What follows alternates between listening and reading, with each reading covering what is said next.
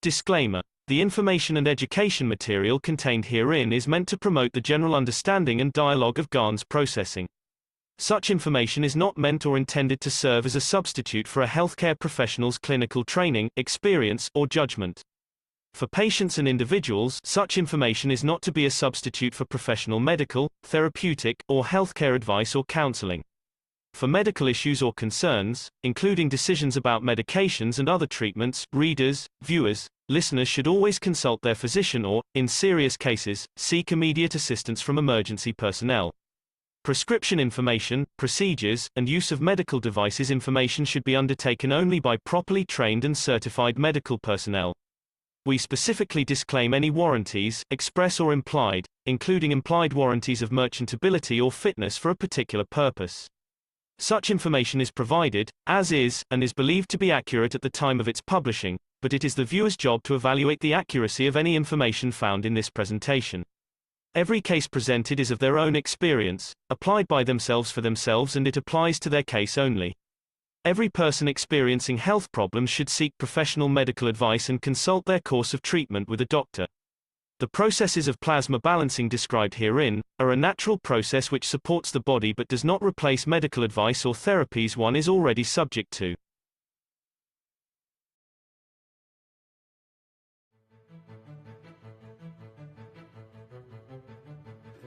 Introduction to the new Keshe Foundation YouTube channel in 2024. New space era and energy for peace. Energy of plasma.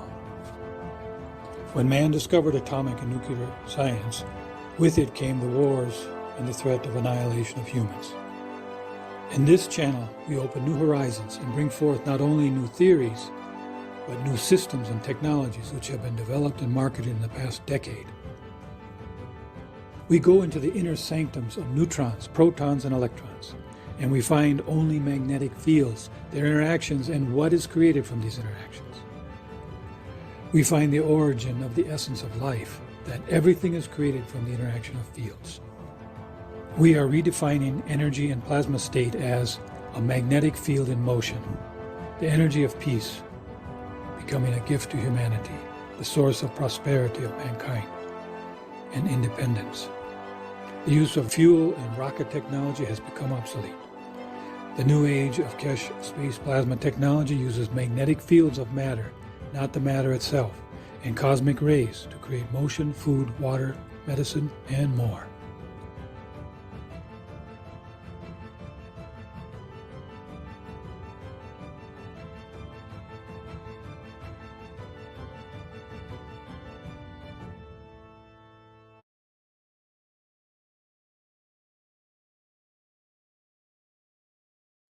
And welcome each and all to the Keshe American Knowledge Team. I'm your host, Mark Anderson, along with Alex Skorick, and along with each and every one of the participants that are here in the dimension of physicality or in the dimension of energy, as we now know more and more that this is totally possible. And I would assume there are many, many souls here.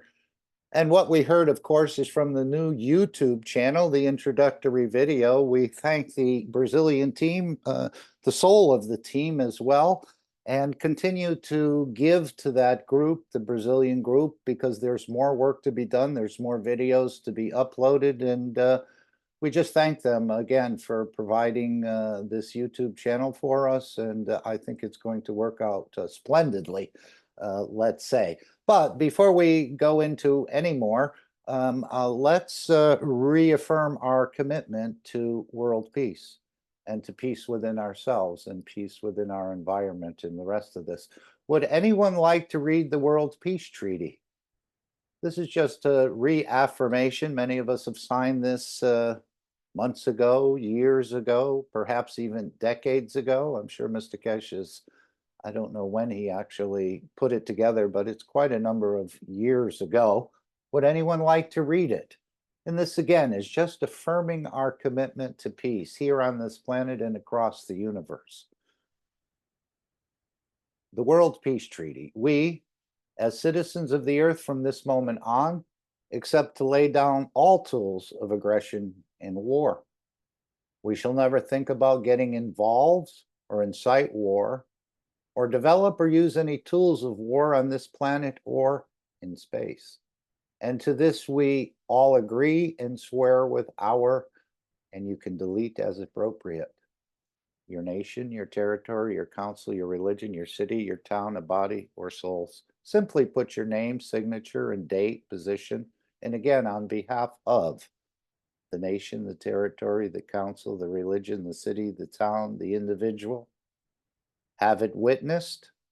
Very simple process. And after signing this treaty, be proud to display this certificate wherever you consider being important to you, that everyone can see and know your ethos to fellow men and the mankind and other created beauties of the Creator.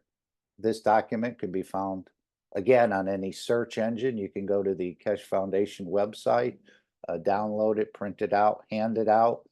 But this is the basis of our activity, or this is part of the ethos, that we're not being aggressive and we're not creating any war, inciting wars. And we can see on this planet that people like us are sorely needed at this moment in time.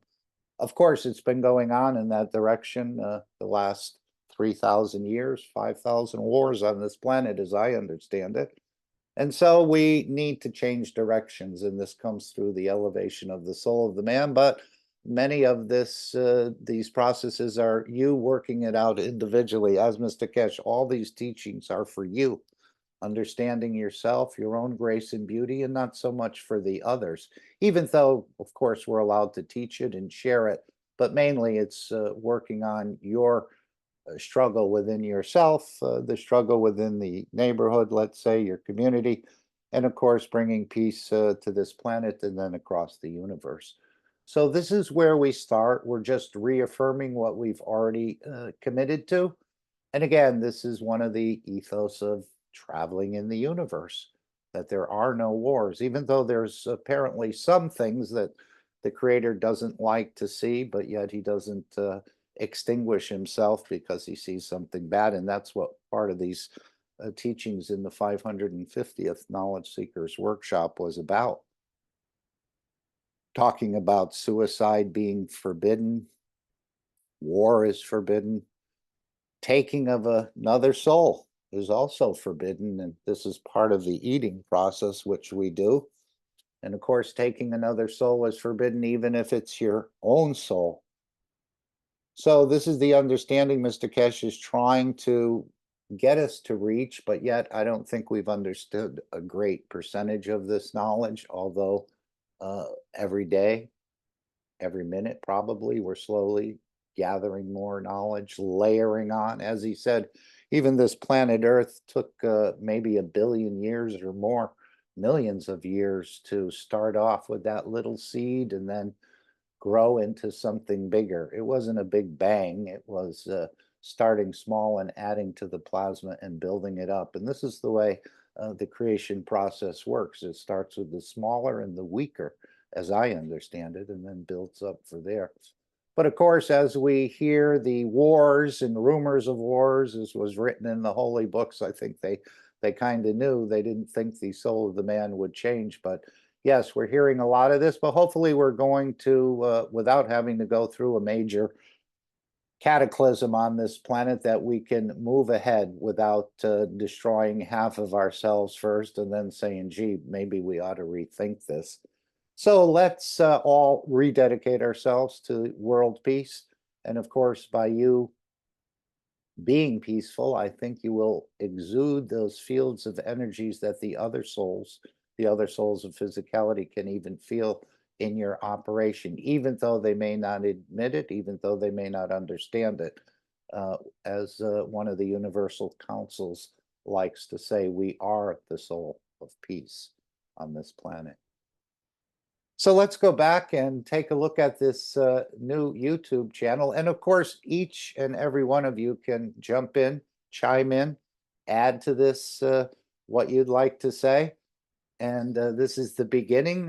It's growing even from yesterday. I think earlier it was at about 156 subscribers an hour or two ago, and now it's 165. There's 6 videos up there. And of course, it's introduction to the Keshe Foundation YouTube channel, and the public broadcasts are on there and so on. I haven't explored it fully. The Knowledge Seekers workshops, and of course, the reactor group is also mentioned. This is at 7 a.m. on Wednesday, and that program usually goes for a number of hours, anywhere from 3 to 5 to even 6 sometimes, where people show different aspects, and we bring in a lot of other aspects as well. As Mr. Keshe said, this knowledge is not exclusive to the Keshe Foundation, although some of the advanced technology I certainly think is. But many of these knowledges have been here on this planet, or aspects of them have been on the planet in other civilizations in the past, but they've never been able to, let's say, put it all together. So introduction, to which this one will play at the end. Again, very short videos. And of course, Mr. Keshe is not so much looking for big numbers or anything like that on this channel. It's to start seeing this work of the technology, in a way, the space technology for wellness, for feeding, for agriculture, and for space travel. I'll call, of course, the agriculture and may be diminishing, as he said, with the new feeding system. He doesn't see a need for the increase in agriculture. I always thought that perhaps by eating food that has been grown with plasma water, which is an elevation, that would also elevate your soul. And in time, you'd come to a realization that you don't need to eat as much. Actually, you don't need to eat at all. But apparently, with the new feeding systems, there's no reason to increase the agriculture. And I don't know if that will change as far as the seeding. I know Mr. Keshe said the non-GMO seeds would come out of China in a very big way. Hopefully, that will happen, as Mr. Keshe had indicated in the past, but we'll see. He seems to be shying away from the increase in the agriculture.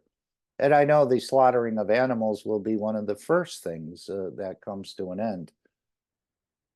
Of course, you won't probably stop eating completely, as he said, for the pleasure of it, you may want to eat. But this is, again, we'll get back to this YouTube channel. Of course, this was another a beautiful example of the interaction of magnetic fields, plasmatic magnetic fields, creating that very strong pulse of 129 Tesla in the magnetic fields. I guess 1 Tesla equals a Gauss, something along that line.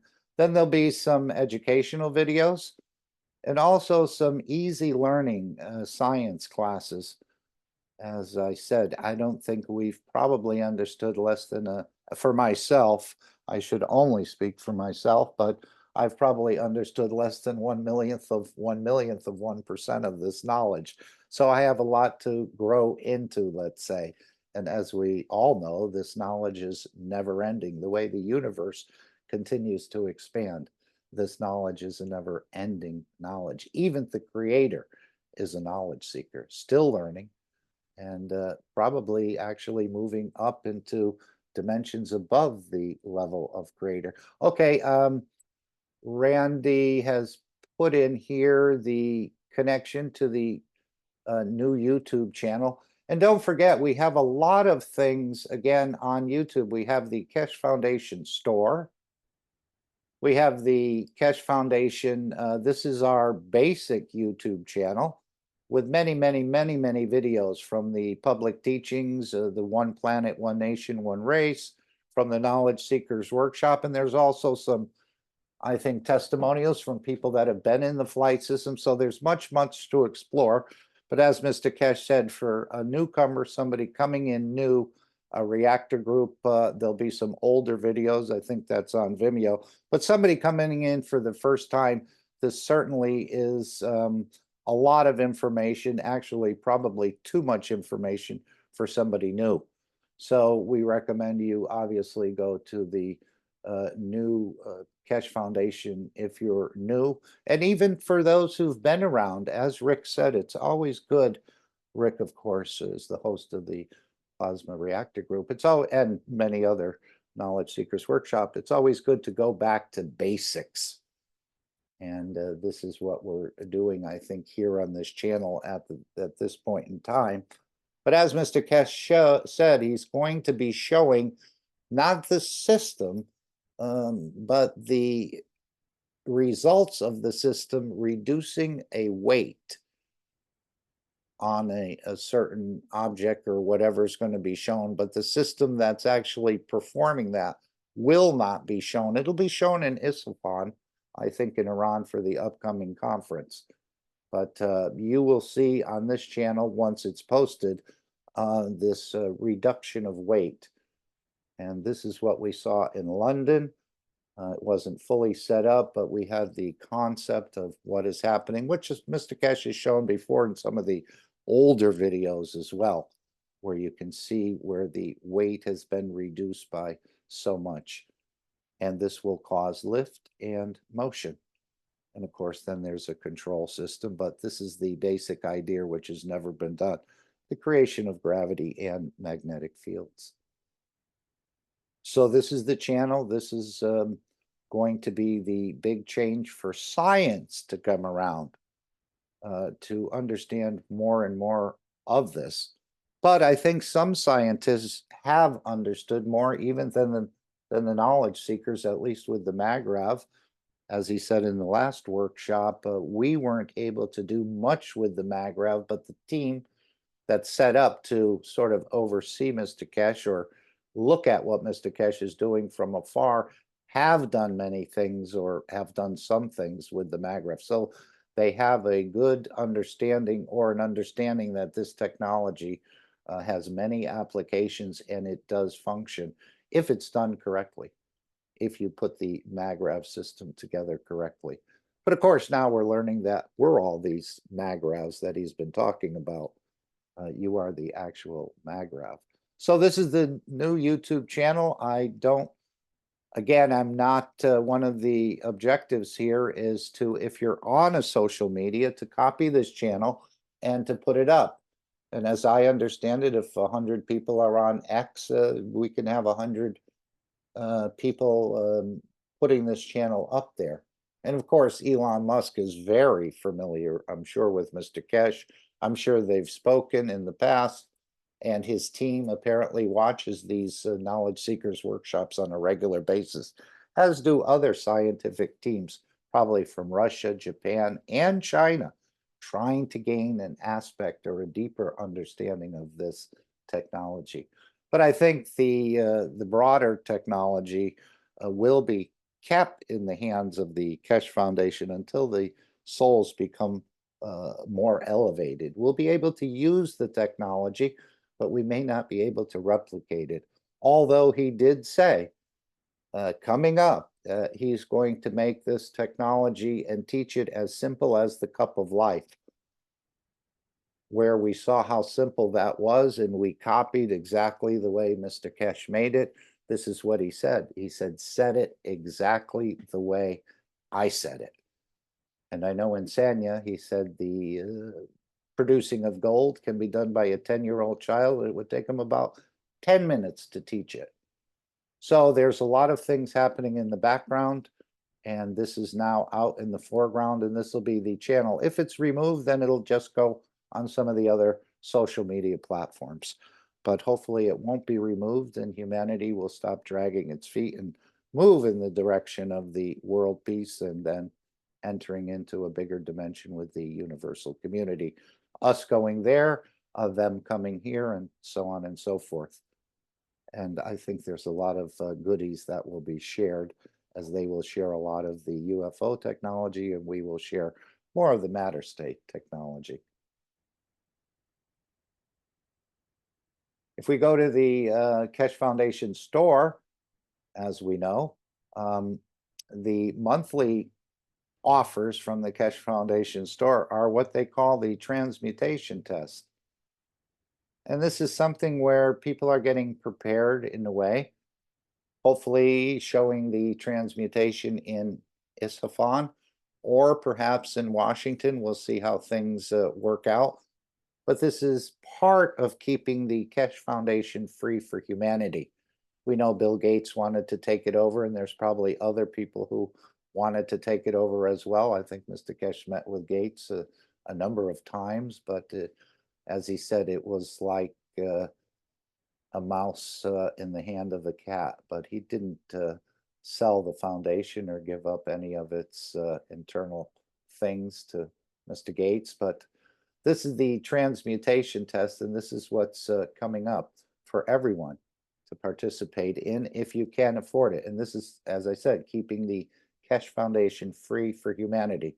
And many would like to see this knowledge in a way taken out of the public domain that we wouldn't even think about it, as I never have thought about any of these realizations or this knowledge that Mr. Keshe is teaching.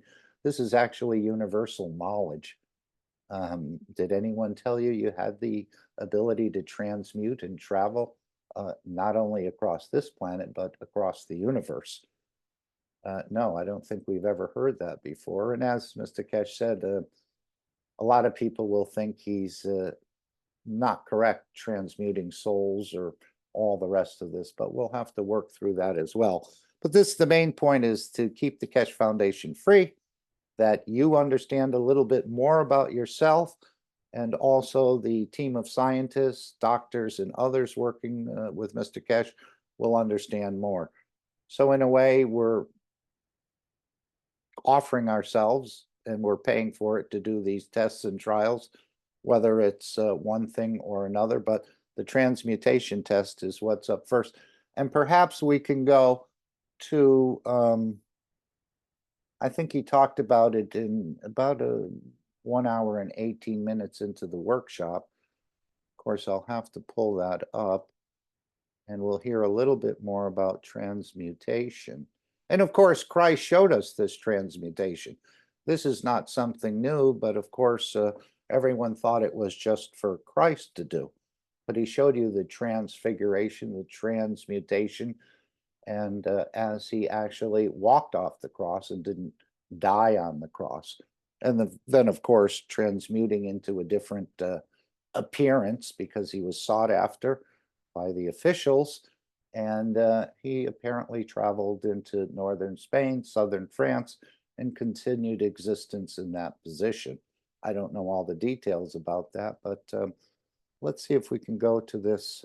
Oh, and then I should bring up the transcript, and we'll go to about minute 18. I may not have these synced completely, but we're pretty close.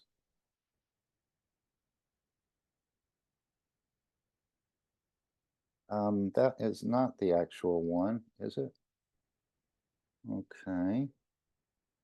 Maybe we should go to 120. Okay, here it is. Can you tell us a little bit more about some of the applications of transmutation? Now I'll need to move my video a bit, and let's see if we can zero in on this. Any other? From Peng Peter in YouTube, who says, can you tell us a little bit more about some of the applications of transmutation, what men can do with transmutation? Everything you do in the transfer. Go and see the uncle. Now, again, everything you can do in the transfer. The transfer, as I understand it, is for physicality. The transmutation is for the energies and the soul travel. So anything you can do with the everything you do in transfer. So he's saying whatever you do in the transmutation, even though it's in the dimension of energy, you can do in the transfer, except, as he said, it's more about giving than actually shopping. But let's hear this. It's quite interesting. Again, many of these are very new concepts and new opening of our understanding into this universal knowledge. And I think there's much, much more to go. But it's a beautiful journey. And again, it's for you to find out more about yourself and the beauty and grace of your own creation. Go on the beaches of the universe or the planets. Go inside the soul of your partner and see if there is a true love. There is just love because of your pocket. Go shopping. But when you go soul shopping, you're the giver. You cannot collect. It's in reverse. So this is what I was saying, when you go shopping, you're there to give. You're not there to collect something or pick up seashells or take stones back from this place or that place or wherever you go. It's in the reverse. It seems at this point, it's all about giving. Although I know you can bring things back, as he said, when the man went to the moon, they asked him to collect rocks. And he did collect rocks. We saw his arm moving, but then you need a special box. He brought the rocks back in the dimension of energy, so there was no physicality. But Mr. Keshe said along the way, we may create a box or a system where we can convert those things that you pick up in the dimension of energy back into the matter state. And again, I'm just touching this so lightly that it doesn't even do it justice, but let's continue. When you go out with the young children and you try to teach them how the world works, and then they try to repeat it back at home. You try this. I used to try it with my children. It's amazing emotion. You go with a child, but you have to bring it out from the childhood, from outset. You say, you want a pack of sweeties? This is the money, you pay the man. And you see, they give the pack and they give the money to the man. And you tell them, you got to get the change. They get the change and give the change back to you, and they keep the pack. You bring them home, or they come home, and they give you a pack and the money when they play.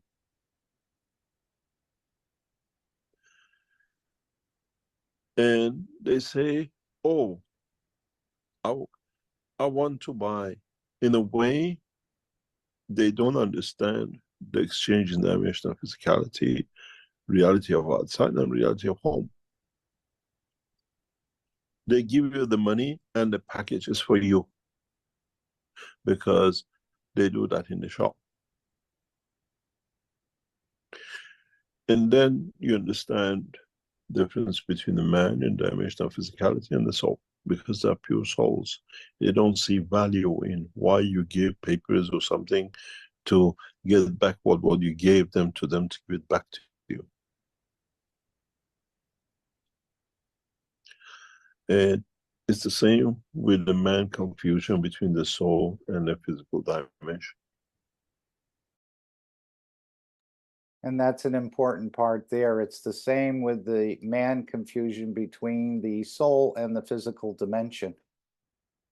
I know when we had a test in the reactor group and I went over to Linz and I wanted to break off one of the leaves that were sitting outside in the plant holder there, outside of the flight room, because I said, I want to prove that I was here.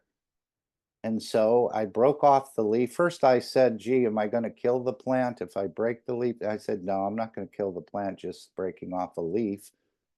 And so I broke off the leaf and I held it between my thumb and my first finger on the left hand.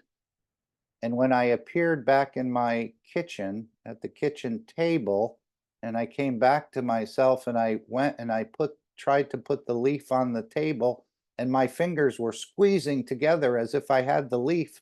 I looked and I said, there's no leaf there. And then I thought, you brought it back in the dimension of energy. That's why there's no leaf there. But I experienced it. I was there. I saw the tree. I broke the leaf. And as I said, my thumb and my finger were pressing together quite hard, as if I had that leaf between the two fingers, or the stem of the leaf, actually, between the two fingers. But it was in the dimension of energy. It wasn't in the dimension of physicality. That I went there and then I returned. But I did see the leaf. I saw the flight room. I saw the lens operation and the rest of this. So this is the confusion between the soul and the physical dimension. I thought for sure I had the leaf, and I would show everybody this is where I got it from. But when I went to put it on the table, there was nothing, although my fingers were pressing together as if I was holding the stem of that leaf. So that's phenomenal. I haven't been able to replicate that in so many ways, but that was the experience in the plasma reactor group at that one point in time. And others had experiences as well, but that I'm just sharing my experience. Let's continue. So we have to understand, again, this difference between the physical dimension and the energy dimension, which of course we're all chameleons and we're all experiencing it all the time. You call it the, when you go to sleep, the dream or the daydream. These are operations in dimension of energy rather than so much in the physicality. You give, but the package is not yours. It belongs to, because I don't want it. I pay you to take the package. But in the shop, they pay you for me to take the package. And it's intriguing how you see the behavior of the soul and you see the behavior of physicality. And then how they value it. And then the abundance that is there if you want is not there because you. Do this with your children, because I always brought up the children this way. Make everything abundant. Sweeties, chocolates, whatever is the like. And give them a place and a position. This corner of the table is yours and all the sweeties are there. And you replenish it. They don't need to come and ask. And continuously change every time something new, something different, different taste, different other things. Then you see your child, when he goes out, never ask for anything. And when he's in the house, it's everything. You don't find a child with knick-knacking, with I don't like this, I don't like that. The fruit sits next to the sweetie next to the chewing gum, everything else, all sorts of fruits, all mixed up on the table. This is your corner, this is your table. And then you find a child, because it tasted that, it tastes the other one, might not touch, but it takes next time. You share one, you give him one, and you take one. And you find out you expand the soul, you expand the experience.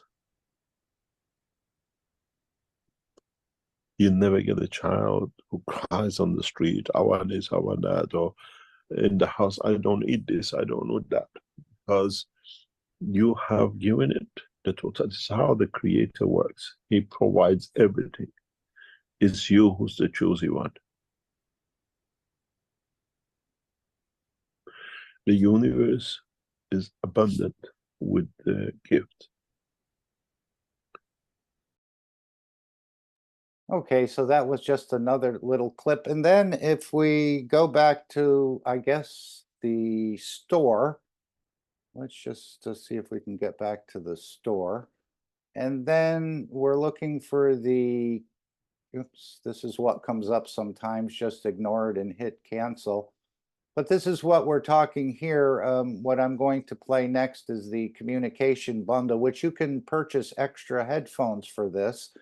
You need one base unit. It comes with a headphone, as I understand it. And then if you want others to have it, I think the cost is $2,000 for the additional headphones that, and in the past, Mr. Keshe said you can add on as many headphones as you'd like.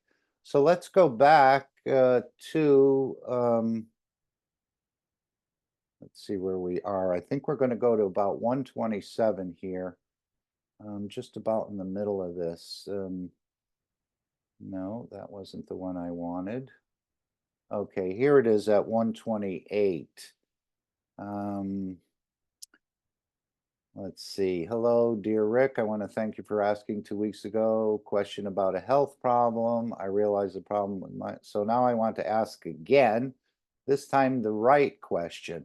So let's move our audio to 128 if we can. And whoops, okay, I think that's just a couple seconds off. Sorry about that. Okay. We'll have to deal with that.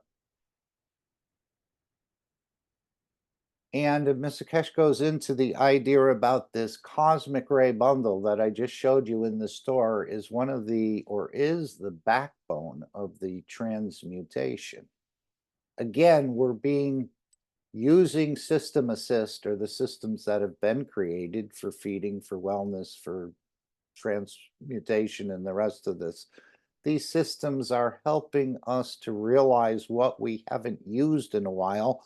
As he said, I don't want to say forgotten because it's still there, but we haven't used it, but we're sort of taking the rust off some of these processes. And these systems, I call it system assist, are being used to help us, to show us, or to teach the soul in a way what it's forgotten about zero-time communication, of being able to feed the physicality, and many of the other things. So there's a maturing of the soul that's happening, and it's actually taking us to a point in the past, in past civilizations on this planet, where they may have been able to do certain things, like when we had a tail and we lost it, we were able to regrow the tail, if you can imagine that. And so many other things, even the arm or the fingers, if it was bitten by a dinosaur. So the this cosmic ray bundle is, in a way, he says, the backbone of the transmutation. So now I want to ask again, this time the right question, I hope. Mr. Keshe, could you release a Twinity-like product that would expand the soul, and by doing so, to encapsulate the entire body, so that all the wonderful things that come with the full soul expansion would come to life? Thank you. Cosmic ray bundles are supposed to do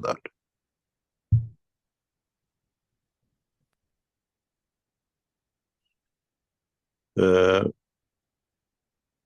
We built cosmic ray bundles especially for that purpose, for the dimensional expansion and communication of the soul. How you interpret it is in your dimension of physicality. Very recently, I was talking to one of the scientists in Keshe Foundation, and I was explaining to her the knowledge seekers do not understand the amount of knowledge we have given. And we have taught, you know, when you go to school in the first year, they teach you alphabet.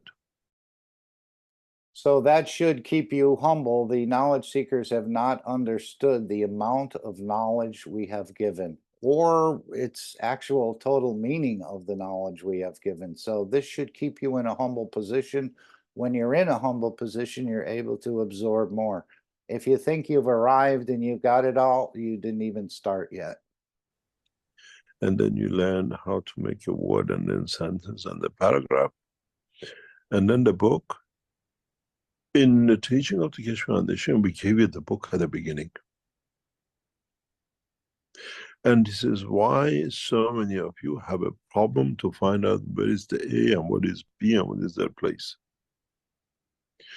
When we taught you how to make the Ganses, when we taught you how to make the magraphs, when we explained the connection of it, I gave you the end of the book at the beginning of the story. But because in a way you're illiterate to the knowledge of the creation, you got stuck with it. And you think this is the beginning. And it's the same with the cosmic bundle.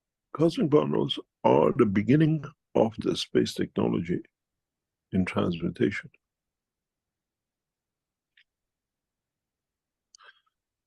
And it's on the Keshe Foundation website.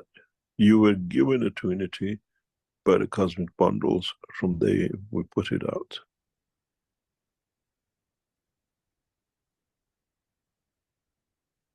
And if you understand this, you find a way of communicating, connecting to the rest of the fields of the universe.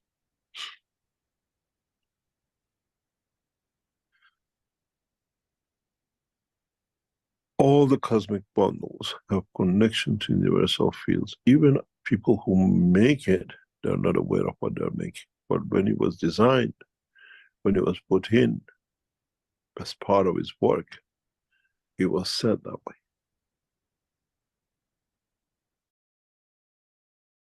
So even the team working very closely with Mr. Keshe has not fully understood this. And he's told us that in the past that maybe they've understood less than 5% and they're working very regularly. So we shouldn't get so arrogant that we think we understand it, because to me, I'm not telling you not to get arrogant. I'm just saying I shouldn't get arrogant. This is all about me and my understanding of myself. But this should keep us humble enough that we haven't gotten the full scope of understanding of this knowledge. Hardly touched it in my estimation, at least for myself. You want the physical Trinity, you can go to buy what we put out. But if you really want the soul Trinity, the cosmic bundles, and it's one of the most complicated one. It's extremely complicated. You have access to the full spectrum of the fields of the universe, and you can connect to anything, anywhere. But the problem is when you put out, says, oh, I had a dream, I went somewhere. You don't say, oh, I did not understand that he brought me what I needed. It's a big difference.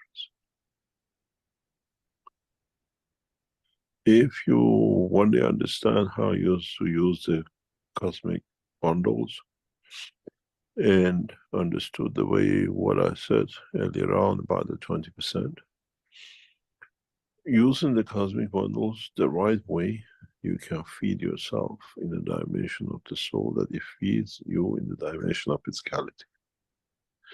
And that means there's no fault. You have a pain in the shoulder, understand how to use the cosmic bundle, you see what happens to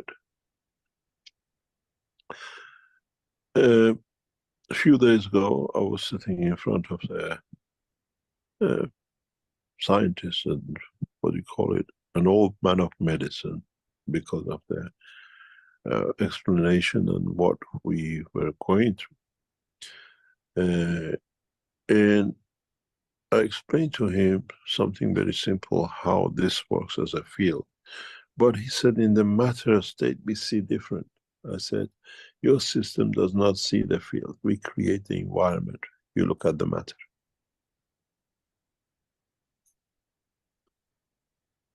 And then the matter takes over. And this is what you understand, you have to understand. These cosmic bundles are not there. I want to communicate with my cousin. You do, we show you how and need to be. But it's primarily the first Trinity system. The headphones individually switches with the twin in the box in front of it. At the same time, each headphone, each side twins with the soul. Within it, connects with that part of the brain and emotional part. The other left is different, but at the same time they connect. They connect with each other.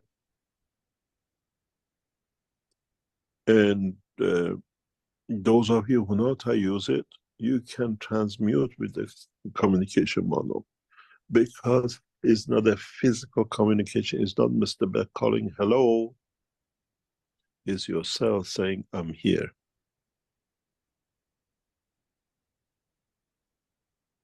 In the future, these cosmic bundles, even the ones which are already present in your body, are the backbone of your transmutation.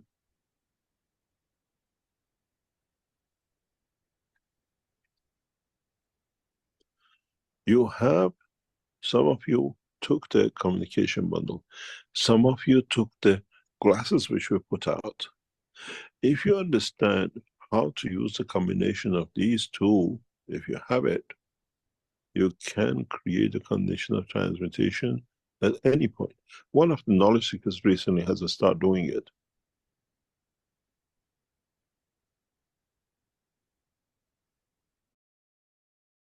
Okay, so I think at this point you can see how important these systems are. They may be out of reach for many, but the glasses, the cosmic bundles in combination with the headphones and things are going to, as he said, one of the knowledge seekers is already doing it using these combinations. So I understand that you don't need any systems if you're not so physical, but if you have an aspect of physicality in you, which I think most do, then the system assist will probably be needed.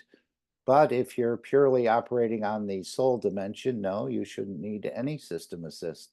You'll be able to do it instantaneously. And you should know, because he said only a couple seconds. It should only take you about 2 seconds to transmute. So it's not a very long time in this process. But this is what he's... So let's go again back to our store and see some of the other offers if we can. So here again, the cosmic ray communication. Again, this knowledge has not been really on this planet and open in such a broad way to humanity. It was normally kept in secret groups or secret cults of different times with secret knowledge and the rest of this. Okay, and so one of the next offers, of course, is the Iran Flight Conference, which is also coming up. Again, the offer is for $7,500, and this is where Mr. Keshe has said he's going to be showing this briefcase where you open up the briefcase and the UFO is created before your eyes through the interaction of fields, the interaction of the soul of the system that they've produced. So I think he mentioned a little bit about this. I think we can go back a couple minutes from where we were. We're just going to go about to 118. I think, and we'll hear a little bit more about the Iranian conference that's coming up in November. And it's still open, as I understand it. Of course, you may have to get a visa. There's a meeting point, but this pretty clearly spells out in general terms. You'll depart from Vienna. You'll have to get yourself to Vienna. And then the rest of the experience, I think, other than... the room and board will be covered the first week, I think, but not the second week, as it's a 2-week turnaround, I think, from when you go there for a conference for 7 days, and then 7 days of actually visiting the beauties of Iran. And there'll be knowledge seekers there as tour guides to take you around so you can feel perfectly safe in that environment. But let's go back to, oops, I had it set at 117. I think it's 118. And we're just going to see. Trying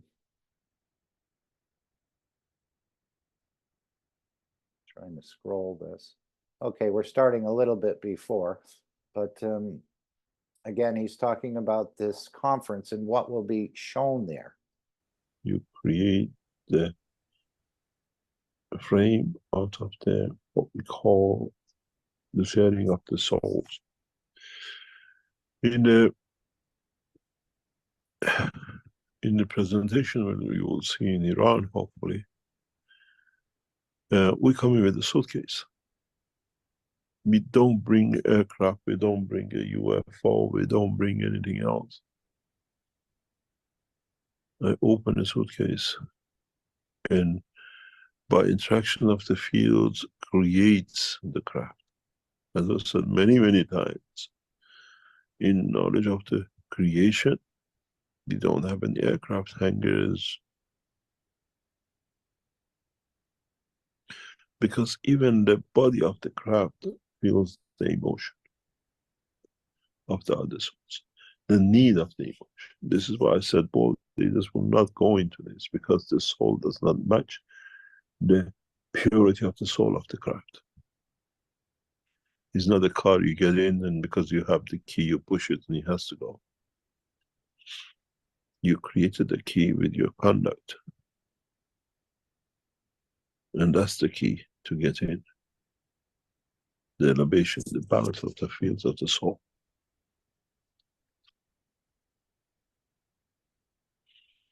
And if you understand it in a deeper way, going back to the holy books, maybe now you understand what it means, the boat of Noah.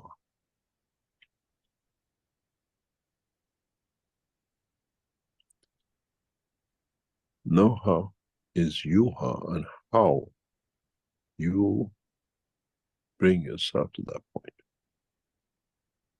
to be part of salvation for yourself.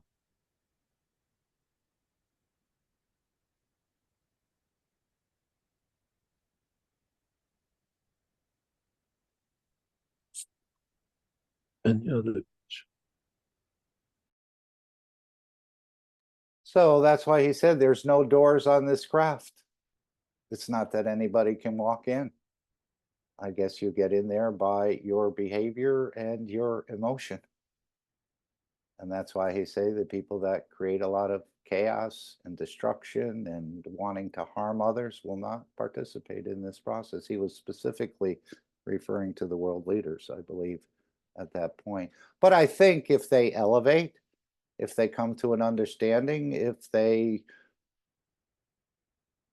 acknowledge and change their manner of direction, then they would be accepted into this. As I see it, they'd be quite an asset, I believe, to the Keshe Foundation as they're world recognized. Not that we need any of that.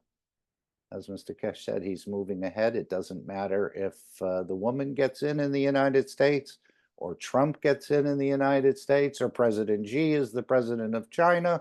Doesn't matter, he said. We're moving ahead with this. And the script has already been set. The scene is also set. And mankind will not stop it. They can try to delay it. But as we know, these sort of entities have the existence of the universe. So there's no problem with delaying a few years. Their cycle is more or less in the billion of years, and ours is just a matter of a few decades or so. So there's no problem. And it'll be seen through. It's already been set, and it is being delivered. Any thoughts or questions anyone would like to come up with? Again, this is a round table. Everyone has access to a microphone. You can open it at any time and add to the knowledge, or perhaps take exception. And I took exception originally, well, to the one planet. I was always for sovereign nation states and borders and the rest of that sort of regulated, but now I've come to a bigger understanding, a more universal understanding. And it's the same with the feeding. When I first heard in the Keshe Foundation that you could feed yourself without eating, this is a number of years ago, I said, there is no way you can feed yourself without eating, because I didn't understand the process of creation and the beauty of our own structure and the way energy moves. So in the matter state, as I was thinking, there's no way. How could you feed yourself without eating? This is an impossibility. But now we understand much more, and I've actually experienced it in December and January of 22 and 23. That I went for probably 36 hours, very elevated, no thought of the food.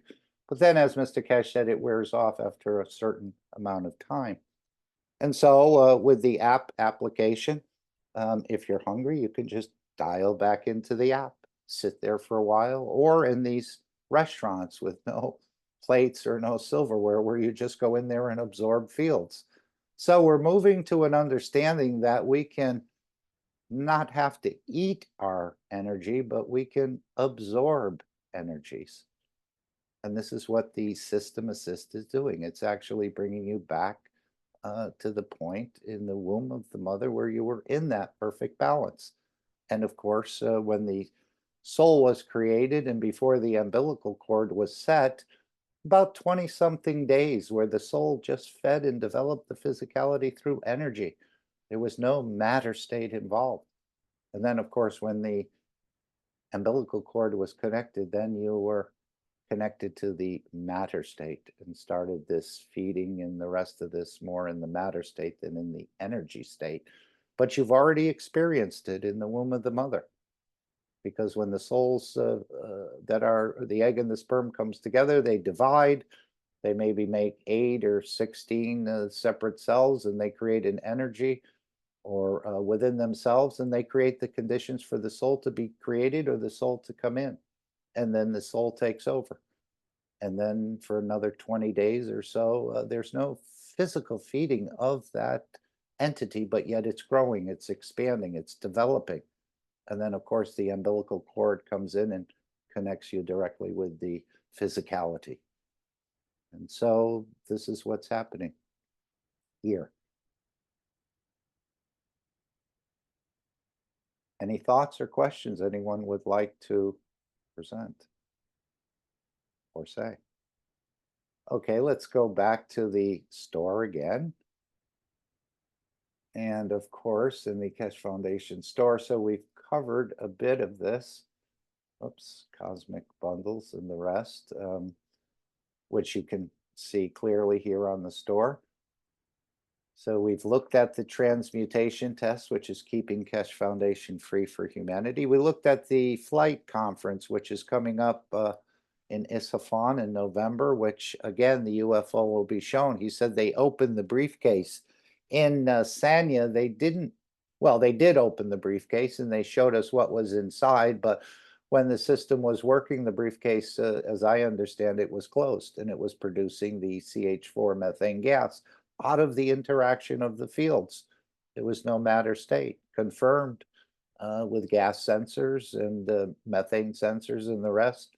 Went to the most sophisticated labs in China. I didn't, but apparently Mr. Keshe and the team did, those who were there with him, and they showed. But again, the leading scientists said this is a disruptive technology. We can't understand it. And he said he took a leg and ran out, the scientists did, because it was just too much to grasp. And probably a lot of people are getting paid for these gas shipments and the rest. So, but anyway, Mr. Keshe demonstrated, and this is, I think, one of the reasons why he's moving without any approval from any governments. It's for all governments, and I'm sure they'll come on board as time goes on. Okay, these are the research centers, and this is another opportunity for you to, on a long-term basis, be part of a research team that's going to be developing some of these 10,000, 20,000, 30,000 products that will be in the Keshe Foundation store. All of your intellectual property will belong to the Keshe Foundation. So if you're being sponsored by a major corporation or something like that, thinking you'll be gleaning some information to take back to the company that they can produce something, that's not going to happen, because anything you develop or you understand or you learn is going to become the property, the intellectual property rights of the Keshe Foundation. But it'll be a blessing for all of humanity. And of course, adding to your knowledge as well. This is a big commitment, in my understanding. For some people like NASA or other space agencies, 25,000 is just a drop in the bucket, as they spend $1 billion just on fuel for getting the rocket off or whatever it is. For us, it's a big sort of undertaking. It's a huge commitment. This is not something that you go there 8 to 5. He said it'll be 24 hours a day in so many ways. But I always thought when they were first talking about the eggs and when Mr. Keshe had shown the Universal Body Enhancement Spaceship Unit, and they were going to be in the different research labs, I thought that some of these scientists and researchers would be transmuting from one research center to the other. All this is going to be overseen by Mr. Keshe directly. He'll be stopping into some of these things. And of course, it's just not 1 year. You can commit to a 3-year process, but it's 25,000 euro per year. You have to furnish your own food and lodging. And then if you, let's say you researched energy for 12 months and you wanted to move into the wellness aspect of it, you can switch over, almost like switching majors.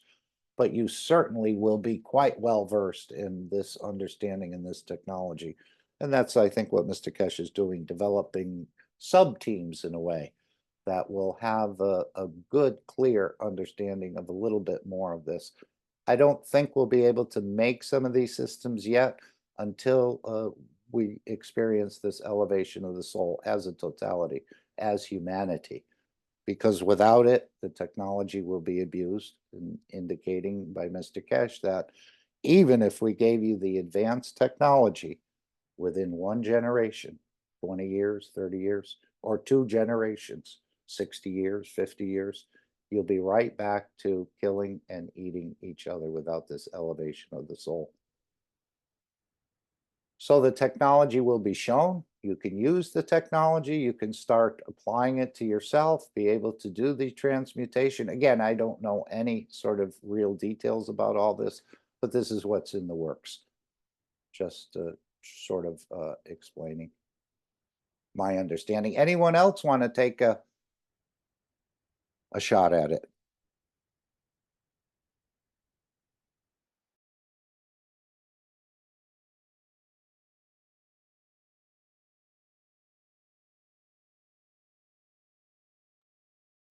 And okay, let's leave that here. One of the newer products, which he also said would be part of the transmutation, is these Twinity Ganses. I think he said the ones for the eyes would also be used in some sort of application for the transmutation.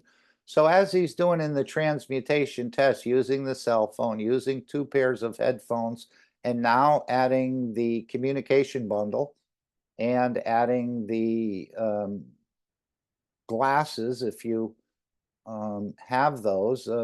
Also, perhaps this product is going to be added. These are all system assists to help in this total process.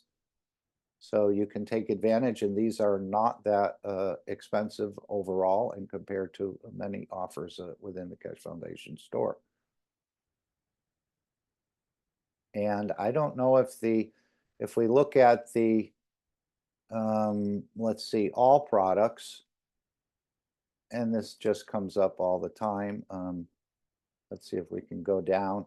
This is what I'm talking about with the, I think it's way down in the store, about these, what they call the goggles.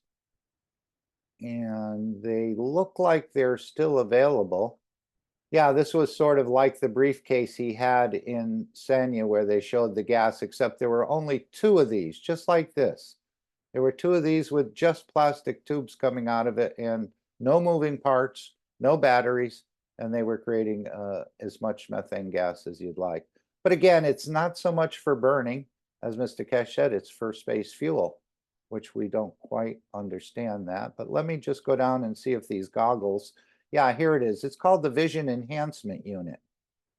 And there are plasmas embedded. They've unsewn the back of the strap and they've put some plasmas in there. And again, there's some plasmas in the eye. So as we've been wearing the headphones, one to front and one to back or in different positions, this is going to be an additional layer. And he said you'd have a tremendous experience if you had either the communication bundle, the glasses, or perhaps both.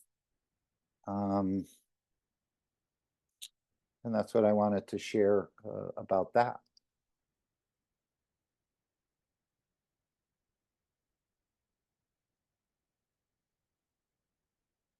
Okay, I think we're going to go to the clip we made after the break, which is about at 58 minutes. Again, this workshop was over 3 hours. I'm just basically skimming the surface of this and trying to highlight some of this, and hopefully people will pick up more and more of this understanding for themselves. But as Mr. Keshe said, these workshops, these papers, these books will be going, people will be going through them, as he said, for thousands of years, because centuries is not enough. So this is how deep and profound this knowledge is. And it's the knowledge of the universe, which you'll carry with you from once you understand it and or want to understand it until your final, what they call separation. Okay, I think we're going to go to, okay, we've looked at the cosmic rays, we looked at the transmutation, the conferences as well. And I think we're going to go to a video, and this, okay. A lot of the workshop, again, was about not committing suicide, about death and separation of the soul and the rest of this, where we don't have the right to, as he said, suicide is forbidden. War is also forbidden. Taking of a soul is forbidden. Even that apple that you take, you can take it in fields rather than actually picking an apple and killing an apple. And of course, taking your own soul is also forbidden. The soul is not lost, but apparently it loses its glue and it loses its connection. So I'm trying to see where, let's see, this is not the one I wanted. This will be a different one. And let's see if this is the one I'm looking for. That's the Wanderers. Okay. And this is right after the break, MC squared energy. This is Einstein's formula, although he just said MC squared does not work. And that's because this process has not been understood. So a lot of people look to Einstein as a guidepost, as an authority. But Mr. Keshe said he didn't really understand even what he was doing in so many ways, even though he was promoted and is esteemed as a leading scientist in our time of existence on this planet. He was one of the leaders, but yet I don't think he even understood what he was talking about. As Mr. Keshe is often referred to, Einstein is more of a clerk than an actual scientist. So let's see if we can listen to this. This is about 10 minutes long, and feel free to stop it and to make any comments you'd like to make. Just let me know. Yes, thank you very much. We try to open dimension of expansion and understanding in all aspects. And you cannot just teach on the physical dimension or on this energy dimension. And we need to understand the totality. As those of you who will see the new YouTube channel of the Keshe Foundation, we emphasized on energy to be defined as a plasma level, as the magnetic field in motion. In a way, we have to understand the principle of creation. And as the first fields move, their motion creates their energy. And fields do not have mass. X-rays do not have a mass. They don't contain it. They don't have it. As they are themselves part of the magnetic motion of the creation. That's another interesting point here. As he said, as the first fields move, their motion, just their motion alone, creates their energies. So that was a new understanding. I thought it would have to interact with another field to create anything, but as the first fields move, their motion creates their energy. So this is, again, another understanding of universal knowledge.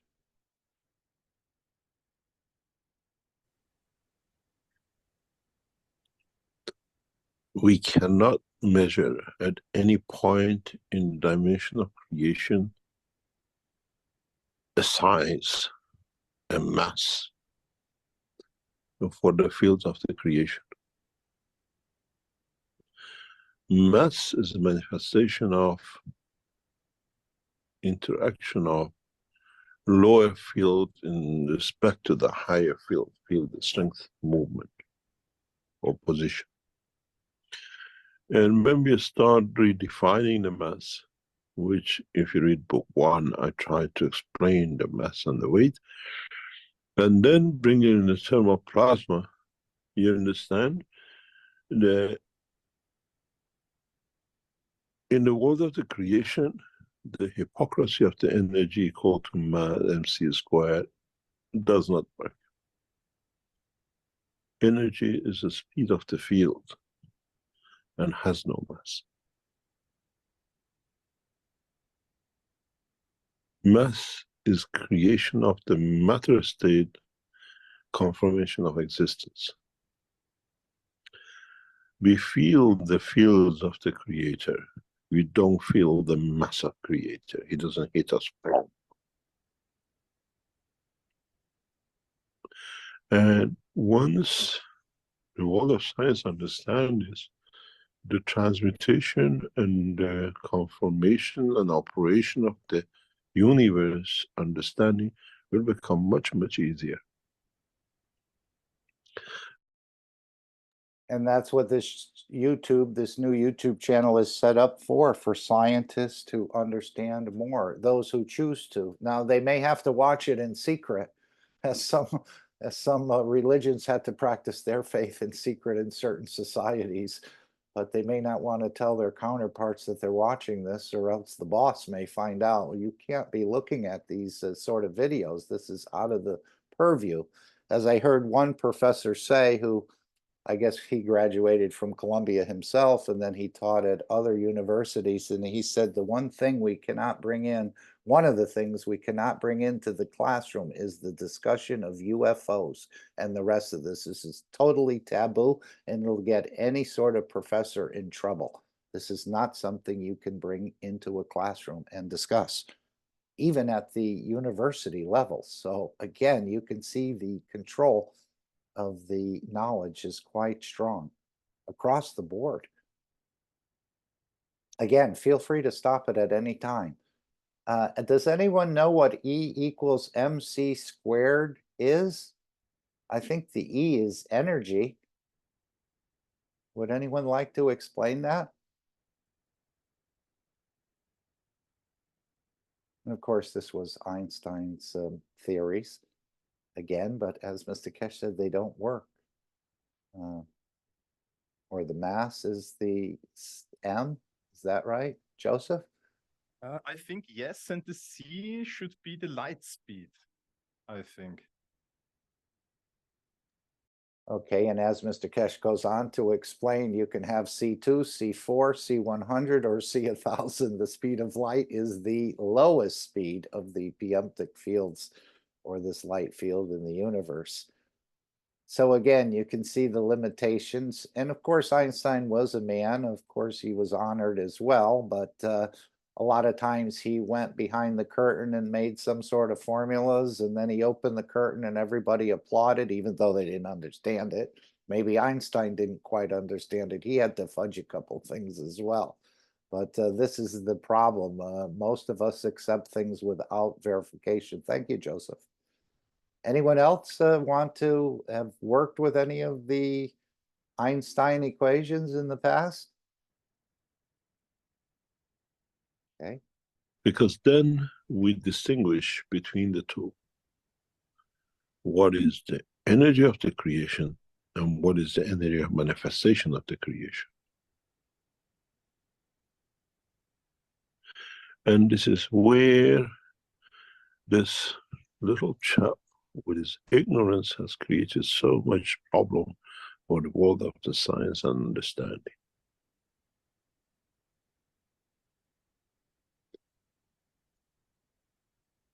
There is no mass in the dimension of the fields of the universe.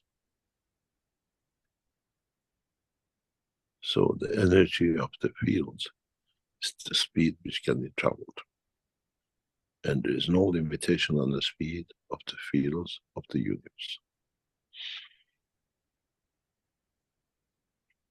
Now you understand why we have specifically put this in the information about the new YouTube channel.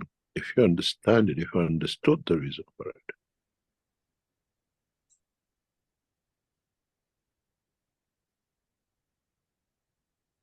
Once man becomes aware of this, man understands the totality of the creation. And how you reduce or increase or interact or you compress or you open the fields in respect to each other and in parallel with each other. And of course, that's a mouthful right there. And how you reduce or increase or interact or you compress or you open the fields in respect to each other and in parallel with each other. And I know we do have some issues about creating the proper strength and the interaction of the fields and getting them to work together.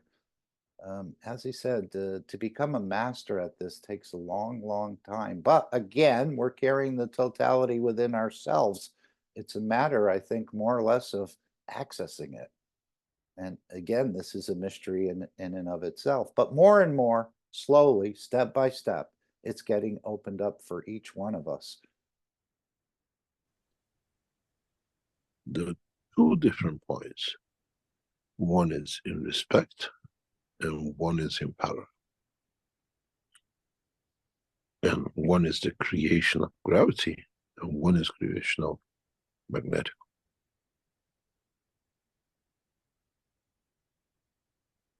In time, man will understand, and in time will bring change to the understanding as man moves into the dimension of what we call transmutation. This is why in many teachings I keep on telling you, there's a transfer and there's one transmutation. Transfer is for the mass, transmutation is for the fields. Man moves his body with a mass comparison to another position, time and space. Man moves his souls with energy of the fields of the universe. Has no mass. So as this is what he was talking about in Washington, we'll transmute you in there so there's no mass. If they ask you to leave, you can leave. If they want to put the handcuffs on you, they'll drop to the floor because there's no mass there. But some knowledge seekers and others have said, well, what's the point if you can't bring your physicality? But as he said earlier, you can do everything you can do in the physicality except take. You have to give. So this is, again, quite a deep understanding. Anyone would like to explain that for us or any parts of this? Feel free to stop it and share your understanding. And nobody's wrong and nobody's 100% right. As he said, it's what you understand and the way you look at it. It's all about you, your understanding and the way you approach it.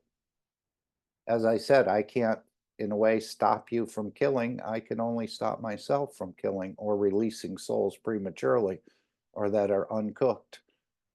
As I said in another location, it's like taking an 8-year-old child and putting him out on the street and say, go fend for yourself. Not ready. So when we release these souls, they're not fully mature. As he said, they're half cooked. Now you put a soul out into the universe, I don't think it actually knows everything. It hasn't reached its level of maturity. Plus, these souls need to be here to give energy to the others, which we haven't quite understood either. Even on the deathbed, as he said, it's still not correct to shorten the existence. Even though, as one knowledge seeker was telling me, it's very hard when you see someone and they want to unplug them and the rest of this to end the suffering of the person. And Mr. Keshe went into that in this workshop, saying and that's not even appropriate. But in our physicality would think it is. Let's just end the suffering. We know the person is going to die. But perhaps in those last few seconds, that last minute or two, the soul matures and gathers what it needs to move to the next position. As he said so many times, even if a couple's married for 50 years and they're happily married and there's no problems and they're together holding hands and the rest of it, when one soul is ready to leave, it leaves. No matter what. So, but it has to absorb the fields it needs or complete its work in this position before it goes on. So when we short circuit that, I think by eating or by, again, putting someone in hospice where they shorten the life in a way, it looks rather innocent, taking the person out of pain and then eventually giving them, in a way, a slight overdose that they leave. We think this is, in a way, a good thing. But according to this teaching, it's not a good thing. The soul needs to mature, even though it looks like they're going through so much suffering. And any one of us who didn't understand this in the physicality would say, yes, end it. We know that he only has a day or two or a week left, and let's stop the suffering now. Okay, we go back. Feel free, come in. Hello. Okay, Mark, I have a question. Yes. Yeah. I hope it's not for me. Don't put me on the spot because you know my depth of knowledge. Well, it's maybe I interpreted it wrong, but did you just say like if you transmute and then you go somewhere and you materialize that you have no mass there? Is that what you said, or did I understand it wrong? Well, what he was saying, if you go to Washington, he said, we're going to transmute you in. You don't need a visa if you're bold enough. And he said, if they ask you to leave or they go put you in the jail because you're here in a way without the proper paperwork, he said the handcuffs would fall off. Yeah, because they you just transmute to another location again, right? Okay, so again, you think the physicality is there because here in this teaching, he's saying the transfer is for the physicality, for the transmutation, there's no mass involved. Yeah, because how I see it is that you pack your mass into your soul of the physicality, right? That you pack your mass into the plasma energy, and then you take your soul of the man to direct your soul of the physicality to direct your soul of the man to go to another position, and you unpack your physicality again, and then you have mass again on the other spot. So that's how I see it. So if they put the handcuffs on, you just do a straightforward reversal, you're saying, and the handcuffs fall off. Yeah, when you get them on, you have mass, and then they want to take you to jail, but they say bye bye, and then you're gone again. With which you will well make your mass into the energy state again, and then transmute to another place, and then the handcuffs stay there. That's how I interpret it. Yeah. Okay. Anyone else? Again, I was having trouble with this. Thank you, Roald.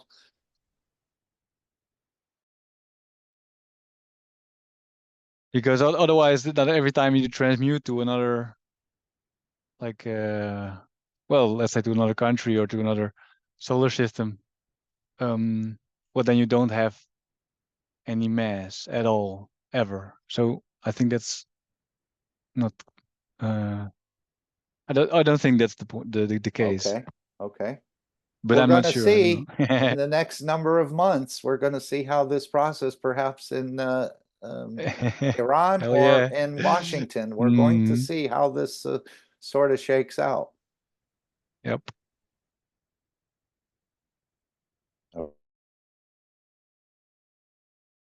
We got to understand this to be able to go into the next step of the development of the technology and for others to understand.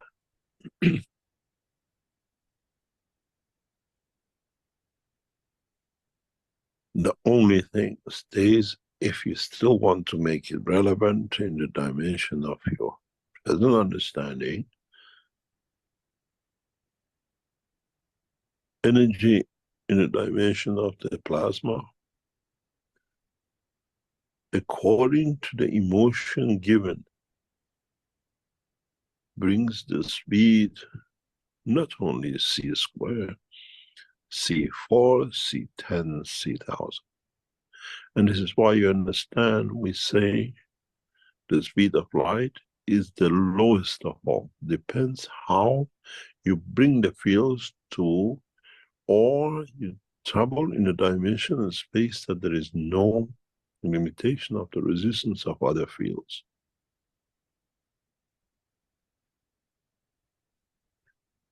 You can travel with millions of times the speed of the matter state of light within the center of the universe, as you can do on the boundaries of the universe.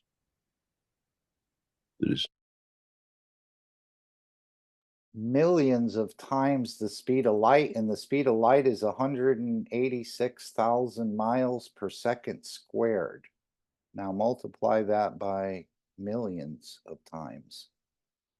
Did he say millions with an S? Yeah, not just 1 million times, millions of times the speed of the matter state of light. So that's why nothing outpaces the fields of the Creator. It's instantaneous. You think it and you're there. And I experienced a little bit of that. At one point I was on the moon. Another point I was visiting my sister, hovering above the bed. Another second, or not even a second, I was in Linz. And then another second I was back home. And again, that whole journey may have only been 15 or 20 seconds, let's say. But it was instantaneous. Just as the snap of the finger or the blink of an eye, even faster than that, the movement and the position that I took. no limitation, there is no restriction. It's understanding the position and the need.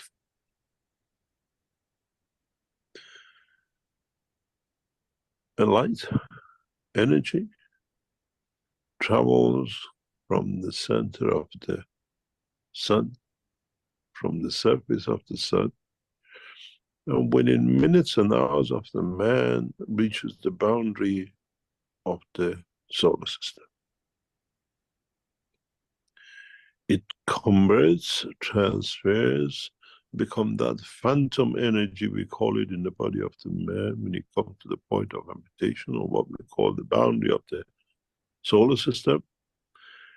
And then in gaining mass, it takes it billions of years to go back to the mother in the shape of the planet, meteorite, asteroid, or anything else which man might have made a word for.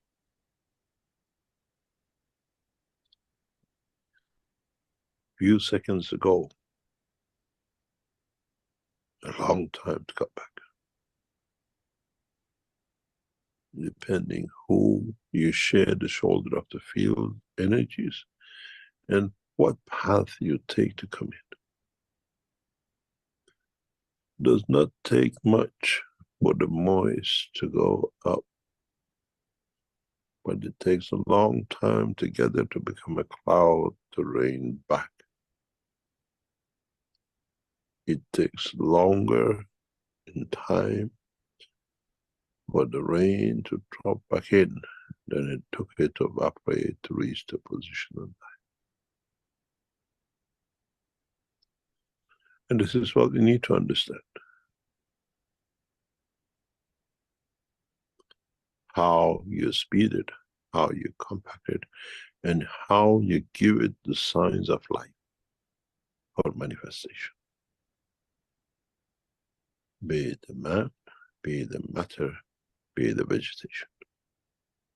Without that sign, it cannot exist. It cannot manifest itself.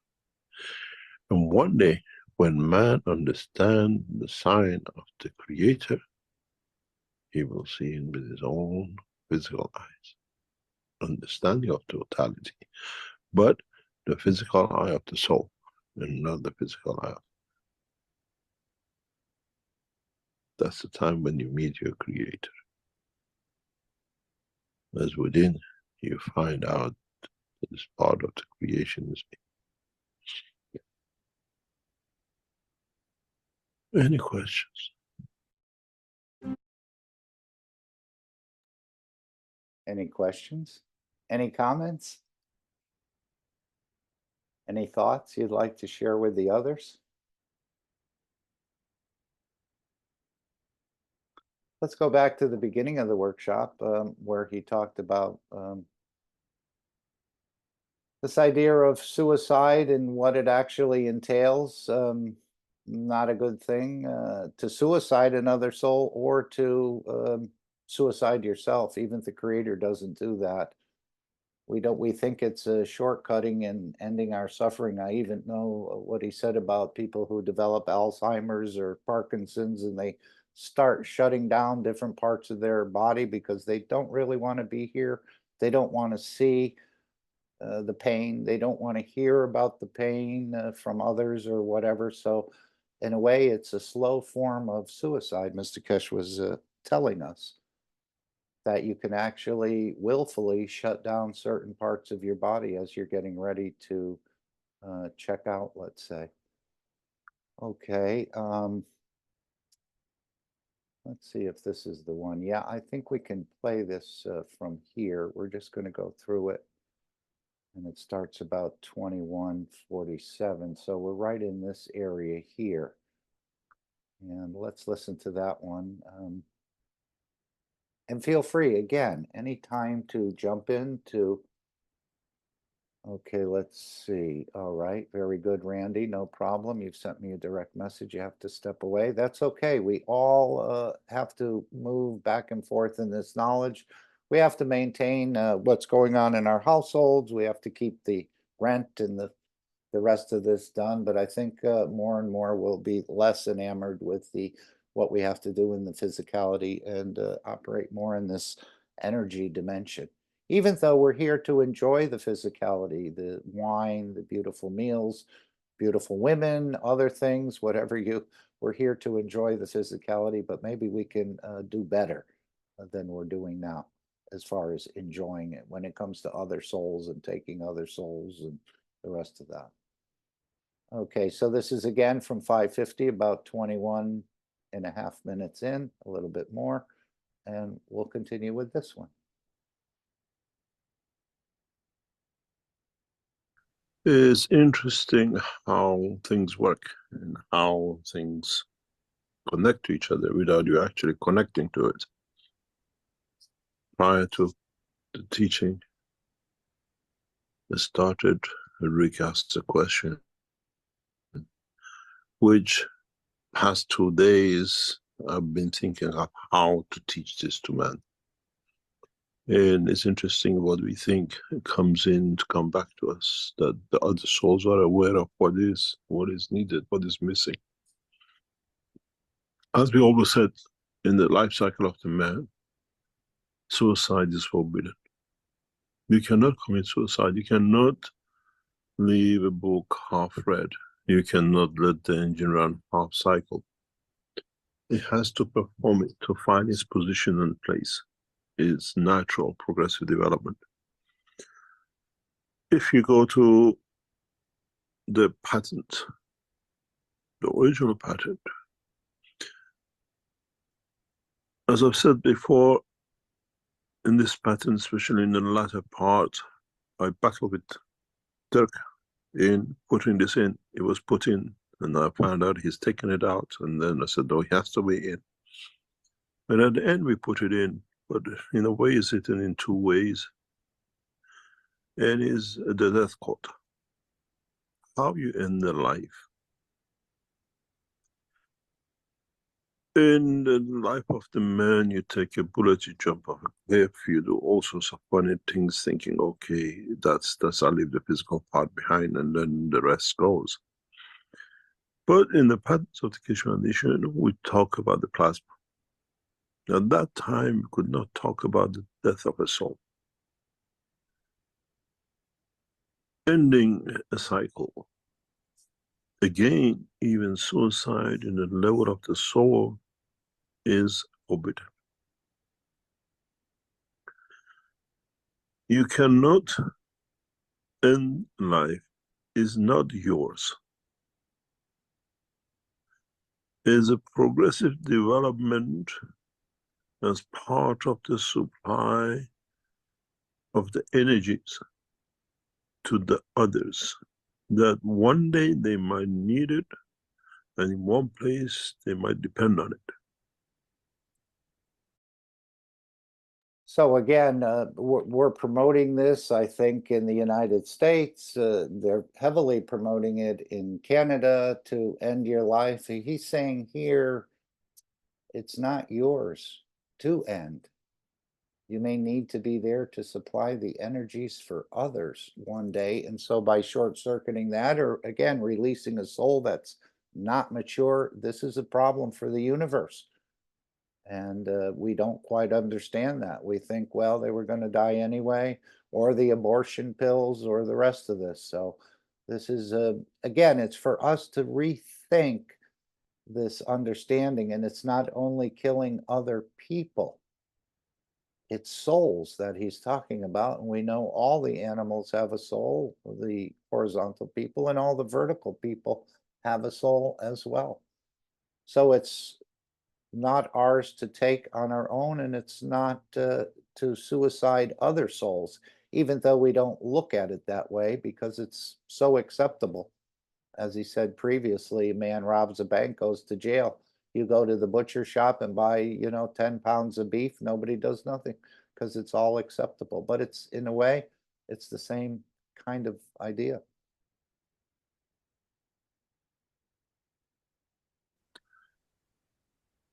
When we talk about end of a term, or in a way trying to, we put this in deliberately in the pattern, because at that time we could not explain the teachings, how deep it is and when it is needed and when it comes to. The term of what we call ending a cycle of the plasma is to do with, at a point will come in the history of the cosmology, we call it supernovas, red dwarf, and everything else we can think of, except actually touching the truth.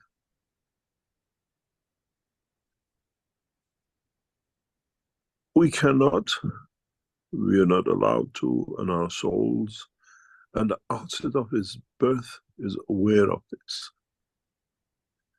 This cannot be touched. It is like an emergency button there, but it's forbidden.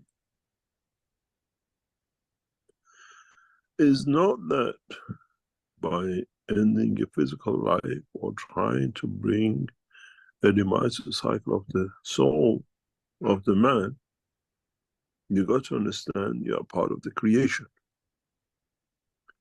It's like creating a hemorrhage in the brain of the man at his maturity. In the physical life, suicide leaves your physical body behind, but that soul which has created it is still half cooked, is half done, has not found its maturity. In the case of the soul of the man, it's totally different. You're talking about the fields. You're talking about connection, interaction with the rest of the universe. This is why suicide in the cycle of the soul is forbidden.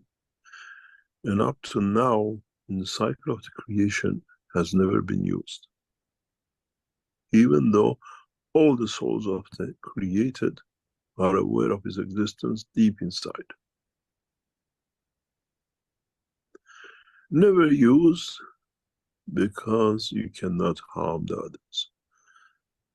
Never used because you cannot create through your own action to change the course for many others. Is that magnet on the table of the magnets? You put a magnet in, they all have to accommodate. Now you take a magnet out, the rest have to accommodate. But in the process of you going in, all the magnets have taken new position, but then the interaction of the others, they have changed their position. So you can create the demise of the others in a way for them to be removed from the table, wantingly or unwantingly. Now you understand the wisdom of what I call termination. When we wrote this in the patent, if you read it, understand it, not in the terminology of the physicality, but the terminology of the plasma fields, you understand it's one of the easiest, but one of the impossibilities. Is not. So if this death code is not to be used, it's not to be touched, it's aware of, I know Mr. Keshe has referred to it, why is it in there and why is he explaining this to us? Anyone have a thought on that? But he said it's not for the termination of the physicality, but the termination of the terminology of the plasma fields. Okay, we continue with it. Again, we're all absorbing energies and understanding. That's why we're bringing this. This is a feeding for all of us. This is why we're listening to Mr. Keshe. It's just not a video. It's just not words. He's doing something very special in communicating with your soul. Yes, John, I'm glad you made it in. You were trying to call me for some reason. Yeah, no, my Zoom is disappeared last week and trying to recover everything, but everything has changed. So you must have I don't know updated. why, but you updated. I noticed when I did the last update that things got moved in different positions. Other people are saying they can't get their microphone open. I'm glad you made it in. I thought there must be a reason, so I tried to do the invitation, but you got your Zoom back together now, otherwise you wouldn't be here, right? John? John, we can't hear you. Your mic is open. just to decipher the whole thing.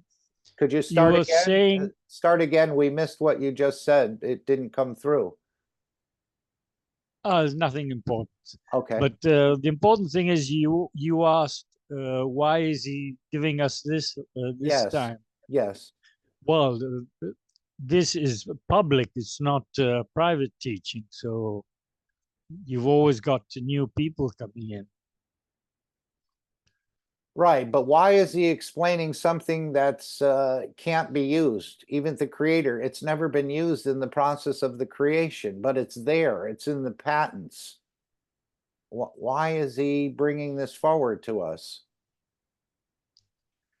He said it. Your soul already knows. It's in the deep recesses of your soul. This death code or the way to terminate the existence.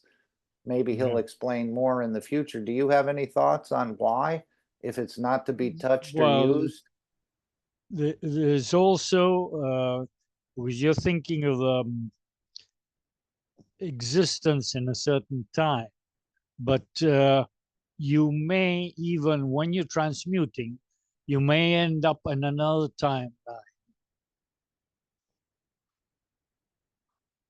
Oh, you're saying, he said, many of us, when we start the transmutation, a lot of us will end up in the wrong location.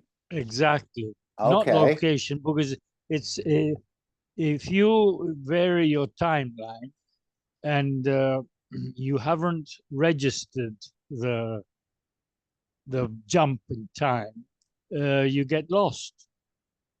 You'll come back in contact with the souls you were with, but you're different in a way. So you think that by ending up in the wrong location because we had the wrong emotion, I think he said, that we might contemplate that? Like, I got to get out of here, so I might as well just kill myself? There are different variables, but always remember time and distance or lengths or whatever you want to call them don't exist. It's all in your mind. You're constructing that. And if you don't follow what you've been doing, lost the remembrance, you get lost. Be it in time or in distances. How have you become so knowledgeable? I listen to other information and compare it, and all this information I'm gathering is parallel to what Mr. Keshe is giving us, not in the sense the way he gives it to us, but it's very interesting. I've mentioned a few things beforehand. It's helping you put the puzzle together. Yeah, exactly. It's not easy, and years of experience also, because one has been into many different theme or book or whatever you want to call it. Well, thank you, John. Anyone want to ask a question, or we'll continue? I think we have about 6 minutes or so, 7 minutes left on this particular clip. And then there is one more I'd like to share about what we call those souls who committed suicide and where they go. I know he said they're wanderers. They become wanderers. There's no glue. There's nothing to stick to in a way. And I know he said when you do commit suicide or a soul has been created wrong, they can't give. They're not really lost, but they have to become the dust in someone else's universe until they learn more, until they understand more, maybe about this giving and so on. Again, these are all mysteries that are being opened up for each one of us, and how you interpret it is perfectly correct as I'm seeing it at this point. Again, you're a cookie cutter for your own existence. Every star is unique. They're same. They shine light, some brighter, some softer, but they're all individuals in a way, but making up the totality of the whole, if I could say it that way. Anyone else? That you open up and all your fields will be spread across. This is so simple-minded way of thinking. You got to understand, we call it maggra positioning. What happens to the fields we are interacting, creating the gravity to go in. How many of those will collide? And what about if you bring in the destruction of the gravitational field and then the expansion of the fields of the maggra positioning to come in? You push things beyond. The others have to move to create space, time, and position. Thou shalt not kill, thou shalt not steal.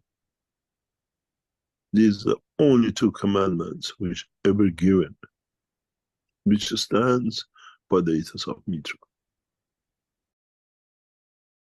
Now, I thought there were 24 commandments given, and Mr. Keshe has even written a paper, or it's in the Keshe Foundation, the undelivered remaining commandments. But he's saying here there are only 2 commandments which ever given, and that is thou shalt not kill and thou shalt not steal. So maybe the other commandments are subsumed in a way in these 2 overall.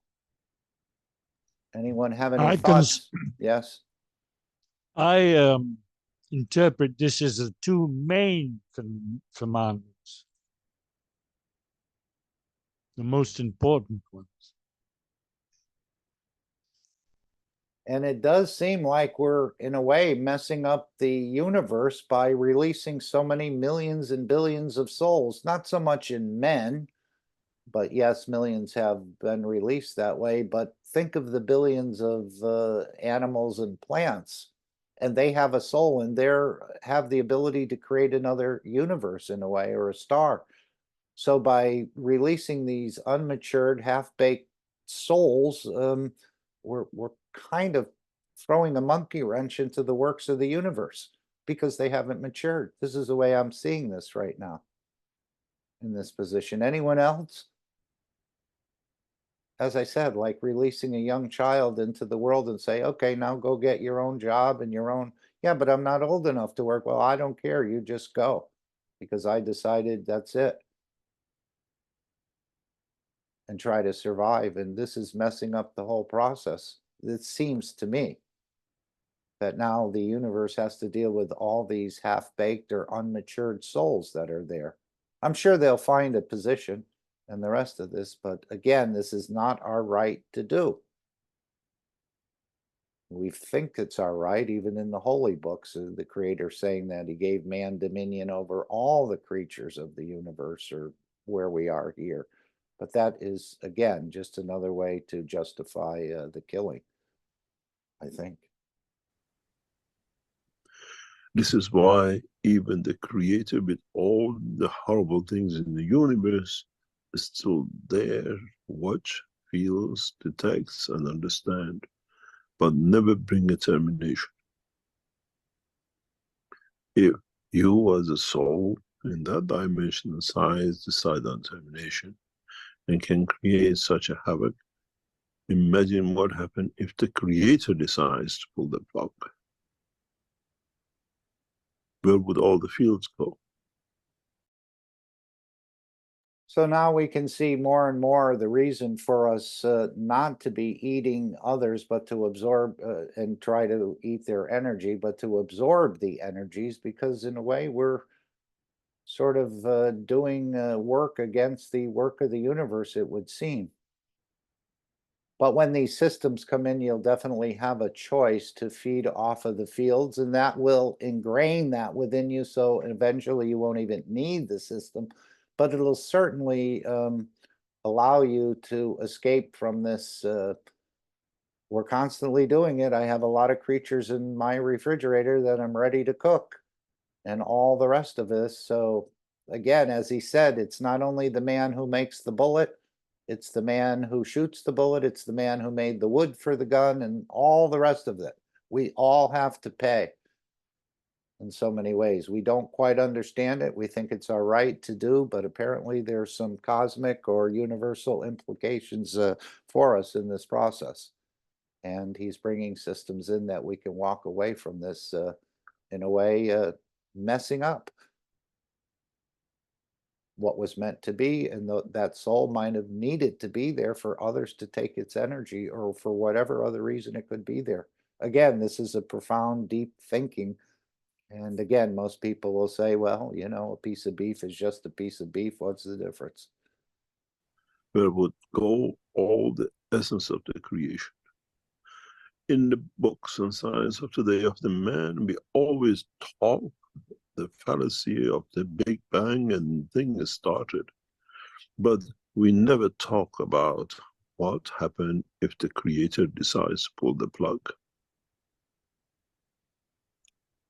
What happened to all created? What happens to all these fields which have led to creation of? Or is the life and a creation and created just a mirage, imagination of our thinking? And then you ask, even that imagination needs fields. So where those fields come to create the imagination? So anyone think that you're releasing souls is just an imagination? It's not real?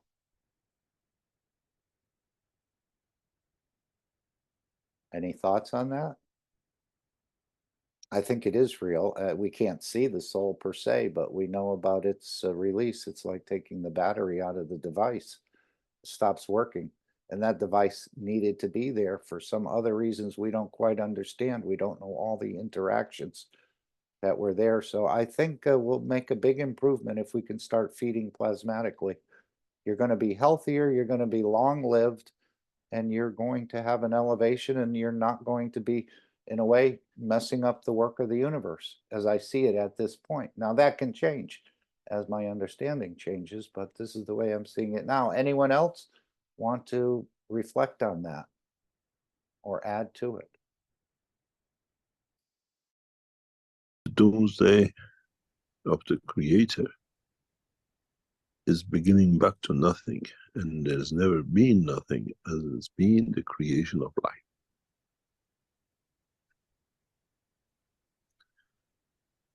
Understanding the process of the creation and why what I call termination of life in the dimension of the physicality and the soul forbidden is because there is always another point, another dimension, another place where there is a beauty in what is not seen to be beautiful at the time, place, and position, which brings the man of physicality to the demise of their physicality. But in the dimension of the soul, the other souls see, feel the emotion of the what might be called desperation or not needed, or irrelevancy of it, to the point that they give from theirs to bring life back, bring a purpose back, bring a point of reference back to the soul in the contention of its own dimension and direction. And this next part is what we were talking about earlier. Even at the deathbed, even at the verge of completion of the physical life, man is not allowed to speed up the process.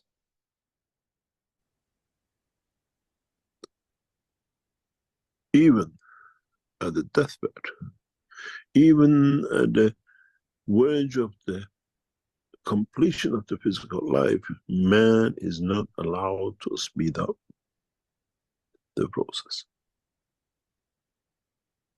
Man has to go through the process. As where one gives and the other one takes, as one completes, the other brings balance with the others in the dimension of the fields of the universe. How can you bring an end to a cycle? The gravity of such a move, such an action by a soul is so horrendous and is so profound that can affect every being, things, every existence of every star and planet into disturbing, to be disturbed, to be brought in a different dimension and direction. Is the enigma of the black hole. In that never exists. There is always a light, even in the dimension of the creation of the black hole, which man never understood. Maybe you understand now why the first paper ever written is about the creation of black hole.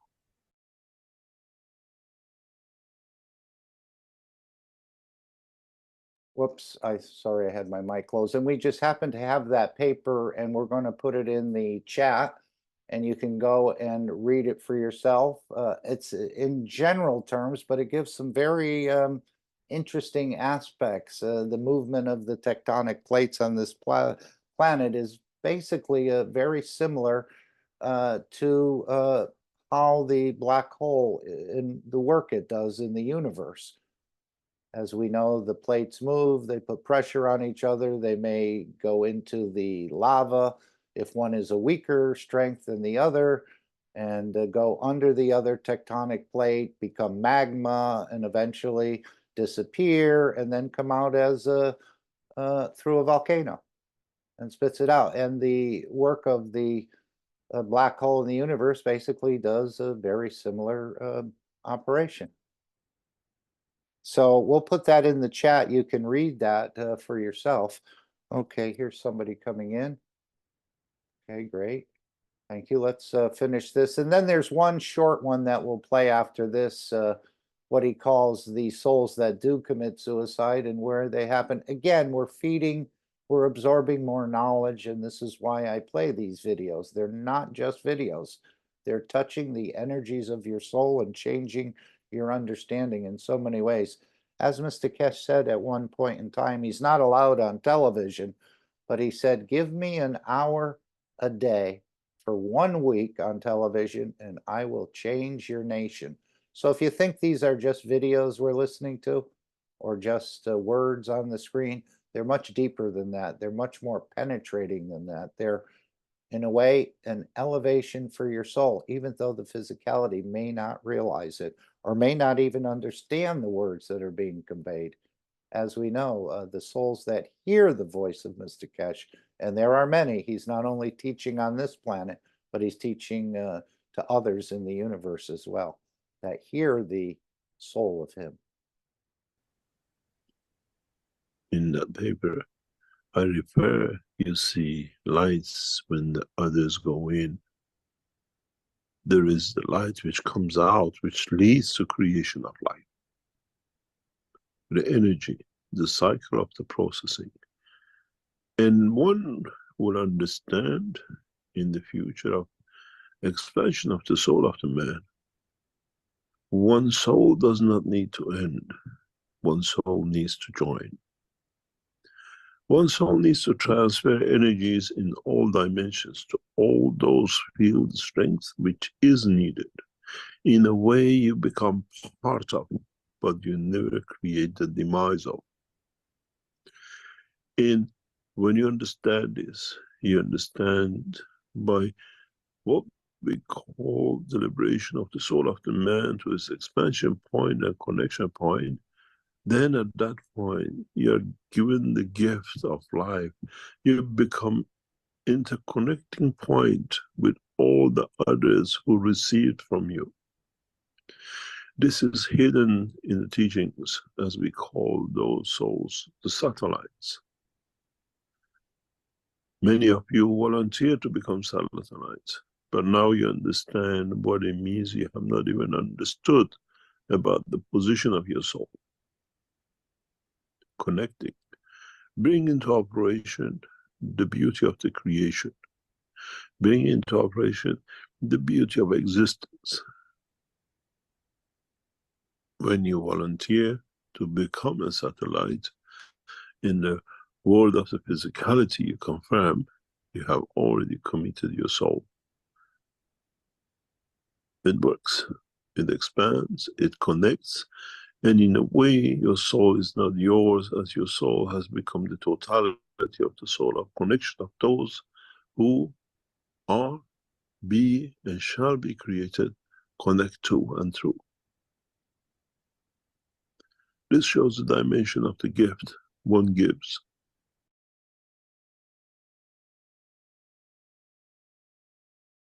Okay, hopefully we've all absorbed a little bit more. As he said, some people take a lot of the teaching, some people take a part of the teaching, and some people don't take anything from the teaching.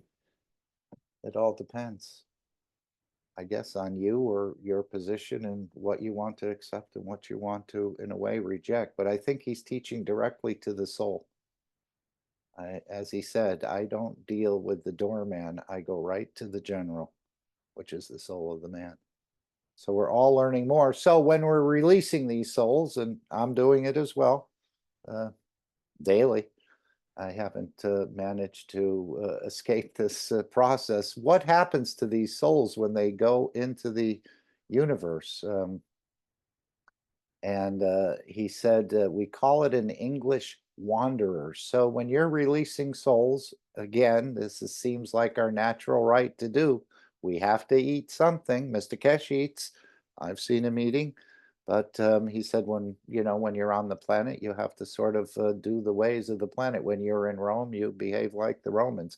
But now we know we can reach, and we have systems to reach a better position, that we're not creating so much disturbance, as he put it, in the universe.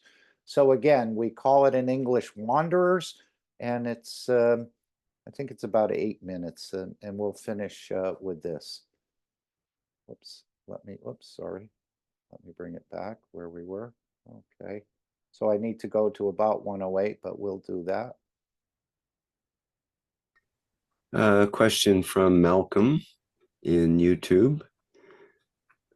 Question: those who have committed suicide, what happens to their souls?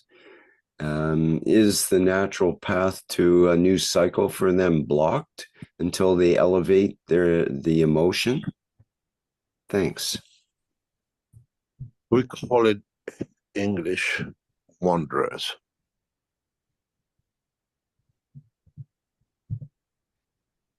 Those who wander around. And in the world of the man, we give praise for those who are dead, who are alive, or whatever. This is the field we create in the dimension of their soul, because we are of the same amino acid. The amino acid of the soul is totally different. It's the creation of manifestation of its totality.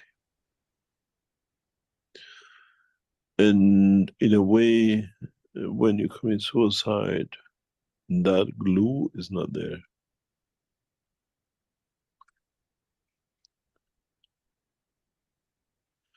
That connection of the line to be part of, to be connected to, does not exist, because you cut it off. You haven't cut it off, you have diverted to another position which has no connection to. When we pray for our dead, we give from our energy of the fields of the emotion, that as they receive, they find, that doesn't mean they jump up, but they find a strength in the position where they are to exist, to confirm.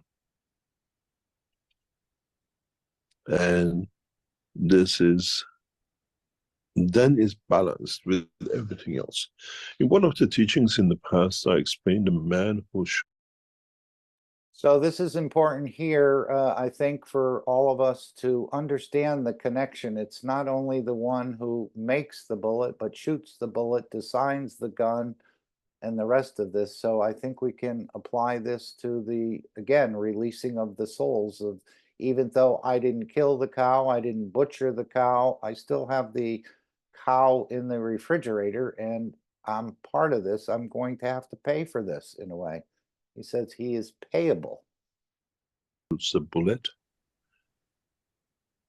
he is payable. He is responsible for the physical and the soul of the man who he has shot. But it goes down the line, the man who made the wood to make the gun, the steel, the software, the man who designed the gun, and all the way down the line, you're responsible for. Because you knew this is one day is going to be used. So now you understand, when a man shoots himself with a gun, all those souls have to respond, have to accommodate, have to pay for it, if you put it in the word of the man. And you look, and I said many times, what happens with what we call in American history the veterans? What happens to the people who have committed crime by taking another soul in the name of the war, in the name of a soldier, in any name you like? And then you see they come back with all sorts of nightmares and diseases.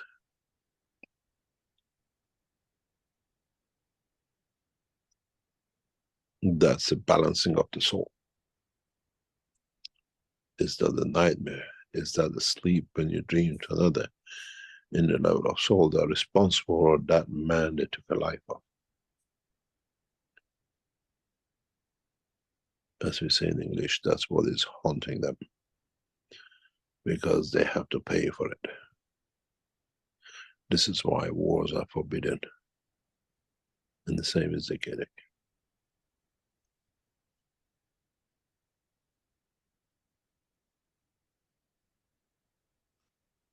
Any other question? So we can see now that we know we're responsible for it, and hopefully we find a solution.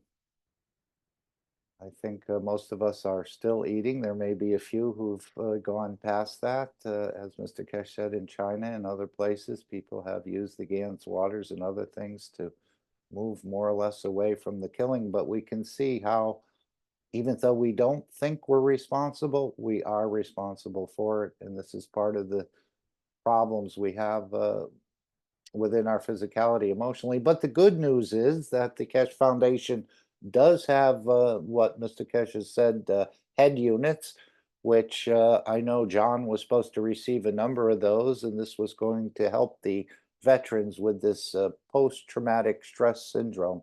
Some can make it through. I'm sure they have nightmares and think about it, but they're able to keep it. But many seem to these actions of what they've seen and what they've done has actually eats them up in a way internally, and they can't handle it. So we do have these head units, and hopefully in the near future, as a gift from the Iranian government, and more or less John was supposed to receive those.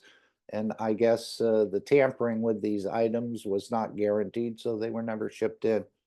And perhaps this is a part of the, again, dragging of the feet, where the government's in a way don't even want to solve this problem. But it's not only in the United States, it's in every military and every person in a way that serves and what they've seen and what they've had to do. I'm sure these things, when you go into a village and the boss or the whoever's in the military says nobody leaves this village alive, you go and do the work, and then the bulldozers come in. You have to live with this, even though you may not talk about it. It's nothing to talk about, really. But these are some of the things that happen to men in war, and we've seen this for thousands of years, and we're seeing it openly now in the Gaza and other locations. So we have to walk away from this killing, and the Keshe Foundation does has systems to assist us in this whole process. But it may take man some time to get to that level. But I hope the knowledge seekers will, in a way, avail themselves of this technology and, in a way, be the example. As Mr. Keshe said in the last workshop, the knowledge seekers will start this process, and the rest of humanity will follow. Okay, I think it's time to go to the Alex. It's 20 past the hour. Okay. All right. Any thoughts or questions on this very serious, in a way, issue? Even though we look forward to the cake and the pizza and the rest of this, it does have some bigger ramifications. Most of the trouble we get into with the cancers and the other problems within our body is from what we put in our mouth. And that's mostly to do with the eating other creatures and, in a way, stealing their energies to maintain our own. So yes, we can justify it. We've heard the teachings where that entity becomes part of a larger structure and the rest of this, but this is pretty sobering here, where we become responsible for that soul that was released half-baked or half-cooked into the universe. So we may, again, I think he's just alerting us and trying to, in a way, increase our understanding of the ramifications of what we're doing. We think it's natural. There's restaurants on every corner where everybody's doing it. We all look forward to our favorite meal or whatever that may be. But think deeper about the ramifications, not just what the physicality is getting. Thank you. Okay, so we're going to go to the Dome of Peace. We've just covered, again, we've hardly scratched the surface, but we're going to go to the creating the Dome of Peace. And everyone knows the routine by now. And this is the first part of creating the Dome of Peace, which is to spread the plasma water, creating balance. But let's hear. I don't know if anyone want to read this demo piece. Anyone want to offer? I With will a nice read it voice. for you. Ah! Okay. This is what came in and what is now become a pattern. This is from a guy, I don't know him, but he says, please remember this Sunday and every Sunday from now on, till we raise the soul of this planet to a peaceful planet. Keshe Foundation knowledge seekers worldwide will spread the gas waters around the world at 12 p.m. Central European Time and or 18 p.m. Central European Time every Sunday at the same time as they choose which time to suit them. Thank you for participating in this greatest movement by the soul of the man to bring about the peace on this planet as the permanent feature of the life of this planet. And again, I always thought it was just killing other people that was the important part, but now we're going much deeper. Every entity has a soul, they have emotions, they have intelligence, and they have the ability to recreate. So it's not only men, but it's to a peaceful planet, to raise the soul of this planet to a peaceful planet. That means no killing. And some people call it harvesting, other people call it other names, but it's, if you really understand the way the universe works, you'll see it as this killing or this releasing of souls, which again, in so many ways is forbidden in the universe. And as Mr. Keshe said, we're just making ourselves ready to realize we can be ready for this. And the systems will, again, it's already built into your structure to be able to absorb the energies you need. As I see it, you're only 20% short. The amount of times you breathe a day, I think someone was saying you take a breath about every 5 seconds. So there's what, 1,440 minutes in a day. And if we take 5 seconds, what's that, 12? So if we take 1,440 minutes in a day, times a breath every 5 seconds equals about maybe 7,200, something along that line. So you're feeding yourself by just breathing. This is where the 80% comes in. And then, of course, we know about the skin and the energy absorbed in every little one of those seeds where the hair is, whether the hair is there or not. This is another vortex of absorbing energies, which goes on 24 hours a day. And of course, the breathing goes on 24 hours a day. So we are feeding ourselves, and I think we've reached, or the creation has left us basically 20% short. And this is the gap, and this is what forces us in a way to kill and take other energies to sustain our own. But we can move past that process with the new type of plasmatic feeding systems. So that's the first step in creating this peaceful condition, is just by releasing GANS waters. You can release it, as China has been doing, into the fountain, into the streams, into the ocean, into the environment. And Mr. Keshe has often said, don't forget to do where you live, your own home, your own yard, your own neighborhood, in that sort of way. So that's the first step. If you don't know how to make a GANS, you can go on the KF Wiki and learn about this, or ask a knowledge seeker to help you and show you how. It's quite simple, transmuting a gas into a nano of itself, and then it appears as a solid in the matter state, which would be on the bottom of the container, and then you would use the water above that, which we call GANS waters, or the top 50% of the water above that in any container, which we would call the plasma water or the GANS water. So that's the first step, and it's something for our physicality to do. Now we go to create the second step of the Dome of Peace, which is where we use, again, these energies, or what is written here, the power of our souls, to bring this change into this permanent peaceful condition. Thank you, Stefania, and thank you, Shweta.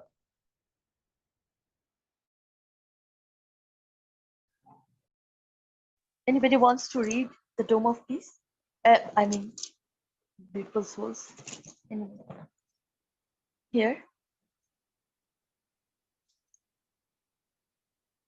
Okay, I'll read this beautiful presentation of Dome of Peace. And the Dome of Peace is already here. All the knowledge seekers, truth seekers, lovers of humanity has built it in a way, spreading the guns, loving each other as shareholders.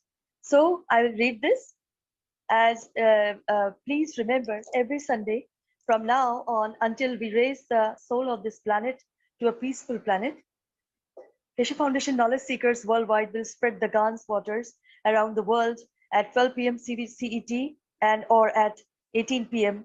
CET every Sunday at the same time, as they choose which time to suit them. Thank you for the participation in this greatest movement by the soul of man to bring about the peace on this planet as a permanent feature of the life of this planet. Mr. Keshe suggests we add the next step to create the Dome of Peace with power of the souls, as we have already going through this with the 2 eyes. And we ask you to spread the Gans waters each Sunday. Now we give you a new path. Now try to unite each other's souls. Try to elevate the souls of humanity, soul of humanity, through your own soul to a level that no one can touch, the embodiment of the human race. So beautiful. Choose a time where all of you come together on the soul level in a state of inner calmness. At that time, don't spread the water of Gans, but spread your soul. Unite, and in time, we will make a new race out of the soul of man. And then, instead of doing it once a week, do it all the time. Empty Keshe.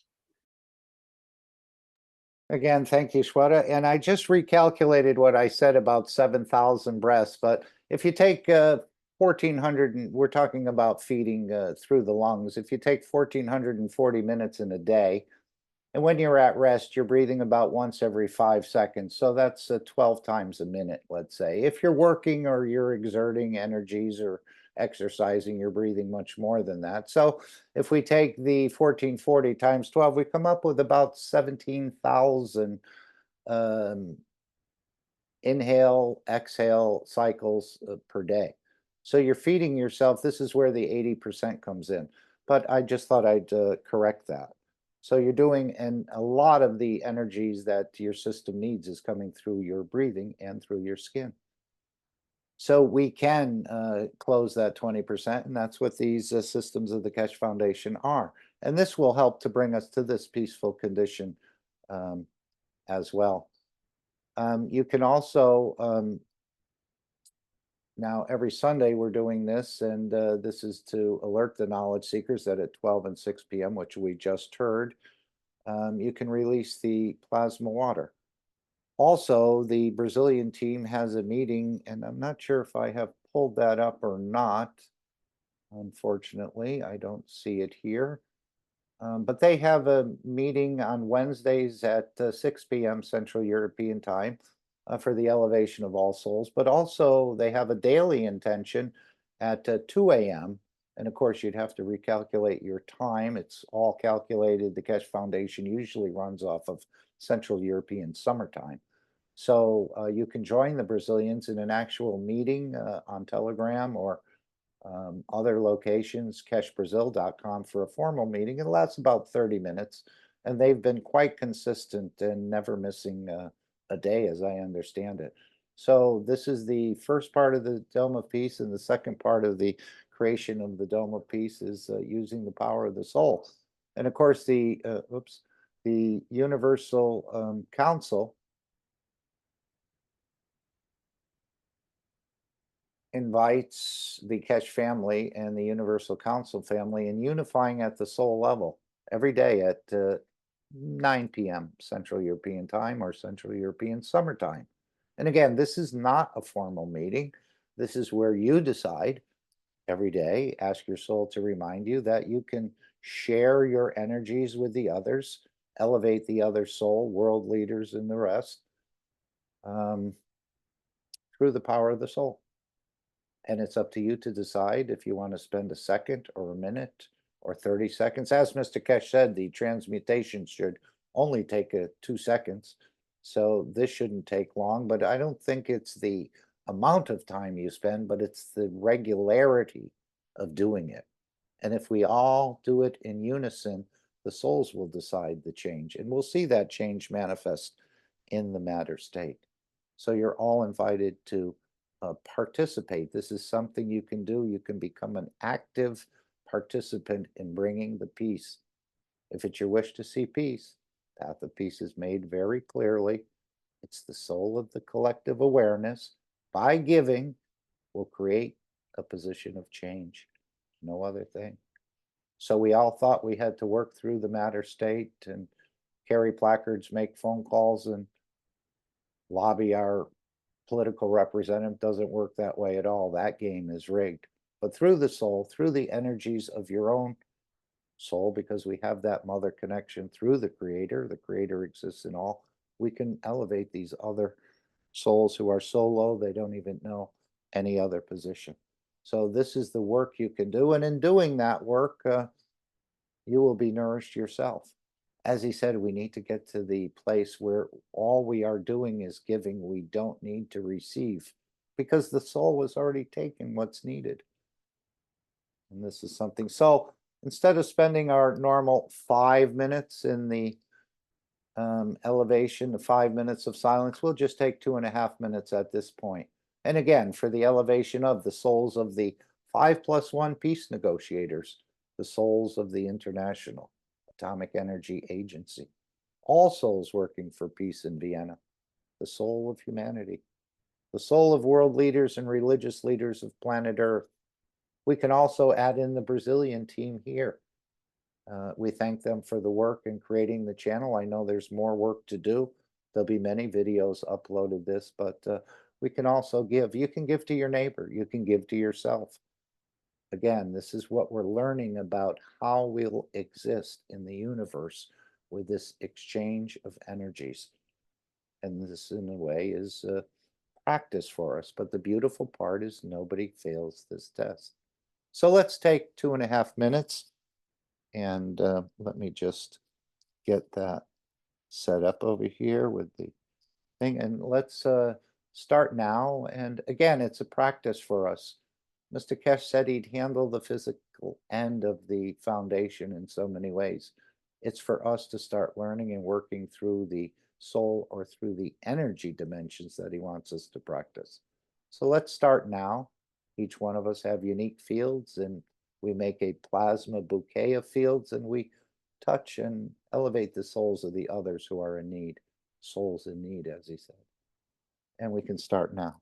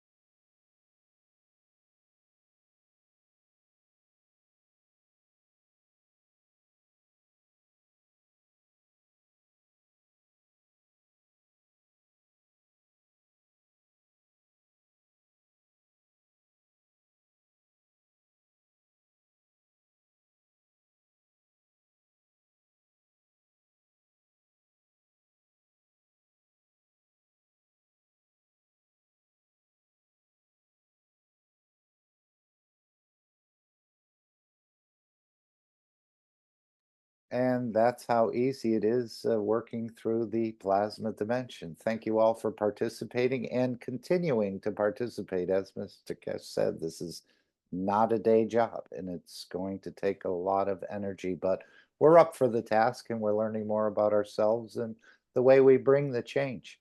And when we really reach a collective awareness, we'll see the change manifest in the matter state. But it's, again, a test for humanity. Thank you all for listening. And I think you're ready for the best part of the program now. Alex is coming in. If you're ready, Alex, please take the screen. Yes, we see your screen, and I think you're raring and ready to go. Thank you again for joining us, sharing your understanding of this knowledge, and helping us to see maybe a different dimension of the way we looked at the knowledge in the past. So please continue. And again, thank you for joining us. Thank you very much, Mark, and thank you for coordinating everything here. As usual, let's get rid of some very important business, and I hope you will please indulge us with this. Disclaimer. The information and education material contained herein is meant to promote the general understanding and dialogue of GANs processing. Such information is not meant or intended to serve as a substitute for a healthcare professional's clinical training, experience, or judgment. For patients and individuals, such information is not to be a substitute for professional medical, therapeutic, or healthcare advice or counseling. For medical issues or concerns, including decisions about medications and other treatments, readers, viewers, listeners should always consult their physician or, in serious cases, seek immediate assistance from emergency personnel. Prescription information, procedures, and use of medical devices information should be undertaken only by properly trained and certified medical personnel. We specifically disclaim any warranties, express or implied, including implied warranties of merchantability or fitness for a particular purpose. Such information is provided, as is, and is believed to be accurate at the time of its publishing, but it is the viewer's job to evaluate the accuracy of any information found in this presentation. Every case presented is of their own experience, applied by themselves for themselves, and it applies to their case only. Every person experiencing health problems should seek professional medical advice and consult their course of treatment with a doctor. The processes of plasma balancing described herein are a natural process which supports the body but does not replace medical advice or therapies one is already subject to.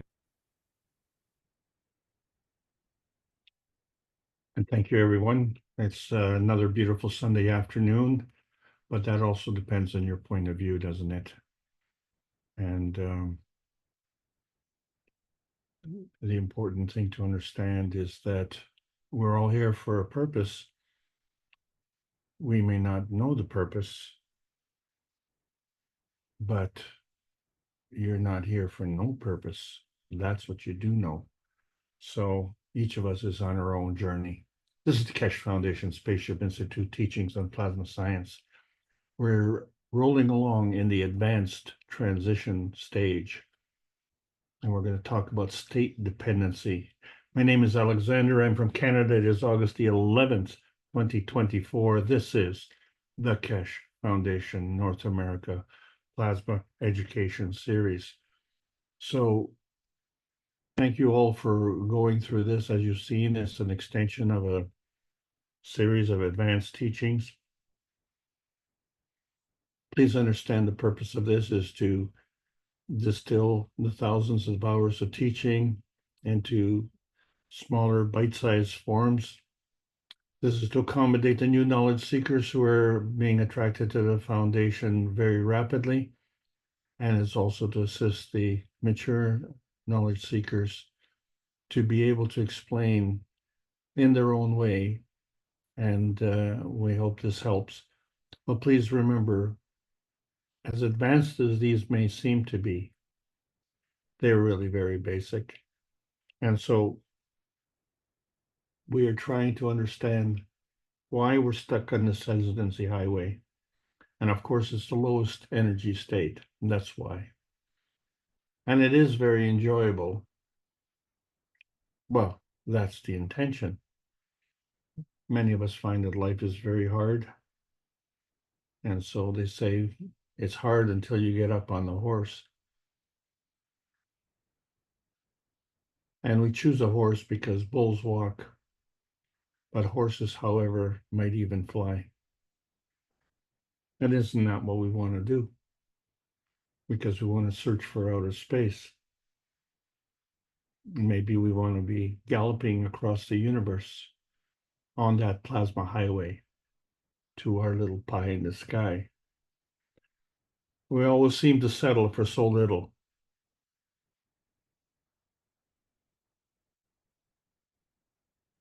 In the books of Marantavakali Keshe, book number 1 talks about the universal order of creation of matter. How many of us are going through life with no clue? And then we talk about, in book number 2, the structure of the light. Many of us have no clue. And the clue that we may have was taught incorrectly. Which leads us to book number 3, the origin of the universe. Well, isn't that a subject that is so far away? But if we go far away, you can't say that you're from Washington or from Paris. Who knows where that is? You have to say that you're from Earth. Oh, I think we know where Earth is. Somewhere in the solar system. And so that's why it's important. And that's why for 338 weeks, Rick Crammond and the Universal Council have been bringing together every Tuesday the one planet, one nation, one race for justice and world peace. And does this race make us all racists? This is the interesting question. And so to help us navigate through this, we were given commandments. We were also given a new set of commandments. And it really fills in the picture, doesn't it? And so this is food for thought. And food for thought is really important if we're going to get on the plasma highway, because the food that we know is the food that we consume, and that's part of the transmission highway. How do we get from the transmission highway to the plasma highway? Well, there is a transition highway in between, and that's what we're talking about. And if we're in between, well, how do we know which way we're going from there? Is it automatic that if we go up, that we keep going up, or if we go down, we keep going down? Or can we go up and down? Well, when we look at our goals and aspirations, some of us, the only aspirations we have is to have ambition, because we just want that little piece of pie in the MAGRAPH pie chart. And we want some stability. So we see that the speed of light is very stable. It has a constant transmission. But then if it's constant, how does it have variable transition? And if the universe is 99% hydrogen, what is the rest? Is it garbage? Is that where we're going? Or are we here? Or are we here? Well, wherever that is. And these are the questions that many of us are afraid to ask, because who are you going to ask? Who is it that's knowledgeable in this? So when we look at the basic science and we had to understand new terminology, sure, we understand the 3 dimensions of the X, Y, and Z axis, but when we reference one, its transmission involves rotation. The other one is transition, involves polarity. The other one is transmutation, that involves field strength. Well, that's great. And which state are we talking about? And how do we go from state to state? So we have to introduce transition dimensions. Well, wait a second. The x-axis is focused on transmission. Well, which x-axis? So the x-axis goes through transitions. And of course, this is the domain of the y-axis, but transition from which transmission state to which transmission state. And along this transition dimension, then there has to be a transmission, doesn't it? And so the combination of the x-axis and the y-axis fulfills the third dimension of the z-axis. And it too is a transition dimension because, of course, it depends on the x and y-axis, doesn't it? And since they all depend on the transmission, so does the z-axis. Well, there we go. Now we understand that there's more to understand. So when we say that two forces come together, we are not very specific. We're just saying two forces, any two forces coming together. And where are they? Well, one of the things we say is that they form a combination of the x-axis dimension and the y-axis dimension.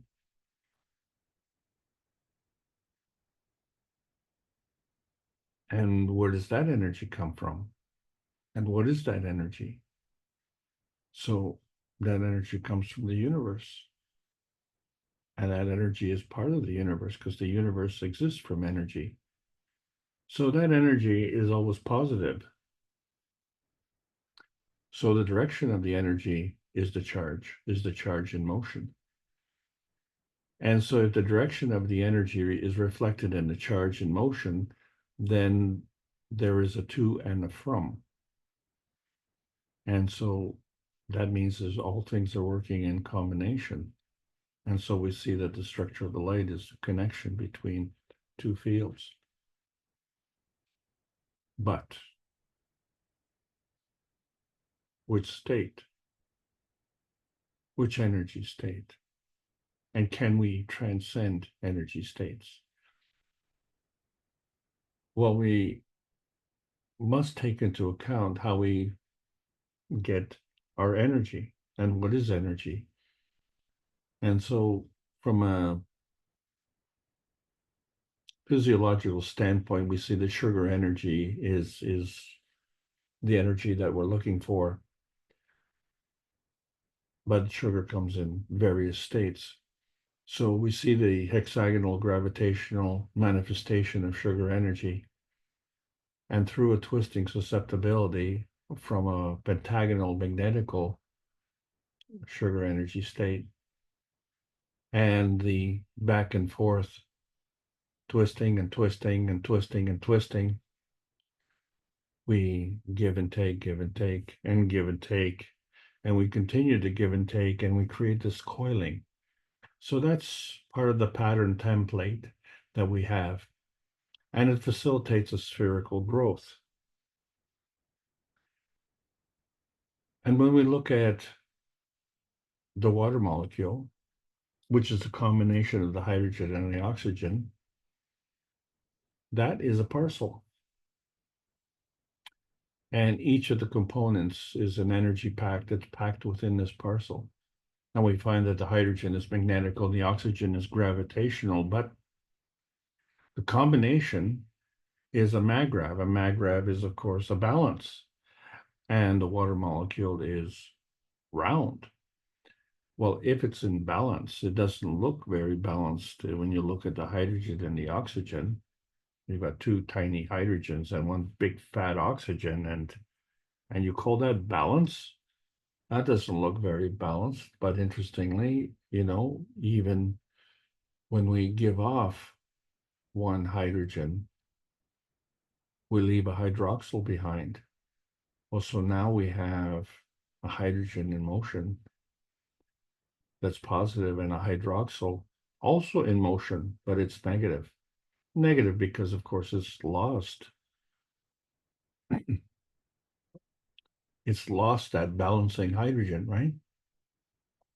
But it's still a maggrav. It's still in balance, so it's balance seeking.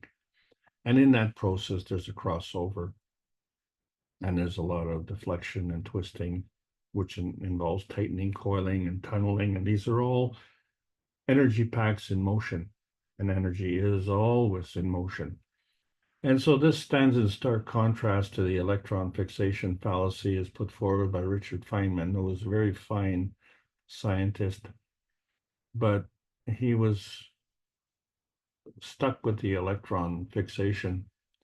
And of course, that led to Professor Nambu, and was discussing how the moving of electrons is applied to the future and the past by saying there's no creation nor annihilation, but only a change of directions of moving particles. And the movement is from the future to the past, or from the past to the future. Where exactly is that? I need to get that map. And then we have to figure out how do we change our position on that map, because that position is part of the field capture. And so as we're discussing transition, when we see there's an x-axis, y-axis, and z-axis transition, but it's not just perpendicular to the ground or elevated above the ground, but we have to ask ourselves which ground. And then once we're on that ground, how do we move?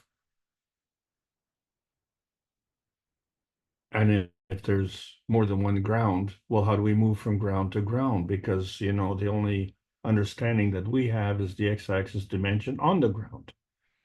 But if we look at our planet, we find that it has a rotating field. We call it the z-axis. And then it has a y-axis dimension, which is defined by polarity. And so the z-axis dimension is defined by interdependence. Interdependence of what? Well, interdependence of the current state of the x-axis interacting with the current state of the y-axis. Well, what state is that? Well, that's a good question. Does anyone have an answer?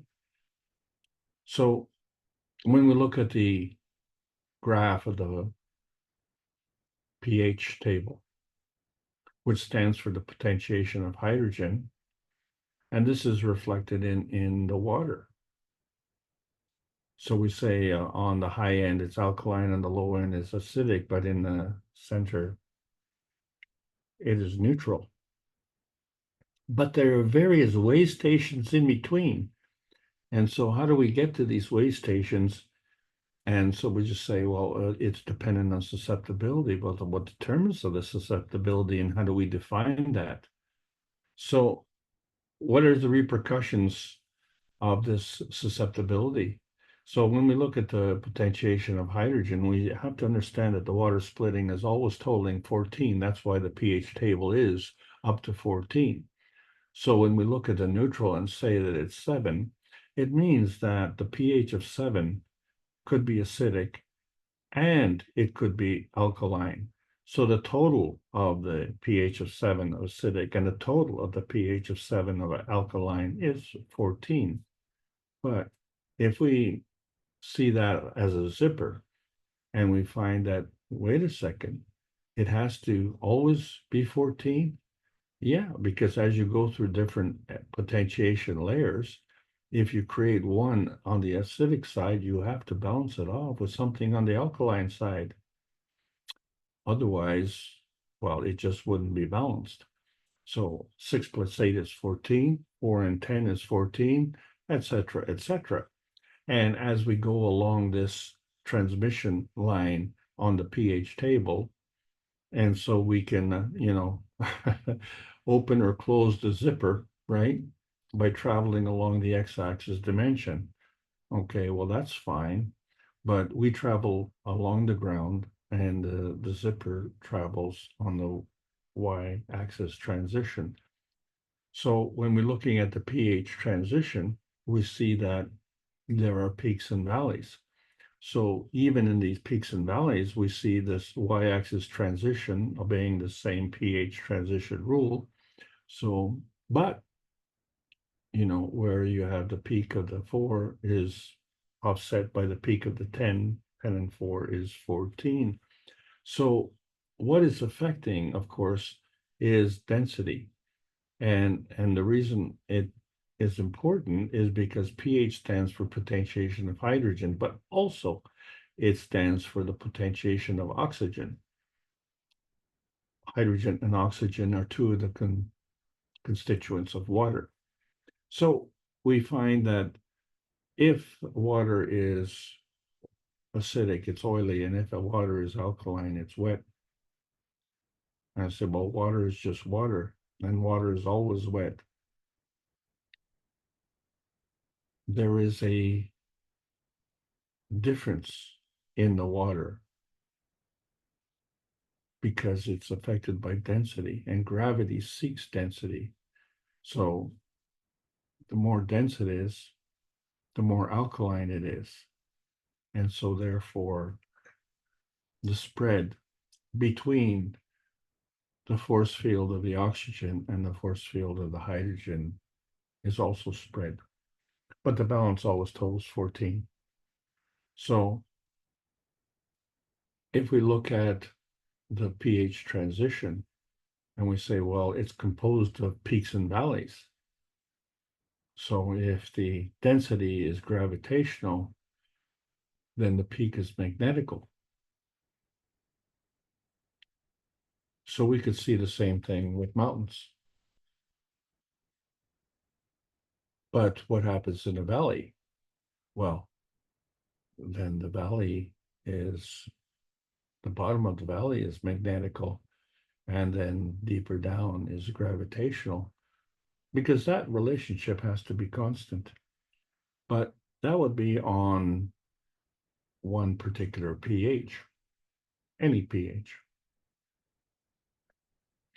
But if we look at the relationship between the pH balancing, and we see the pH transition in the alkaline state being gravitational, in the acidic state being magnetical, we find that a peak at 6 has to be offset with a peak at 8, and a valley at 5 has to be offset with a valley at 9.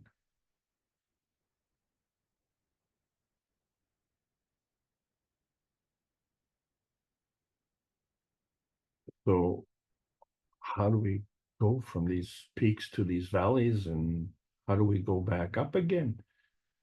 So if we started with the cups of life and we saw that we had physical components in the cups of life, and we added water and we added some salt solution, and we nano-coated some copper and a few other things. And so we created 2 cups, and these cups represented an inner space strength. One was emotional and one was physical. And this was very important. And for many of us, we are always talking about the big C. And of course, the big C for many of us is cancer. But in life, the big C is carbon. And so with the carbon, we're able to create a whole bunch of things in the cups of life. Obviously, carbon dioxide GANs, and calcium and zinc and copper GANs, water GANs and amino acid GANs, and even gold GANs, just to name a few. But fundamentally, the important reason for the cups of life, they weren't for the cups of the pandemic. They were to facilitate the emotional and physical vitality. And each of us was capable of doing this for pocket change. And we were capable of doing that in our homes. And so we had this atomic physicality of components. We had the nano-coating components, and we created the GANs components. But all of these were part of the Z-axis transition dimension in physicality. And because there were different Ganses that we created, this all became part of the transition transmission susceptibility. And even some of the Ganses we found, and when they displayed a color, they would change that color. Well, change of the color indicated a change in pH, didn't it?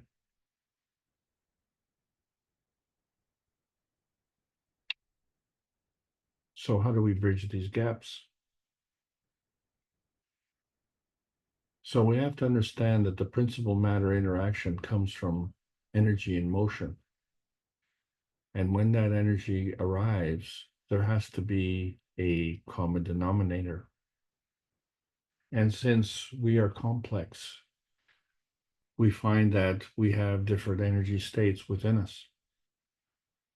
But it's not just us. It's a fundamental construct of the atomic structure where there are different energy levels within. And it is because of these different energy levels that are within, we can determine what these products are. So we have to understand that, well, yes, we have a sun, and yes, we have an earth, and, you know, argue how you like, but they were here before we were born. And so the real question then becomes not just how we were born, but how are they created? Well, they were created by the same fundamental rules of the principal interaction of energy and motion on a two-way street. And so we've seen there's a two-way transition and a two-way transmission. And in that way, not only is there an interaction between the sun and the earth, but we have to understand that from Earth's point of view, it has to interact with itself, because the earth is, generally speaking, we call it the blue planet because we're the water planet. But not only, we have a whole bunch of things on this planet. And so they too were created, and they too were created before we arrived. So to understand the basic science of that, to understand the negative charge principle, where the negative gives and the positive takes. And so when you look at that relationship, when you give and take from yourself, well, that energy is binding. But the energy can also be flowing. So that means you have to give to others and take from others. And this is where we run into some problems. We have to understand that there are feeding dimensions and feedback dimensions. And we have to understand that one feeding dimension is not the same as another feeding dimension. It is just one dimension. And so when you have one dimension plus another one dimension, you get more than two. And the reason for that is because you still have the one dimension. You don't sacrifice the first dimension to get the third dimension. And you don't sacrifice the second dimension to get the third dimension. And you don't get to do that either because you're just an observer. And through our observations, sometimes we fudge things. So we're none of these dimensions. We're in a fourth dimension because we're part of the gravitational conformation. Because on this planet, everything was created from hydrogen. And we see the signature of the hydrogen. It manifests itself in light. And it's a unique form of light. And it includes all of the layers, all of the different field strengths. And these field strengths have attracted certain energies from the universe. And so they're unique to this particular field, which we call hydrogen. And so by being able to see visibly with our physical eyes, we can see the colors, we can determine that it's hydrogen, it's unique. But that hydrogen came as a gravitational manifestation from the interaction of the magnetical force fields of the sun and the earth.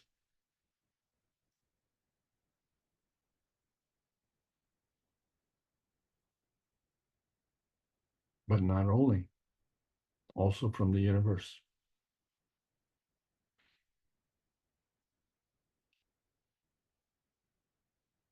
We are just the observer. And observe this. Here's a frozen gas ball, and you see the gravitational core and the magnetical hair-like lines. And in order to see these lines through the ice, you have to recognize that these lines are hollow. And of course, being gas balls, they created nanotubes. And so these nanotubes are also hollow.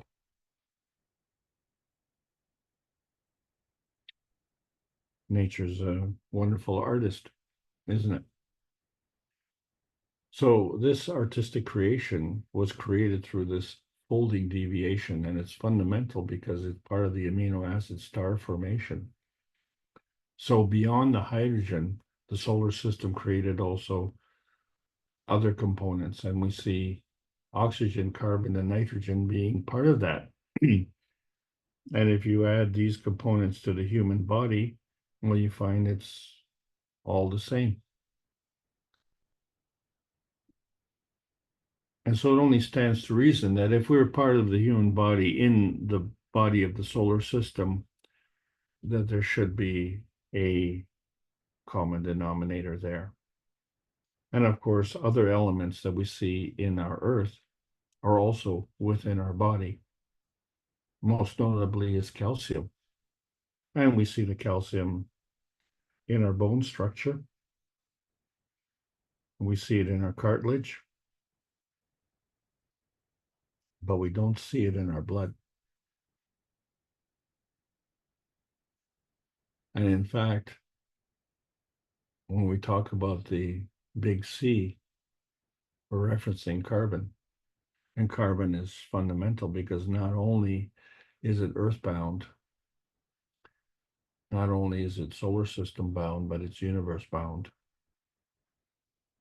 And so this becomes the common denominator of our essence, of our existence.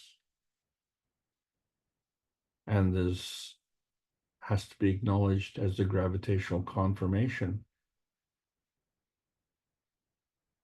Well, how do we ascertain this gravitational confirmation? So when we get back to our pattern of coiling and we see the spiral growth and the tubing where we have this pattern template being extended.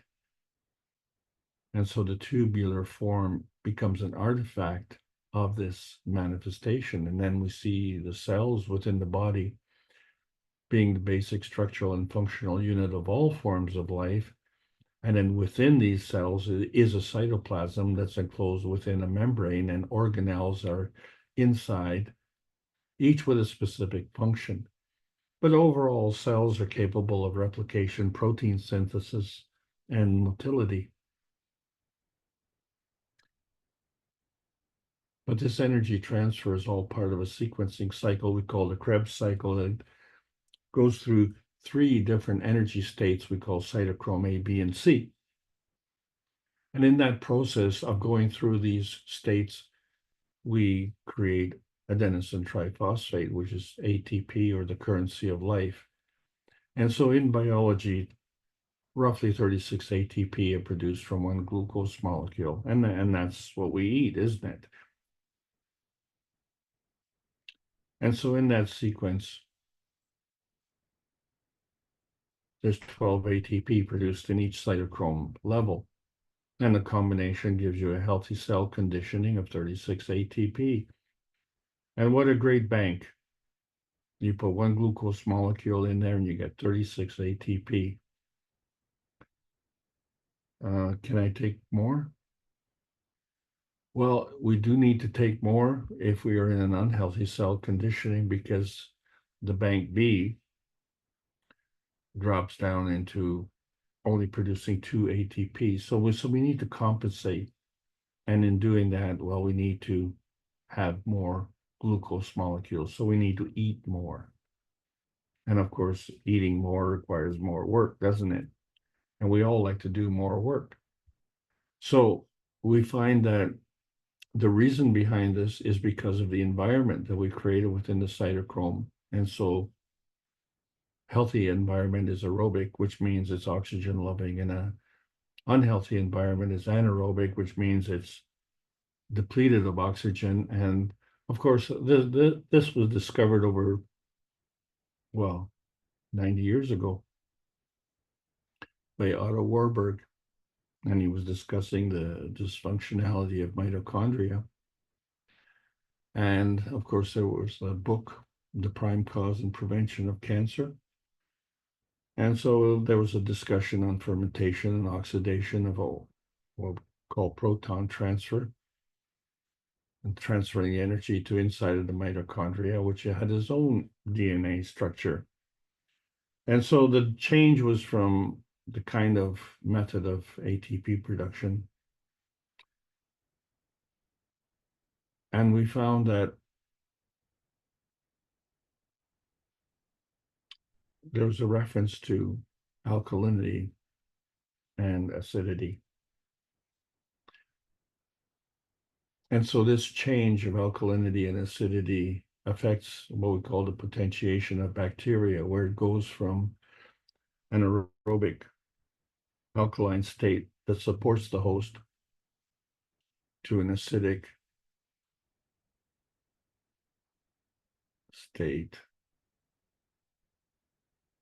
anaerobic, where it eats the host.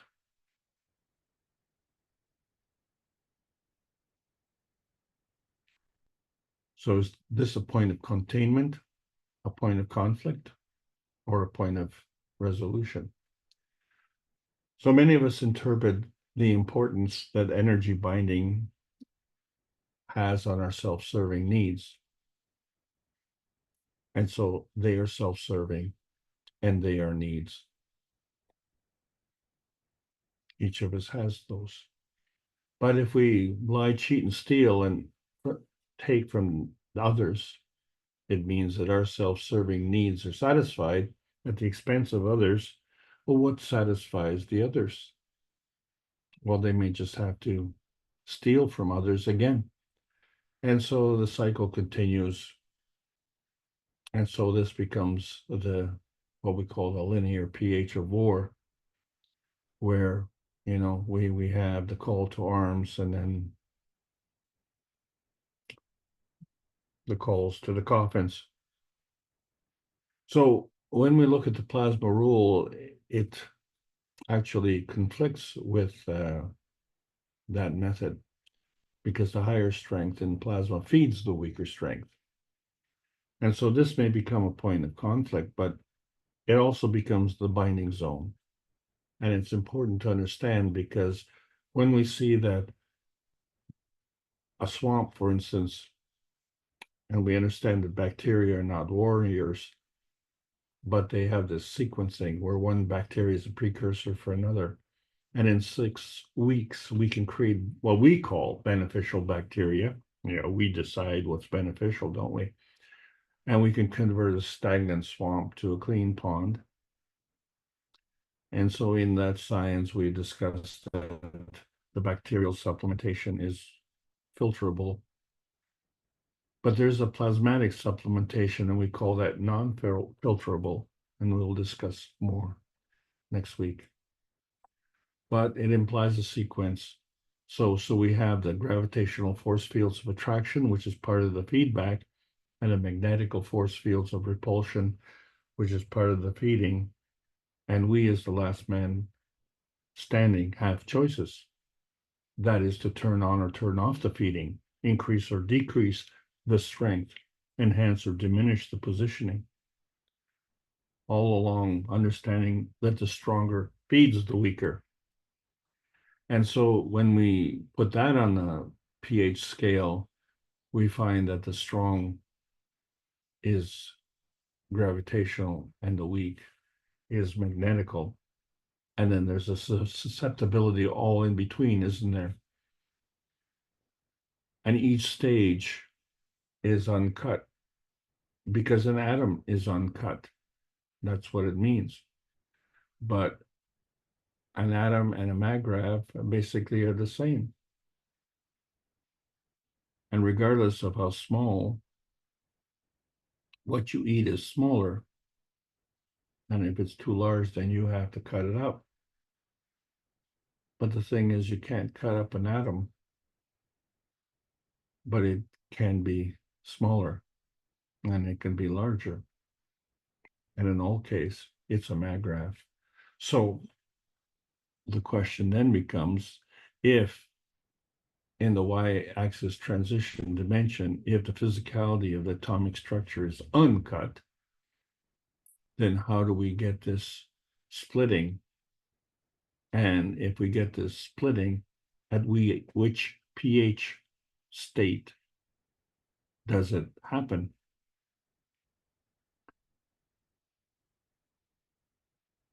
Why would it be any different?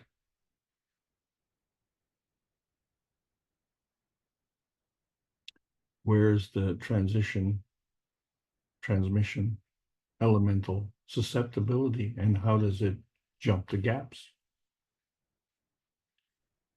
So we see that the splitting is based on a relationship, and that relationship creates a balanced position, wherever that is. And that balanced position is a maggrav. So the maggrav is the balance of the magnetical and gravitational force fields. But scientifically speaking, it's a balance between the conservation of magnetic fields versus the conservation of energy. So that's one balanced relationship, and we're going to discuss that in detail today. But there's another relationship we have to keep in mind, and that's a spiritual relationship between the spirit and the soul. And there's a third relationship, the plasma science, which adds to the knowledge. So let's see if we can add to the knowledge. So when we're talking about the conservation of energy, energy can be neither created nor destroyed. It just can be converted from one form of energy to another. And so there's a formula. Isn't that handy? And so when we look at a formula, it has to be in balance where the one side of the equation equals the other side of the equation. But there are changes on each side of the equation, which means that a change on one side has to be balanced and therefore reflected on the other side. And so in this formula, we have this initial kinetic energy plus this initial potential energy. So at the beginning, of course, there is no kinetic energy. It's all potential. And then there's this final kinetic energy and this final potential energy, which of course, there is no potential energy at the other extreme. It's all kinetic. And so there are all these positions in between. So if we look at the pH of strength now, we see that there's a susceptibility range between the initial potential energy and the final potential energy, right? That's decreasing. But the initial kinetic energy in its magnetical structure is at its highest level. And the final kinetic energy, well, it's not moving at all. And so it kind of has to cross over in its susceptibility. At any pH state, we can arrive at, but we have to maintain this balance. So this crossover point is movable. And so when we look at our pattern template of our tubing and we see this tubular form artifact, So we have to understand that it's created through this crossover. And there could be a deflection. And it facilitates the twisting. So the crossover creates a coiling, and the deflection could create a tightening. And then altogether, as it continues, it creates a tunneling. So plasmatically speaking, the balance of one side is a balance between the magnetical gravitational force fields, right? So the initial kinetic energy we said was magnetical, and the initial potential energy was gravitational. The gravitational feeding the magnetical, right?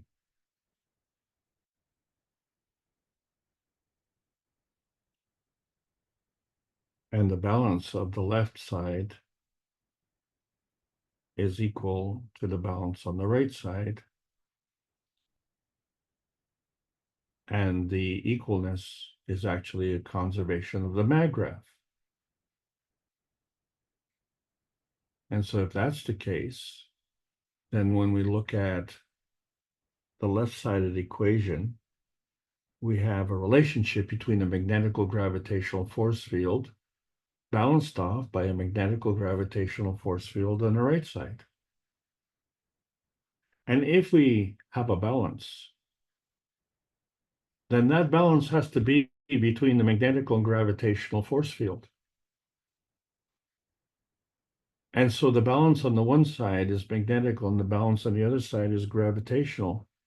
And that balance is also mag-grav. So which balance and which mag-grav, and which one are we talking about? And is there more? Well, yeah, because there are these other levels, these other states. So as we move that balance point, which is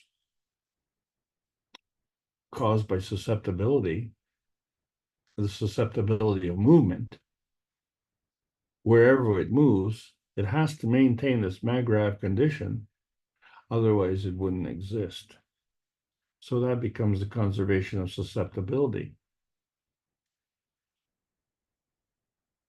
So that means that each one of these components in these equations is variable.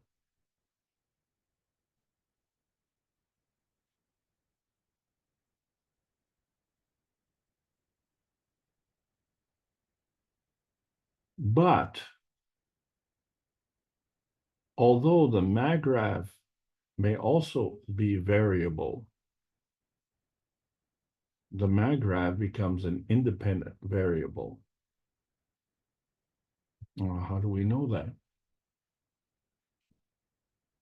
Well, there are 8 billion of us on this planet, and we are all independent variables, right? We have all come together through this attraction and repulsion of field forces, which we call the interaction of the convergence and divergence of energy. And so we become basically the magnetical residue, where we're all independent variables, each one of us. But we are interdependent with the rest of the universe. So we need to be able to reach one. And we go through this emotional transformation. And in that process, we can teach one. That becomes the essence of the one nation, one planet, and one universe. So the conservation of variability has to take into account the variable magnetical and variable gravitational force fields on one side of the equation, and the variable magnetical and variable gravitational force fields on the other side of the equation, which has to maintain a balance between the magnetical on one side and the gravitational on the other side, taking into account the susceptibility of the variability of the independent variable, which maintains its mag-grav position. And so these are the fundamentals of the principal matter, where we see the PM ticks coming together as energy packs. And they create this plasmagen conversion, which includes the convergence of the matter gen, the transition of the dark matter, and of course the principal matter of the antimatter. And in all cases, we create this gravitational condition we call a maggrav. And so this gravitational manifestation becomes an inertial field of the field of interaction of other fields. And if you're going up or you're going down, it all depends on your point of view, because we're in the transition dimension. And so when we're looking at this transition dimension and how it moves, it involves a plasma shift. And so, yes, with respect to our point of view, the Earth is gravitational, but with respect to our point of view, we are gravitational, right? And with respect to the plasma state, then, being of the higher energy state, it is gravitational. And so when we're talking about energy transfer, we see that the heat and electricity is the lowest energy state. And that is what's pinned us down on the hesitancy highway. But we see that there's nuclear physics, and there's plasma physics and dynamic plasma. And then we find that in between, there are energy transfer states. And so we can go up and down through these various states. And so our positioning depends on the state. That's why we say we're state dependent.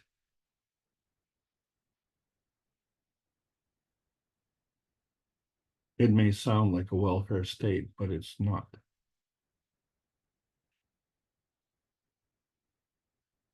It's a transcendent state.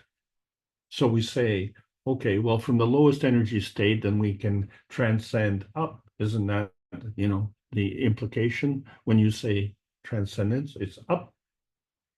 So we transcend from a lower state to a higher state. But that lower state has to be in balance. And that higher state has to be in balance.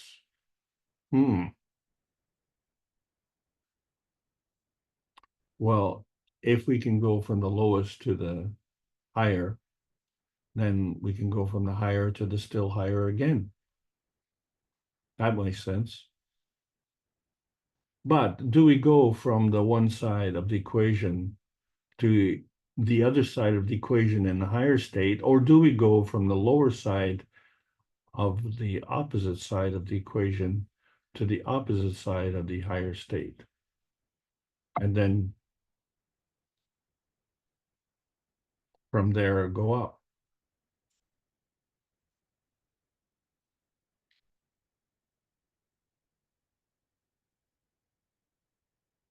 Or do we have to understand that there's a balance, because we're talking about the matter state conversion, and we see that it's a two-way street. So if we have to look at a magnetical gravitational balance on one side of the equation and a magnetical gravitational balance on the other side of the equation, then the transcendence from one state to another state, well, that has to be in balance as well. And so if we go from a lower to a higher, and it's a two-way street, then going from the higher to a higher still also has to be a two-way street.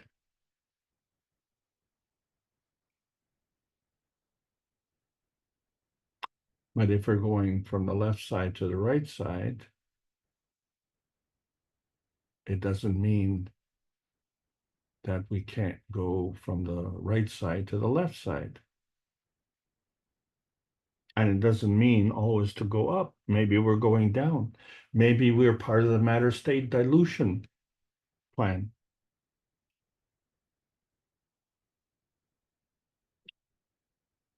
So it's a two-way street.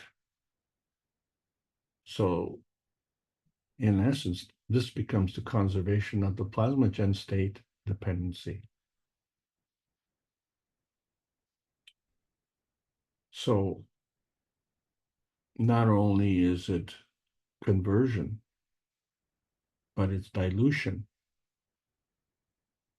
And in each decision, it's a maggraph.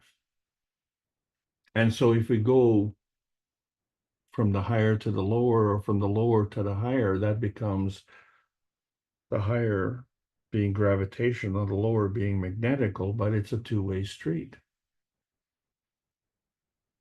And then we see that in the lowest state, well, that's the atomic state. And then we get into the nanostate. Well, that's a higher state, but that's a monatomic state. And then we get into the GAN state, which is a higher state again, but that's a polyatomic state. But that too is a two-way street.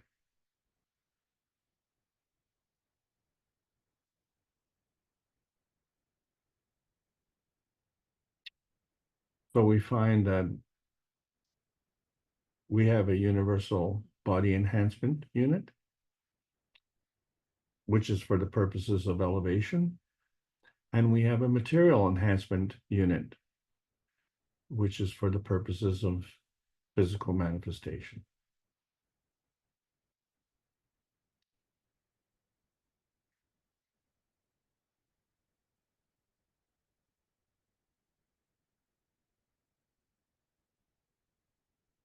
But one side of the equation is magnetical, the other side is gravitational, right? You can't have a maggrav position without a balance. So there has to be a simultaneous up and downness and a simultaneous crossover.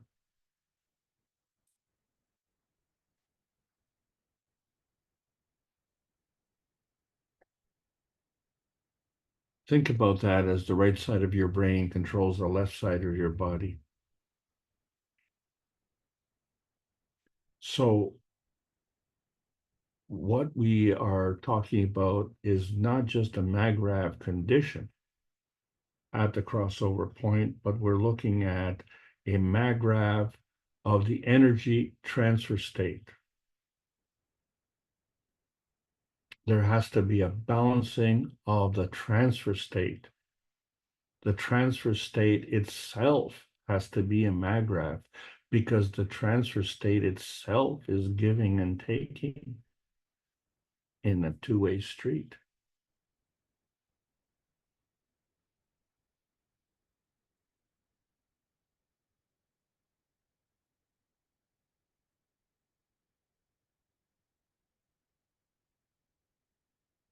So this is the matter-gen convergence, where the energy is coming and going. And you have to see that it's not just coming and going like a domino. All of these things are working simultaneously. And we just don't physically have the time and attention to take care of this business in physicality. So we have to enlist the services of higher energy states, which means we also have to account for the susceptibility. It's not just convergence of matter gen, but the susceptibility. Where do we converge? So when we want to look deep into our bodies, we use X-rays. And we have to understand that these create a picture in physicality, which is a manifestation of an image based on density. And so we get to see the bone structure, and we get to see other denser parts of the body, but we don't see the blood. Well, which is kind of important. So when we look at the fetus, we see that the heart materializes before the brain. And this answered a serious question that we had before, is why can't we remember when we were born? I personally don't remember anything before the age of 3, and yet somehow I survived.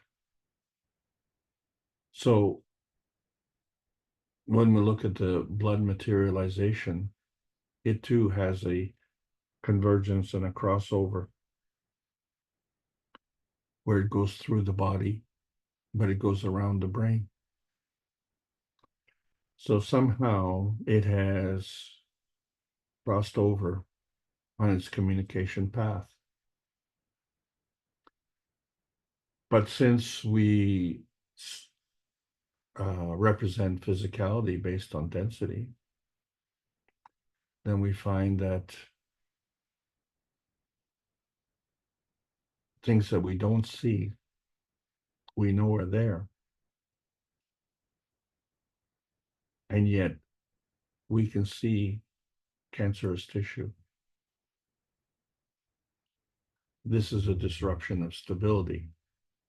And the reason we can see this cancerous tissue is because of its density. So a tumor is more dense as a cancer cell than a healthy cell. And this affects communication. So there's an intracellular gravitational stability, which is facilitated by this unseen communication stability.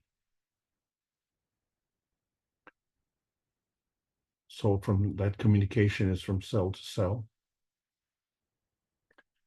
It's also from the heart to the cell.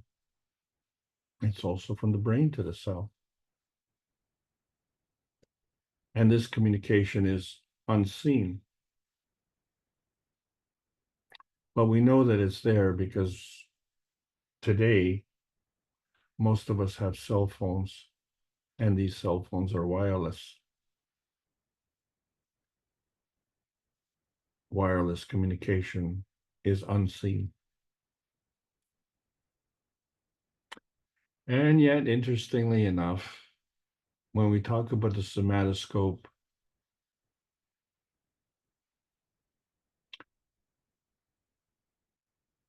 it is not allowed as an instrument of detection in hospitals.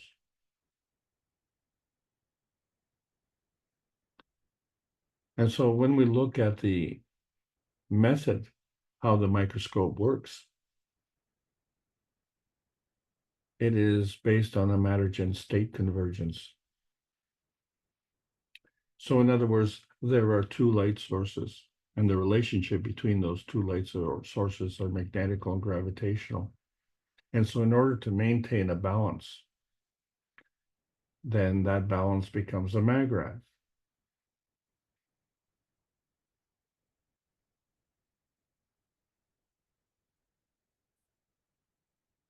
And from that point on,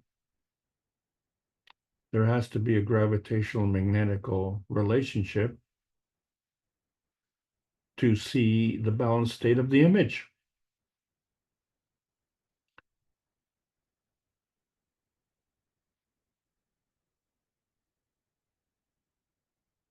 And so we see the blood that we can't see with an X-ray. This becomes the matter-state convergence of the somatids, which are magnetical because they're very tiny bodies. And we see the gravitational blood cells, which are the large bodies. And anyone who has used this microscope, and this picture only shows 30,000 magnification. The more sophisticated ones are over 125,000 times magnification. We can see the creation of the somatids from the blood cells. But there's no door on the blood cell.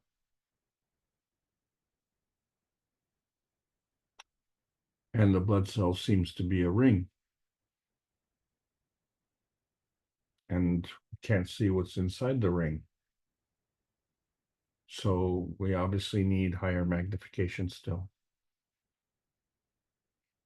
So now we understand the limitations of the matter plasma dimension. We're so focused on the physical, which is part of the feedback, but we have to understand that the matter state is also plasmatic. This part we can't touch or see. And we say, well, that's part of the feeding cycle. But the manifestation of the mattergen state is part of the feedback, whether it's physical or plasmatic, because there has to be a balance. So as knowledge seekers, that's the balance that we're seeking, right? You don't know something, then seek the knowledge to balance it off. And so we see the red blood cells and their existence and the purpose. They serve the cells and they target specific cells. Since we have over 73 trillion cells, we have a lot of red blood cells as servers.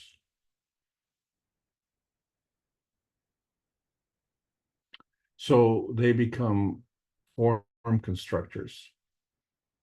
Some are in acidic condition, which is alkaline forming, and the alkaline condition is acid forming. And the white blood cells, well, they're also targeting specific conditions.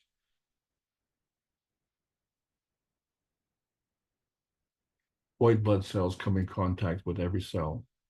Red blood cells don't. And not every cell is healthy. Some are unhealthy. So when we're looking at the potentiation of balance, we see that there's a crossover from the acidic to the alkaline state, and understanding that one side is magnetical, one side is gravitational, but it isn't just the maggrav condition of the acidic state or the alkaline state, but the susceptibility created from that balance. And then the condition and the form could be acidic or alkaline. And this is an ongoing process. So when we look at the z-axis, we see it's a spherical field that is a combination of the x-axis polarity and the y-axis polarity. All of these fields are rotating. And there is no garbage field. So when we have to understand what causes attraction and what causes repulsion, we have to ask ourselves, when you see the pH of the locust swarms, what is causing their attraction? And why is it that when we apply the plasma water to our crops, that the pests leave?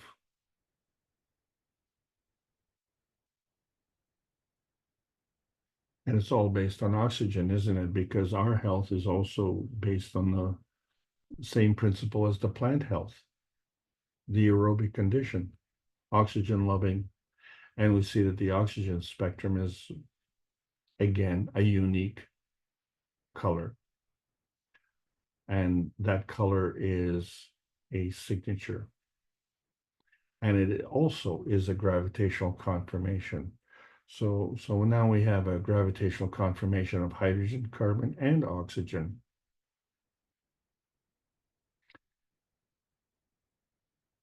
And so when we look at the feedback summary, we see that, we have a lot of satisfaction with a fine meal. We get feedback from sound, light, heat, pressure, luster, superficiality, and the laminar containment of each of those individual fields.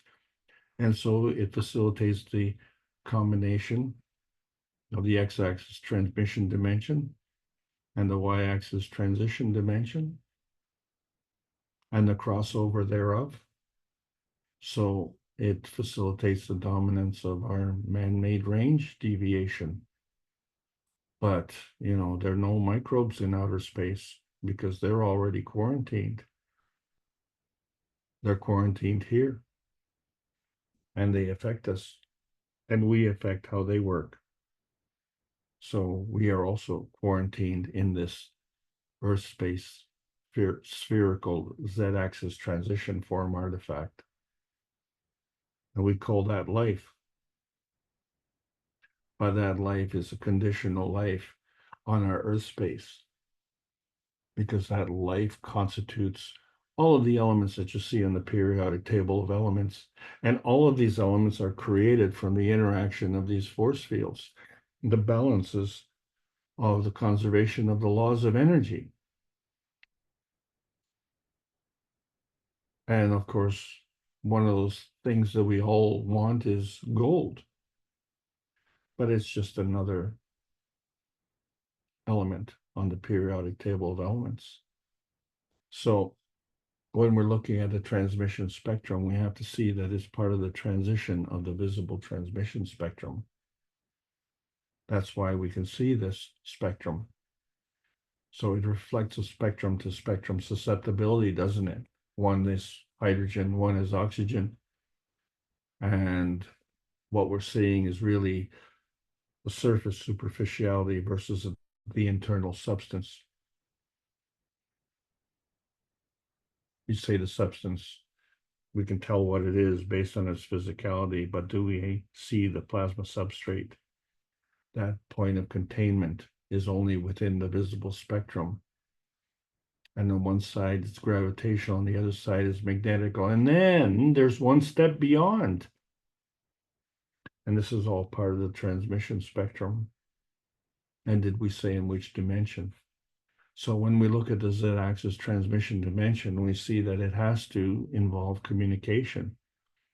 And our antenna has always to stay within the range transition so that the energy can be released. And that binding energy precedes the retrieval of the beneficial energy. And the field release precedes the field capture, and the giving precedes the taking. The emission precedes the absorption. Motion cannot exist without coexistence, because motion is a product of existence. So the motion and coexistence reside in both matter states. And so there's a crossing over where the plasma dominant tuning precedes the physical dominant tuning, but the range transition is based on nearness and proximity of the X and Y axis interaction. And so the interaction could be from one side of the equation to the other side of the equation, but it can also be from the other side of the equation to a higher energy state. And it always has to be in balance, right? So is not man space centric or Earth space or sun space centric, but it is dimension centric. And when we say the dimension, we have to look at the proximity and the nature of the pressure in that dimension. And we have to understand that there's 3 transmission dimensions, and none of them are the message. So the question is, how is the message contained? And then which transmission dimension is a manifestation of the folding deviation? So when we talk about digestion, it's not just of the food, it's the energy and the waste. So the digestion is a matter state transition. And so when we look at the state dependency, we see that there are various states. And whether it's a physical state or a universal state, in terms of Magra balancing, they're all uncut, regardless of what the susceptibility is, regardless of what the pH is.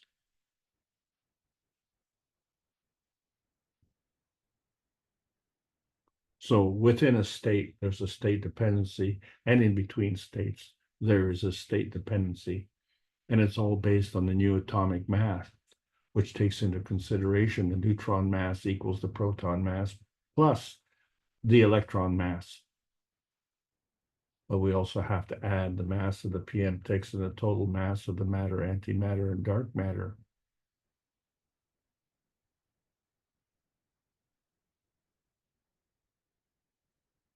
But we have to understand mass better,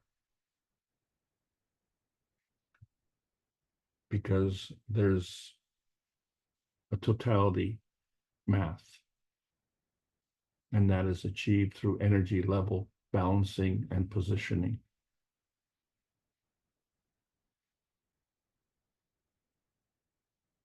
And that is not mass dependent, it is on state dependency. So when we're targeting outer space, we have to understand that we're in this gravitational Earth space, and we need to transmute to this gravitational some other space. So when we target our point of view, we have to look at the reality dimension, the balance between the MAGRAV field of the gravitational magnetical balance and the MAGRAV field of the balance between the materialization and dematerialization.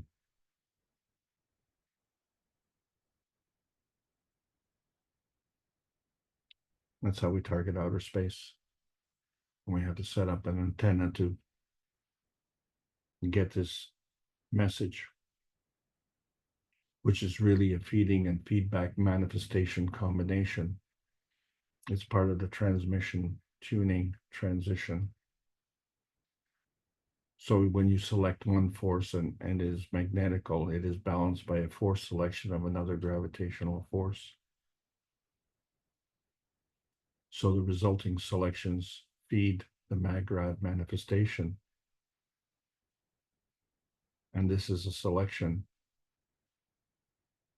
And this manifestation is predetermined by choosing the peace dome of intention. So the range transition affects the standard folding deviation and leaves no room for war.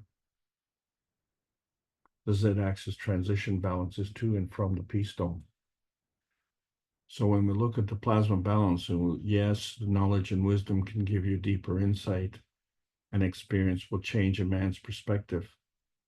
It allows us to reflect on life, and we need to reflect on that. Misconduct becomes harder to rationalize, and historical references become meaningless. So the pH balance seeking becomes a polar balance, and the plasma balance is uncut in any state.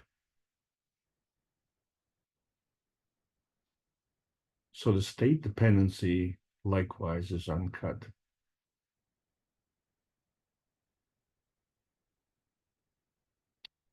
The state transcendence, therefore, is also uncut because of the needs to have a plasmatic balance. So that's the pH of the MAGRAV. There are many points on that perspective scale. So, we look at the linear North Pole and we see the curvature of the planet, but, there are two poles.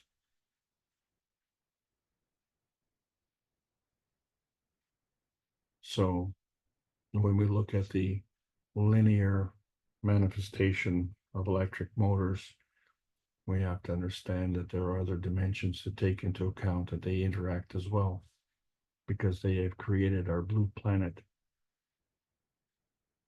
And the reason it's a blue planet is because it is neutral on the pH scale. It's us who, through bloodletting, is turning the planet red. That's why the pH of peace has many points, and we are part of that. We need to manifest that. And so we are now in the second month of the 2024 transmutation test. please join us. Enjoy the experience. And also be part of the research teams. There's more to learn. We're just skimming the surface. We're just now learning that we can make new process, new selections, new choices. We're in the post-March 15th era, March 15th of 2024, where we understand our Earth space is really a bountiful space, and our inner space is a very graceful space. This graceful space allows us to enter the transmutation space. That's where the greater oneness comes in, which we've been teaching for 550 knowledge seekers workshops in a row, allowing us to transcend the limitations of nuclear science and broaden our horizons. This is the Keshe Foundation Spaceship Institute teachings on plasma science. We welcome all the beautiful knowledge seekers. Learning about this new selection process of the new plasma science. It involves world peace. There's a world peace treaty. You need to sign it with a pen, with your soul, with your heart, with true intention. We'll say what causes the transition of the Z-axis dimension, and is the man the reactor of a three-dimensional universe? Can man find heaven through the field transition? Can man go into outer space without a peace dome? Microbes cannot. They can't transition dimensions of history. So the transition of state dependency manifests the physical transmission dimensions. So understand that. Understand the balancing principles, because plasma science needs to be delivered daily via the peace dome in exchange for peace on Earth. And that's the fundamental equation of balance. Welcome to the new outer space age. That's the end of this class. Thank you so much for listening. And thank you so much for delivering, Alex. I think these teachings will probably open up more to us as we understand more as we go into the future. But let's see if any of the participants would like to raise a point or ask a question about what you just covered, or take an exception to what you said. There's no problem either way. The imbalance of fields starts the creation process. So any of the participants would like to make a comment, feel free. Again, nobody's right, or nobody's wrong, and nobody's 100% right. It's the way you look at it and the way you understand it.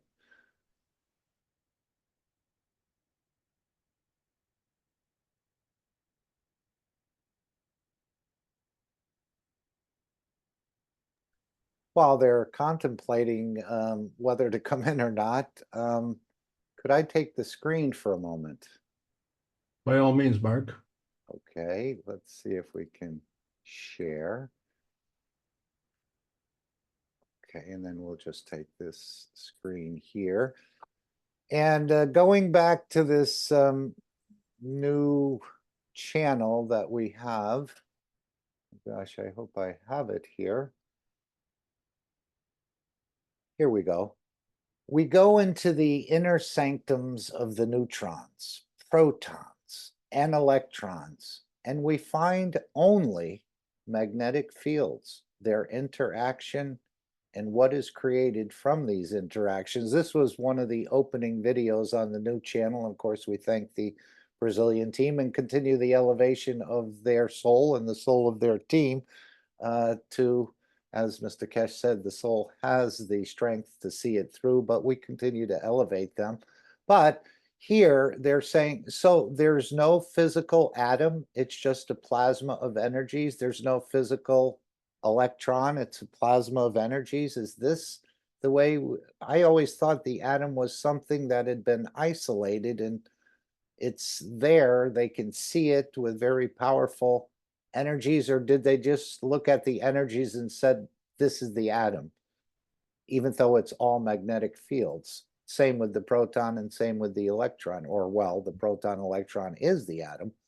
But I'm saying there's no matter state here. We see the magnetic fields, their interaction.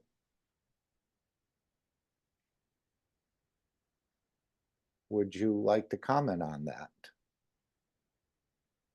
I know we've heard before the electron doesn't really exist, or the neutron doesn't really exist. Does it really exist? It exists, but not so much in the matter state. Is this our understanding? So again, two questions. Darn. The matter state has two parts to it: the physical state and the plasmatic state. They're both part of the matter state. So the atom, of course, does exist, but we can't see it. It's in the plasmatic state. What we can see is a form artifact of the atom. And so from there, we've made some conclusions. It is safe to say that most of us aren't scientists. So, when someone makes a discussion, say, oh, well, this is what an atom looks like, we just assume that they've seen it. I was one of those people. So now we know that they've never seen it. So what have they seen? They've seen the artifacts of what happens. And then on that basis, they try and explain it. So we all become like a detective. So we say, well, I've come to the scene of the crime, and I see the body, and I see the bullet, and I see the blood, but I can't find the gun. So a good detective would, come to the conclusion and say, well, I can't see the gun, but I know there's a gun involved. Well, the detective could be fooled. Someone could have staged the form artifact, if you will, of the crime scene. But, through repeated processes and experiments, the truth comes out. And the way you prove a theory is to disprove a theory, and you only have to disprove it once. And so a lot of these theories are easy to disprove, such as, Einstein's equation, and, our understanding of, well, neutrons, protons, and electrons, because by applying the knowledge that we have from these science, we have to arrive at certain conclusions. And when we find that those conclusions don't balance out, when the equation doesn't balance out, then is our conclusion wrong? Or is the premise of the components of the equation wrong? Because something is wrong. So both of those things could be wrong. So either or both. But if we have the correct conclusion and then apply that and come up with a correct outcome, then I'd say that we know what we're talking about. And this is why the plasma science has been moving ahead on the hesitancy highway, because it's correct. It has never been proven wrong. Only our understanding of it has been proven wrong. So when people say, well, it doesn't work, okay, well, it doesn't work according to conventional theories, Well, that's a strong foundation, isn't it? When these conventional theories don't work either. So you don't want to be building your house on that kind of shaky ground.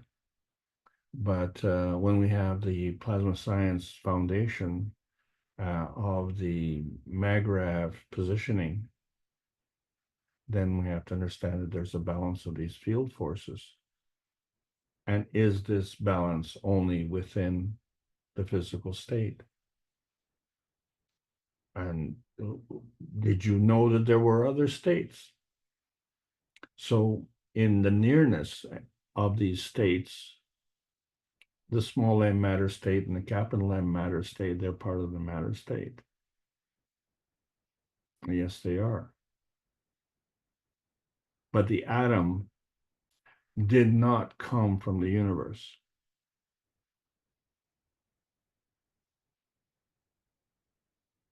The atom is a form artifact of the interaction of these fields. So that's the basis of this picture that you've put up. Back to you, Mark. Okay, and you can take the screen back if you'd like to. That probably would be appropriate. And as the American Indian said, it only takes one white crow to prove that all crows are not black. And interestingly enough, I happened to see a picture. I don't know if it was photoshopped or not, but I always thought all cardinals were red. And they had a picture on the internet. I don't know where it was. I think it was on the East Coast here somewhere. And they showed a yellow cardinal. I think they said it's very rare, but it changed my understanding where you see the exact shape of the cardinal, but it's not red. It had a yellow-orange color to it. So again, it only takes one yellow cardinal to prove that all cardinals are not red. And this is what's happening in science. Anyone else want to come in with a question or a statement or an exception?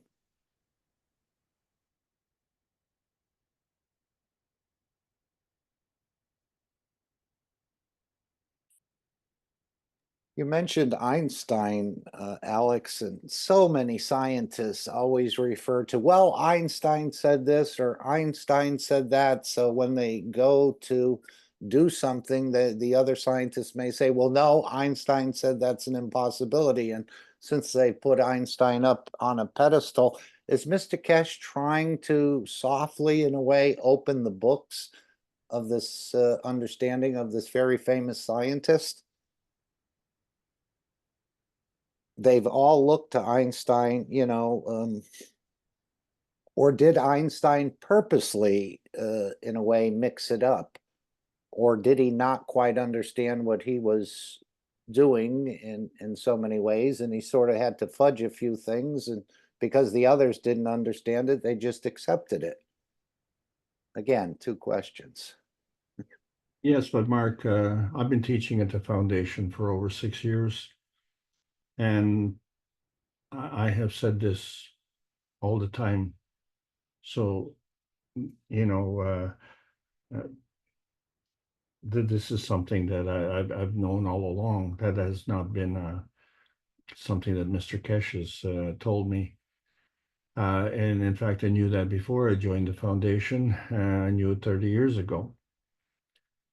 And the clue, of course, was the fact that he worked as a clerk at the patent office.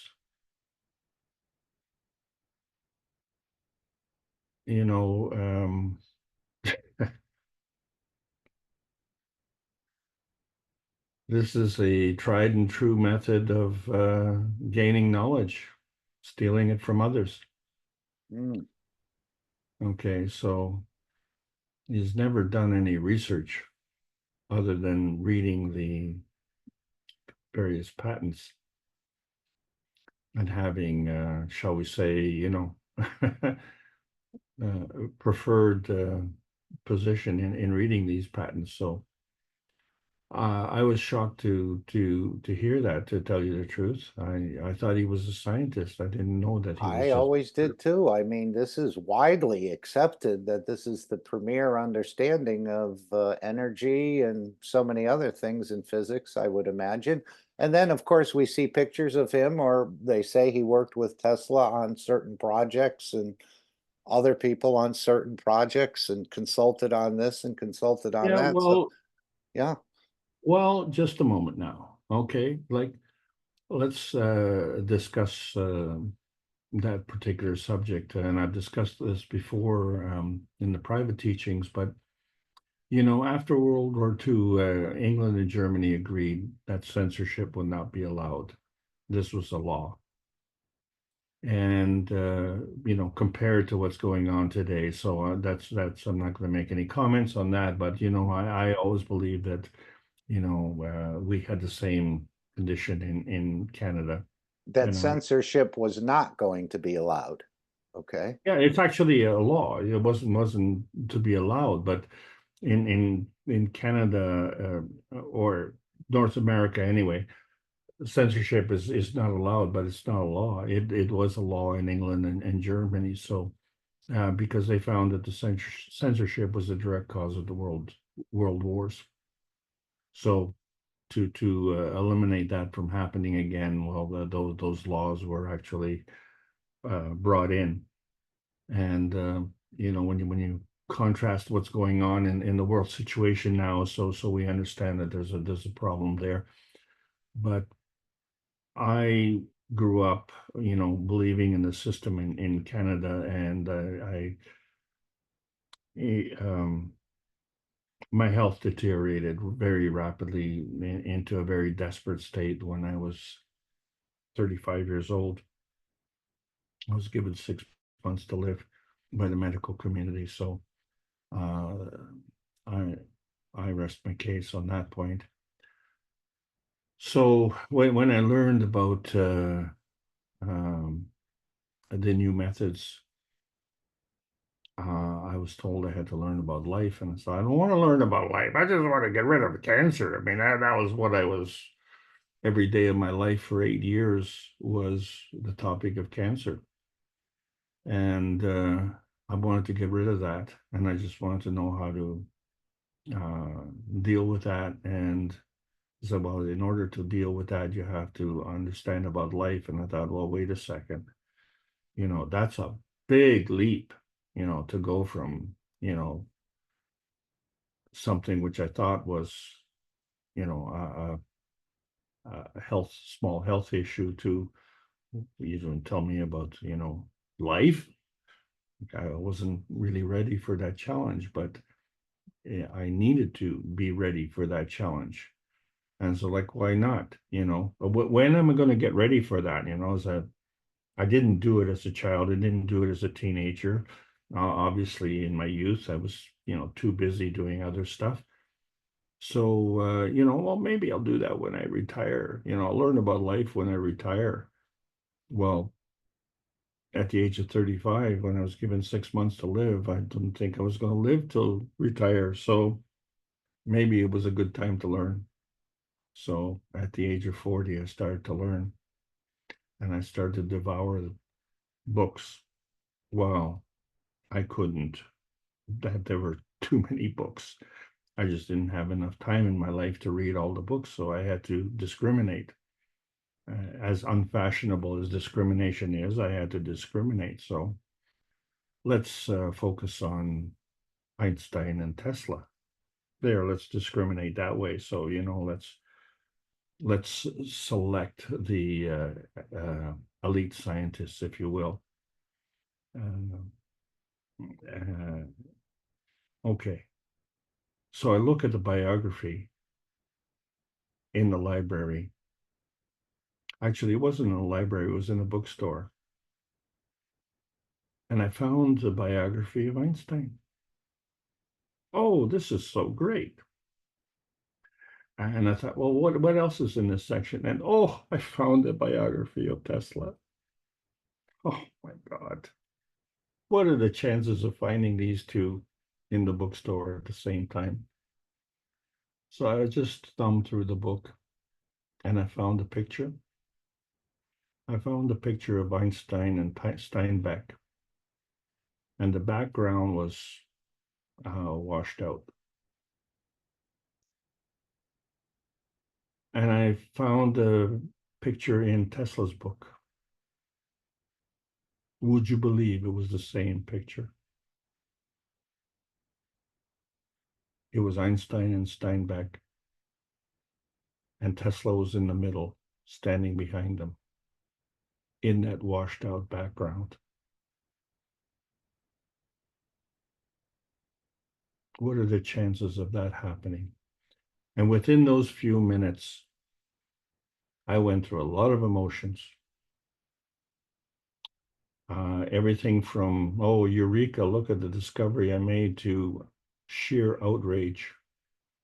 And it wasn't just the outrage that they would go to the extent that they would actually cut Tesla out of the picture. Okay. But that was a form of censorship. And at that point in time, I realized that it didn't break any laws, because there weren't any laws on censorship. We just allowed it. And that really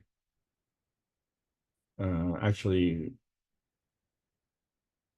really changed my outlook with respect to Canada. And I was really deeply disappointed, because I had the utmost faith in this wonderful country.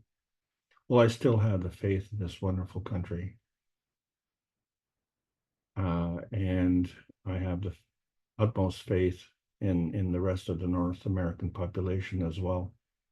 In fact, I was disgusted with humanity at the time, but now I am very, very upbeat about humanity, because I'm part of humanity and I was deceived. And I went through a great, great effort to try and uncover this truth. And it was really just a sheer luck that I was there at the right time to see these two books side by side. And how many other people had that opportunity? So at that point in time, if you were nominated as the scientist of the century and you cut out Tesla, who had over 1,200 patents, and how many patents did Einstein have?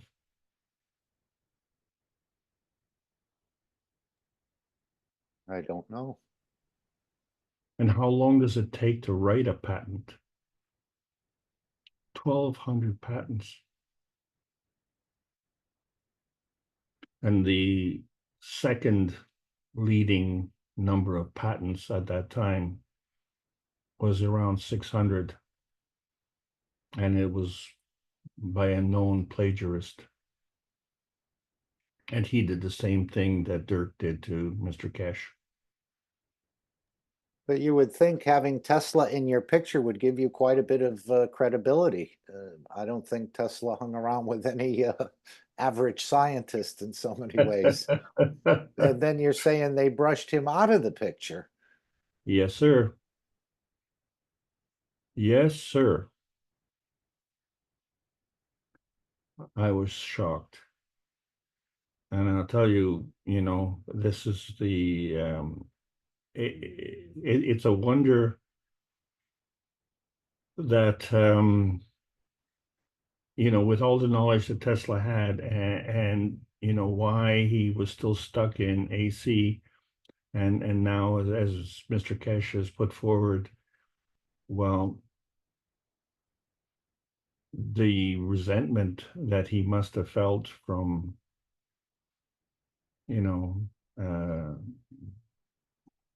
the conflict that he had, he would not recognize DC. And that was a shortcoming. So we see how our own, prejudices, limit us. And we have to be able to transcend that. So the question came up, I was looking at a seminar where someone was, talking about plasma water, for instance, and how they spent thousands of, or actually millions of dollars on the research, but they didn't call it plasma water, but it had all the same characteristics. And I thought to myself, wow, we've all made plasma water for about $10 in our homes. What a tragedy that he's wasted so much money. But the thing is, he is part of the effort to try and advance science, and that was the way he knew. So rather than criticizing him and saying, oh, you waste a lot of time and effort and a lot of money, and you're making all these claims, what we have to understand is that he is part of the solution process.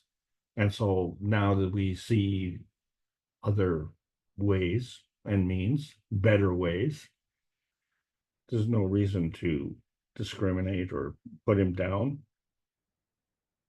because in the process of doing what he's doing, he's not a mass murderer.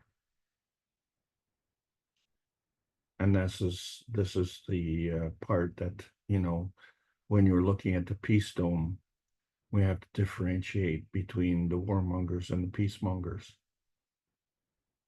And so, when you're looking at Otto Warburg, for instance, and he's a member of the Warburg family, and who were part of the warmongering family, and yet he was a peacemonger, and of course he earned 2 Nobel Peace Prizes. Like a good dog, he received a little treat. But he kept on doing that, and it was fortunate for him that he had the wherewithal to continue his research. But the conclusion was that cancer cannot live in an alkaline state, and that goes back to the 1930s. And if I'd have known that, when I was sick, then I would have not had that problem. What I would have had a problem with is understanding what constitutes alkalinity and what constitutes alkaline forming. And so I wouldn't have understood the crossover principle, although we do understand that the right side of the brain controls the left side of the body. So that crossover we understand, but do we understand the relationship of the plasma dominant field, how it supports the physically dominant field? And do we understand that the higher strength feeds the weaker strength? And do we understand that that is the direction of flow? So if we understand that basic rule, then the question then becomes is how can the magnetical feed the gravitational if the magnetical is weaker? Well, it all depends on the state, doesn't it? So the higher state feeds the lower state. So we have to understand that the magnetical in the higher state will feed the gravitational in the lower state, and the gravitational in the lower state will feed the magnetical in the lower state or the still lower state. And how many states are there? And so you look at the layers in an onion, or better still, look at the number of circles in a tree trunk, and you see the number of rotations. It's amazing. So it's more than 3. So we find that each dimension is a construct of multiple states. And so we look at that video that you were referring to, and it shows the 129 Tesla. It's not a 129 Einstein, is it? Back to you, Mark. Okay, thank you, Alex. Anyone else want to come in here, or would you allow me to keep Alex all to myself here and asking questions? Anyone else want to bring up a topic, a question, or something like that? You mentioned GANs, and you said we make the water GANs. Now, what are you referring to there? Are you referring to GANs water or plasma water? Because you said we made the water GANs. Is that what you're referring to? Plasma water? GANs water? Yes, plasma Okay. water. Yes, but the plasma water is in a physical state, you understand. But the plasma water has an affinity to the GANS, and the GANS is in the physical state. So the affinity is not in a physical state. The affinity is in the plasmatic state. It's non-tangible. But because of its nearness and proximity to the physical state, it's part of the matter state. So this matter state, which manifests our physicality, and when we have an X-ray, we can't see the water within us. And that water is not just clear, but it's just not visible. And it's because of that that we can't see the field strength of it. We can't see the state that it's in. But we can certainly feel the state that it's in. And one of the big clues that we had earlier on was the fact that GANS is a lie detector. And then we found from the Japanese studies that, you know, water is a lie detector as well, or at least it's an emotion detector. And that makes sense because we're very emotional. But did you know that there's a physical emotion and there's a plasma emotion? And so the physical emotion, you know, sometimes we call that love. But is love a physical thing? Or is the enjoyment of the love a physical thing? And is the enjoyment a physical thing?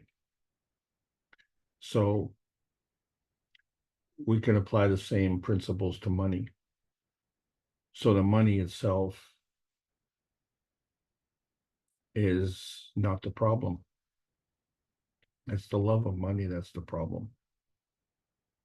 The money has many benefits. It's just like a car. A car has many benefits. But sometimes lives are lost with cars. So it's not the car, it's the person who uses the car and the way the car is being used.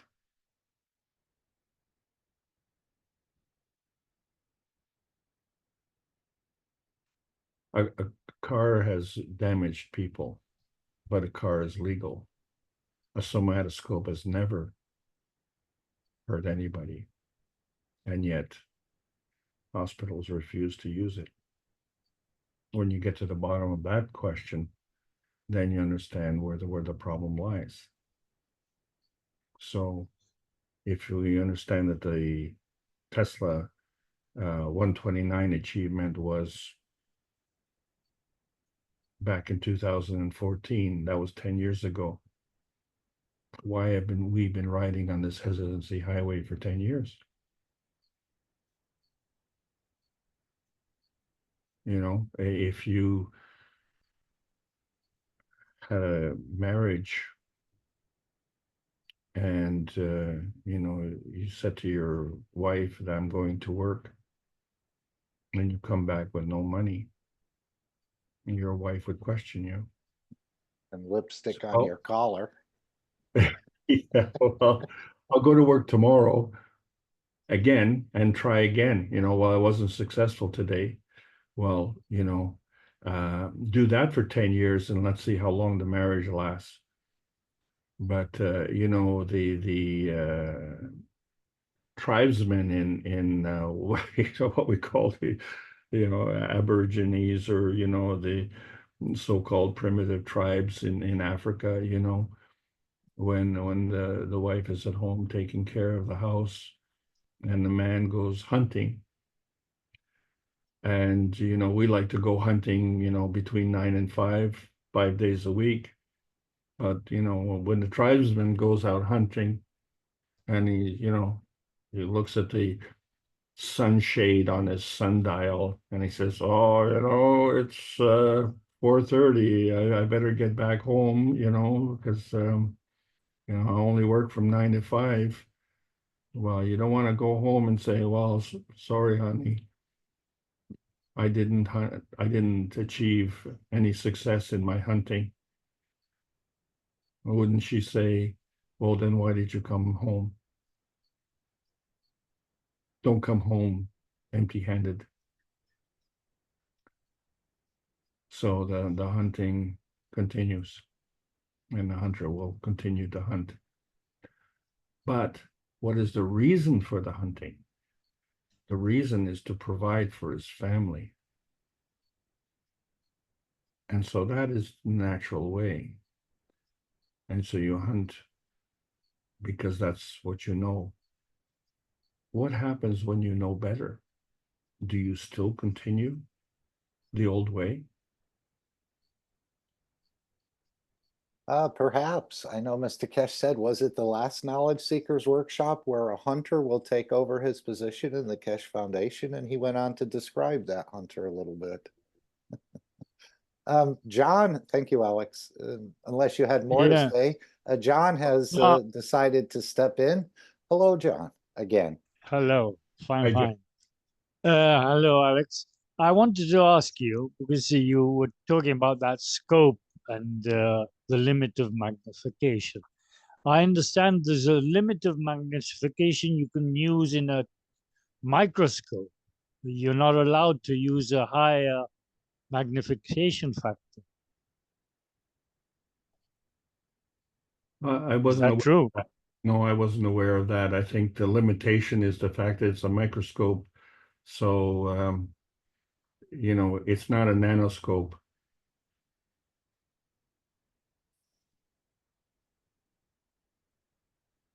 Yeah, I saw that picture, yeah.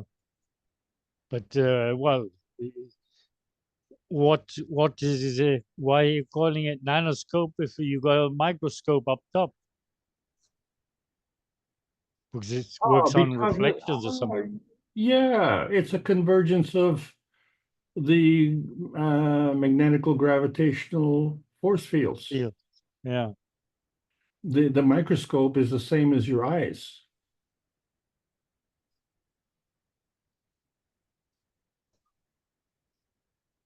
So in other words, they only wanted you to peer so far into the creation process. Exactly. Yeah. And your eyes just passing information. The convergence is in your brain with the nerves. Well, if I may just clarify, now I understand the sensitivity and the nerves are also two different states. So the sensitivity would be in the plasmatic state, and the nerves would be in the physical state. And so the physical state goes up and down, whereas the plasmatic state crosses over. So again, even though these mechanisms to see very, very high resolution and magnification is tightly controlled, I think you've been over this a couple times, Alex. Yeah, they are made, but they are not even I think you've categorized it as illegal for people to actually possess some of these tools. Yeah, there has been a slackening off of the legality. So I think many people, what they're using is a dark field microscope or something like that, and it has 8,000 times magnification, which is still considerably higher than the 1,200 times magnification of a microscope. But the most important factor of the somatoscope is that it's looking at a live blood analysis versus a stain. So that's the difference between a picture and a movie, right? You can get a lot of information from a movie, a lot more than you can from a picture, right? It enhances the context. So again, do you think these research centers will start to crack open in a way through some testing and some results of some of these myths that we've believed, and it'll be actually documented? to that's open up the scientific community to a deeper understanding or a more correct understanding, if we could put it that way? Well, you have to identify which scientific community. So that is already out there. It has been discussed, many years. Like I say, when you look at Antoine Béchamp, that goes to 1851. So it's been around for a long time. But if you understand the nature of the medical business, then you have to go back to 1198 or even beyond that. But the question is the limitations on the science, and the limitations aren't on the scientific side. The limitations are in the practical application of the scientific side. So it's not the money that's the problem, it's the love of money that's the problem. I thought you were going to say the problem's on the political side, but no. Yeah, well, it's kind of the same thing, isn't it? Okay. Anyone else? Yes, side by please side. continue. Yes. Politicians and capitalists working side by side. So.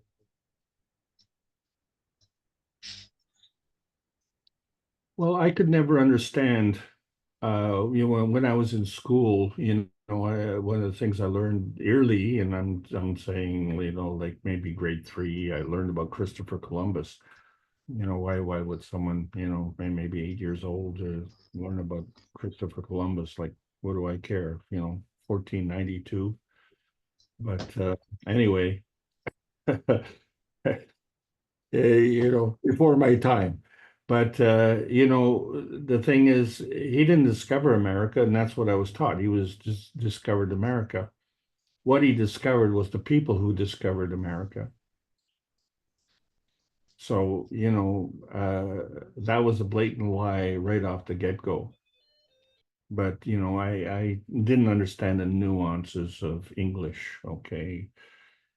So you say, well, he discovered America. And then I think, well, based on the way he was greeted, and, even Mr. Keshe alluded to this, if you go to a new land, you'd go there pretty quickly, relatively speaking, but it might take you a long time to come back.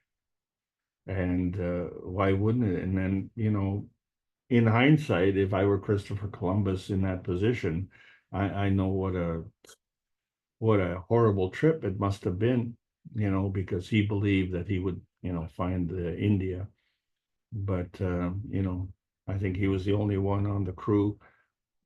And fortunately, he was the captain, so he was able to keep going. And then, lo and behold, he finds India. And but it was West India. But anyway, it was paradise. Why would he come back? What an idiot. What an idiot. Seriously. You see paradise and then you say, I'm not sure. I think I'm going to go back to where I came from. Or did his bosses that were financing the trip force him to come back? Yeah, he had to bring the loot back if there was any. And when you're talking about the microscopes, I think there's only 1 or 2 companies that make all the lenses. So there's another monopoly. So when we had a Zeiss microscope and we literally wore a gear out to send it back to Germany, it was cheaper to go buy a new one than to send it back and wait 6 months for them to fix it. And that was a dark field microscope too, for doing live and dried blood. And you're right about a movie and a picture. And this is why I even wonder if Gaston Nissan's wife still has the microscope. Oh, yes, she does. Oh, she does? Yep.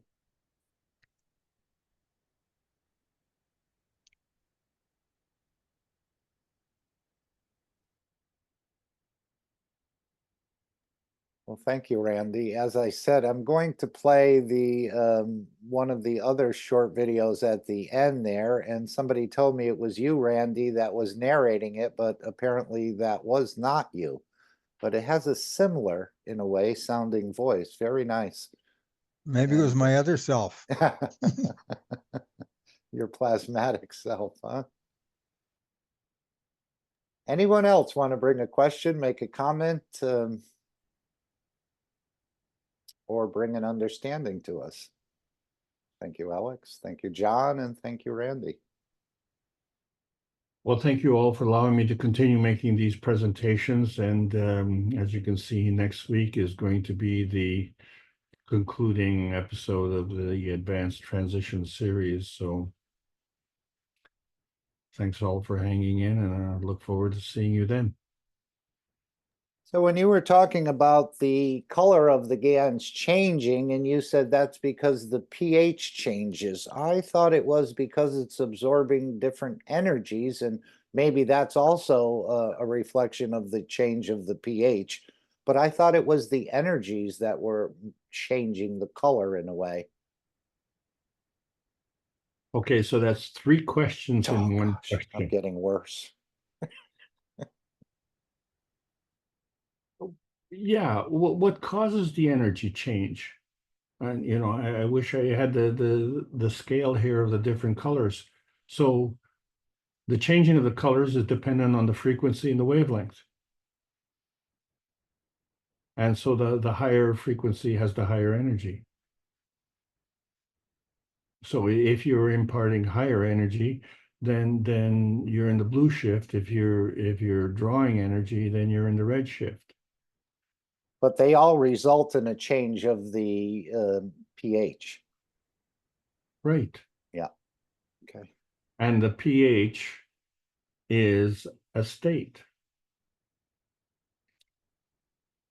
And so when you go from one state to another state, there has to be a balancing. So we only see the pH state as being in the physical state. What I'm saying today, and that's part of the teaching the way I understand it, or the way I explain it, is that a transition from state to state also has to be in a balanced state.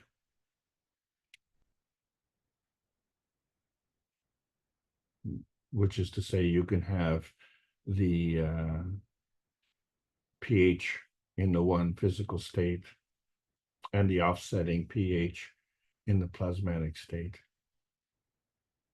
And that would balance off the equation. Right, very similar to what he said. You know, we talk about the amino acids, Mr. Cohen, but he said the amino acids of the soul is totally different. Anything you want to address there? Well, certainly, if we look at the carbon dioxide, you know, I was brought up to understand that, you know, I breathe in oxygen and I exhale carbon dioxide, which means that the oxygen is in my lungs. Excuse me. Right. Only about 17,000 times a day if you're at rest. Or Yeah. So the oxygen is in the lungs, but so is the carbon dioxide. And since we understand that the carbon dioxide will deplete or will extinguish a fire, but it will also you won't survive if you're in a carbon dioxide rich environment. That's why the carbon dioxide in our environment is only 0.04%. So it's like teeny tiny, incredibly tiny. But what I'm saying is, if we have carbon dioxide in our lungs, then how can we breathe? Because it should be highly concentrated in our lungs, isn't it? And so we expel that. So during the process of expelling, then obviously we're not breathing in. So maybe that's how we do it, and that's how I've always understood it. But then we understand that we can take the carbon dioxide and extinguish a fire, and all the creatures, including humans who might be in a forest during a fire, and if we encircle that fire with plasma carbon dioxide, the fire will be extinguished, but the life will carry on. So how is it possible for carbon dioxide to extinguish a fire? And in one case, asphyxiate all living creatures, and the other case, promote the life of all the creatures. Yeah, that is an interesting anomaly in a way when you see people out in the woods and they're, let's say they're there and they want to start a fire, so they gather the driest amount of material in a small amount, and then they strike the starter and it makes a spark and it lands in that little pile of material, and they blow on it to get that ember, that coal, to start to catch to the others, and you would think it would put it out in a way. But There's another point, isn't that's a very good point. Yeah, because we're releasing plasmatic CO2, as I understand it, from the lungs. And then, of course, if you throw water on the fire, if you don't throw enough water, then the water will evaporate, and of course, the fire will get stronger. Yeah, just another one of those little anomalies where they gently blow on this little bit of hay or dried twigs to try to get it started. You think it would put it out, but it actually increases it. That's why life is for learning, you see. So, yes. Mm-hmm. You know, we really have no excuse. But right now, you know, even the discussion was on the Tucker Carlson network this week, you know, about what would happen, you know, if we had a national catastrophe. You know, many of the rural Americans are prepared, you know, for wood burning, which, you know, is really strange for an advanced nation to even contemplate. But more importantly is the deer population would shall we say, evaporate probably within a week, because obviously our food supply system would also break down at the same time. So, you know, where a lot of people think that, oh, you know, well, if I can't go to the supermarket, I'll just go hunting. Yeah, well, you know, you and your neighbors all have the same idea. So it's going to be total chaos. And everything that we're talking about in that particular example has to deal with physicality, and nothing there is dealing with the creation of life. So, you know, it's great to be able to, shall we say, live off the grid, and live the way our grandparents lived, and you know, live off the land, and all of this thing. But we've never answered the question, you know, where does the universe, how was the universe created, and where do we come from, and you know, and for that matter, where are we going? We just kind of ignore it, and say, well, we'll just put that off, and one day, you know, maybe if we're fortunate, we'll find out. Well, you know, that day could be the split second before you die, and then and we see that in many cases, you know, and the people make a decision at that point in time. Yeah, yes, come and get me, and I'm leaving. Or wait a second, you know, I'm not really as ready as I thought I'd be, because we keep looking at things from the physical side, from the physical matter state, and we have to understand that it's beyond the matter state. It's beyond the plasmatic matter state. How far beyond? Many layers beyond. And it involves the soul, and it involves the soul of physicality. And the soul of physicality are not in the matter state. Thanks very much, Mark. Thank you as well, Alex. And Roald was saying, you know, you just unpack the physicality when you arrive in the transmutation. But didn't Mr. Keshe say he was in some of these meetings that when they were planning the assassination of the Iranian president, and he gave such specific details of what transpired in that meeting and when they carried it out and so forth. So obviously he couldn't be there in the physicality, but he was able probably to see. He was probably able to hear, obviously, because he gave them such specific details, and maybe smell as well, but there was no physicality manifested. I'm still struggling with this a little bit, whether we would manifest a physicality in the transmutation or need to. No, Mark, we don't need to. So this goes back to something solid that I was taught, and that is the purpose of going to sleep. So on the one hand, you know, we need to recover from our physical exhaustion, and so stop consuming and recharge the batteries, if you will. But the soul doesn't need that. So what is the soul doing? The soul is preparing us for the next day. And in order to prepare you for the next day, it also has to prepare those who interact with you. And so therefore, every part of humanity is going through this process. So when they sleep, so you may not communicate physically, but your soul is communicating plasmatically. And the soul is the prime mover. The soul is the higher gravitational state, and it feeds the weaker physical magnetical state, right? So everybody knows. Everybody can interchange with that. It's just a matter of where your focus is.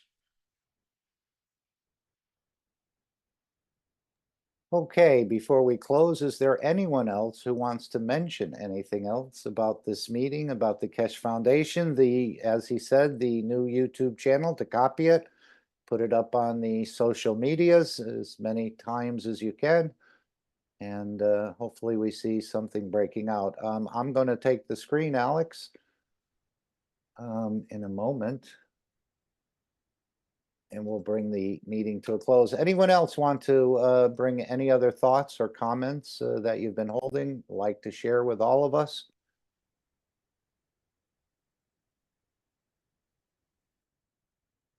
We want to thank you for spending and joining and being together here. I think more and more of this will happen in the future as we start to be able to decide to transmute. And if you want to be there, you're there. If you don't want to be there, you're not there. So this is meant for all of you. May you be proud of the work you do. May you be proud of the person you are, and may you be proud of the difference you're making. As we say, humanity is waiting for us, and we're here. And of course, the idea of the three kings, and when we can reach that level of thinking, speaking, and acting good, I think you're in that total awareness of just giving, that you don't need to, whatever you need has already been taken by the soul, so you don't have to receive. You can just be a giver. Let's see, there's something in the chat. Maybe it was put there before and I missed it. Okay, thanks to all from Alex. And of course, we put the creation of the black holes, which maybe we'll get into the next time, is in the chat, which you can see. We've also put in the location to contact the Wellness Center of the Keshe Foundation, to contact our doctors.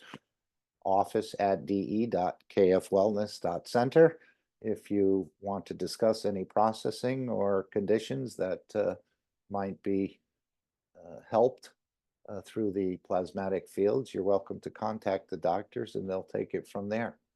As Mr. Keshe said, we're just the providers of the technology. Okay, thank you all again. So I'm going to play the free plasma, the key to the universe, a plasma storyline. So this is only about a minute, then the final disclaimer, and the meeting will come to an end. Anyone else like to add anything, make a comment? Okay, if not, thank you all again for being here. Have an amazing rest of your day. Continue to elevate the Brazilian team as they work diligently to get this channel sorted, and there'll be much, much more to add. As we know, the videos of the system losing weight will be put up there. We won't see the actual system, but we'll see what it's actually doing to the subject matter. So thank you all. Have an amazing rest of your day, and we'll see you in one of the next meetings coming up. Remember, on Tuesday, we have the One Planet, One Nation, One Race in the 939 public Zoom room of the Keshe Foundation. On Wednesday, we have the Reactor Group, and on Thursday, we have the Knowledge Seekers Workshop, in addition to all the other language community meetings and other meetings that we have in the private sessions. So thank you again for joining together, and have an amazing rest of your day. And this is a video that was taken again from the new YouTube channel, which you can all find in the telegrams and other locations. And perhaps we should put this into the chat before we close.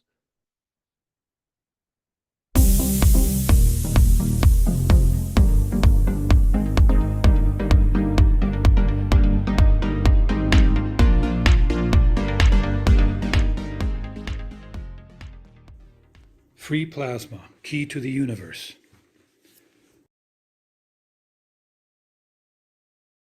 The principal fields.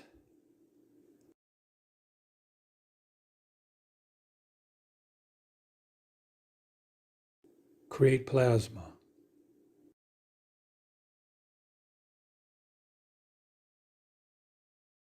Plasma can become a self-sustaining star, or a proton or electron. Introduction of a second field. Field forces find their magnetic gravitational positioning.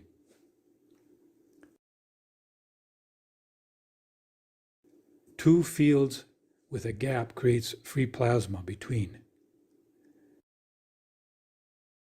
Three plasmas form a free plasma at the common center.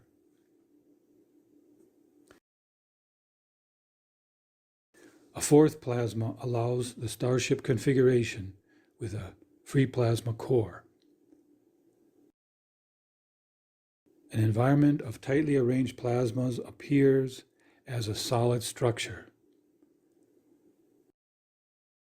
The nanomaterial process allows gaps in the structure for plasma flow. The gap inside the nanolayers creates free plasma in between.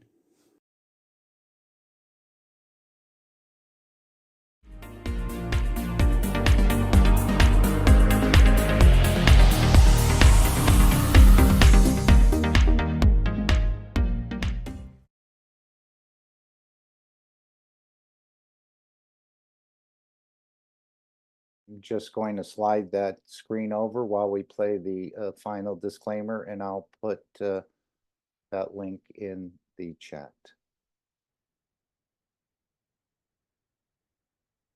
Here we go.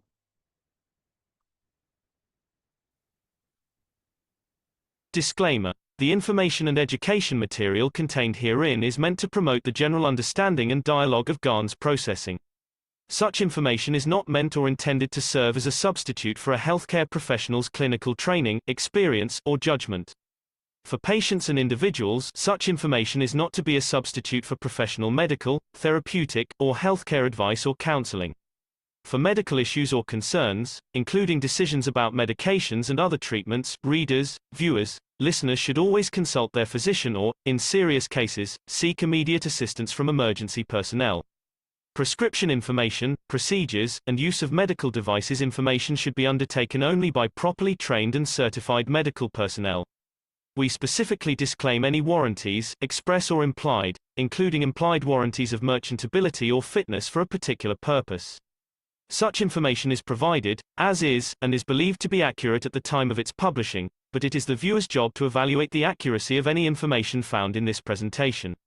Every case presented is of their own experience, applied by themselves for themselves, and it applies to their case only.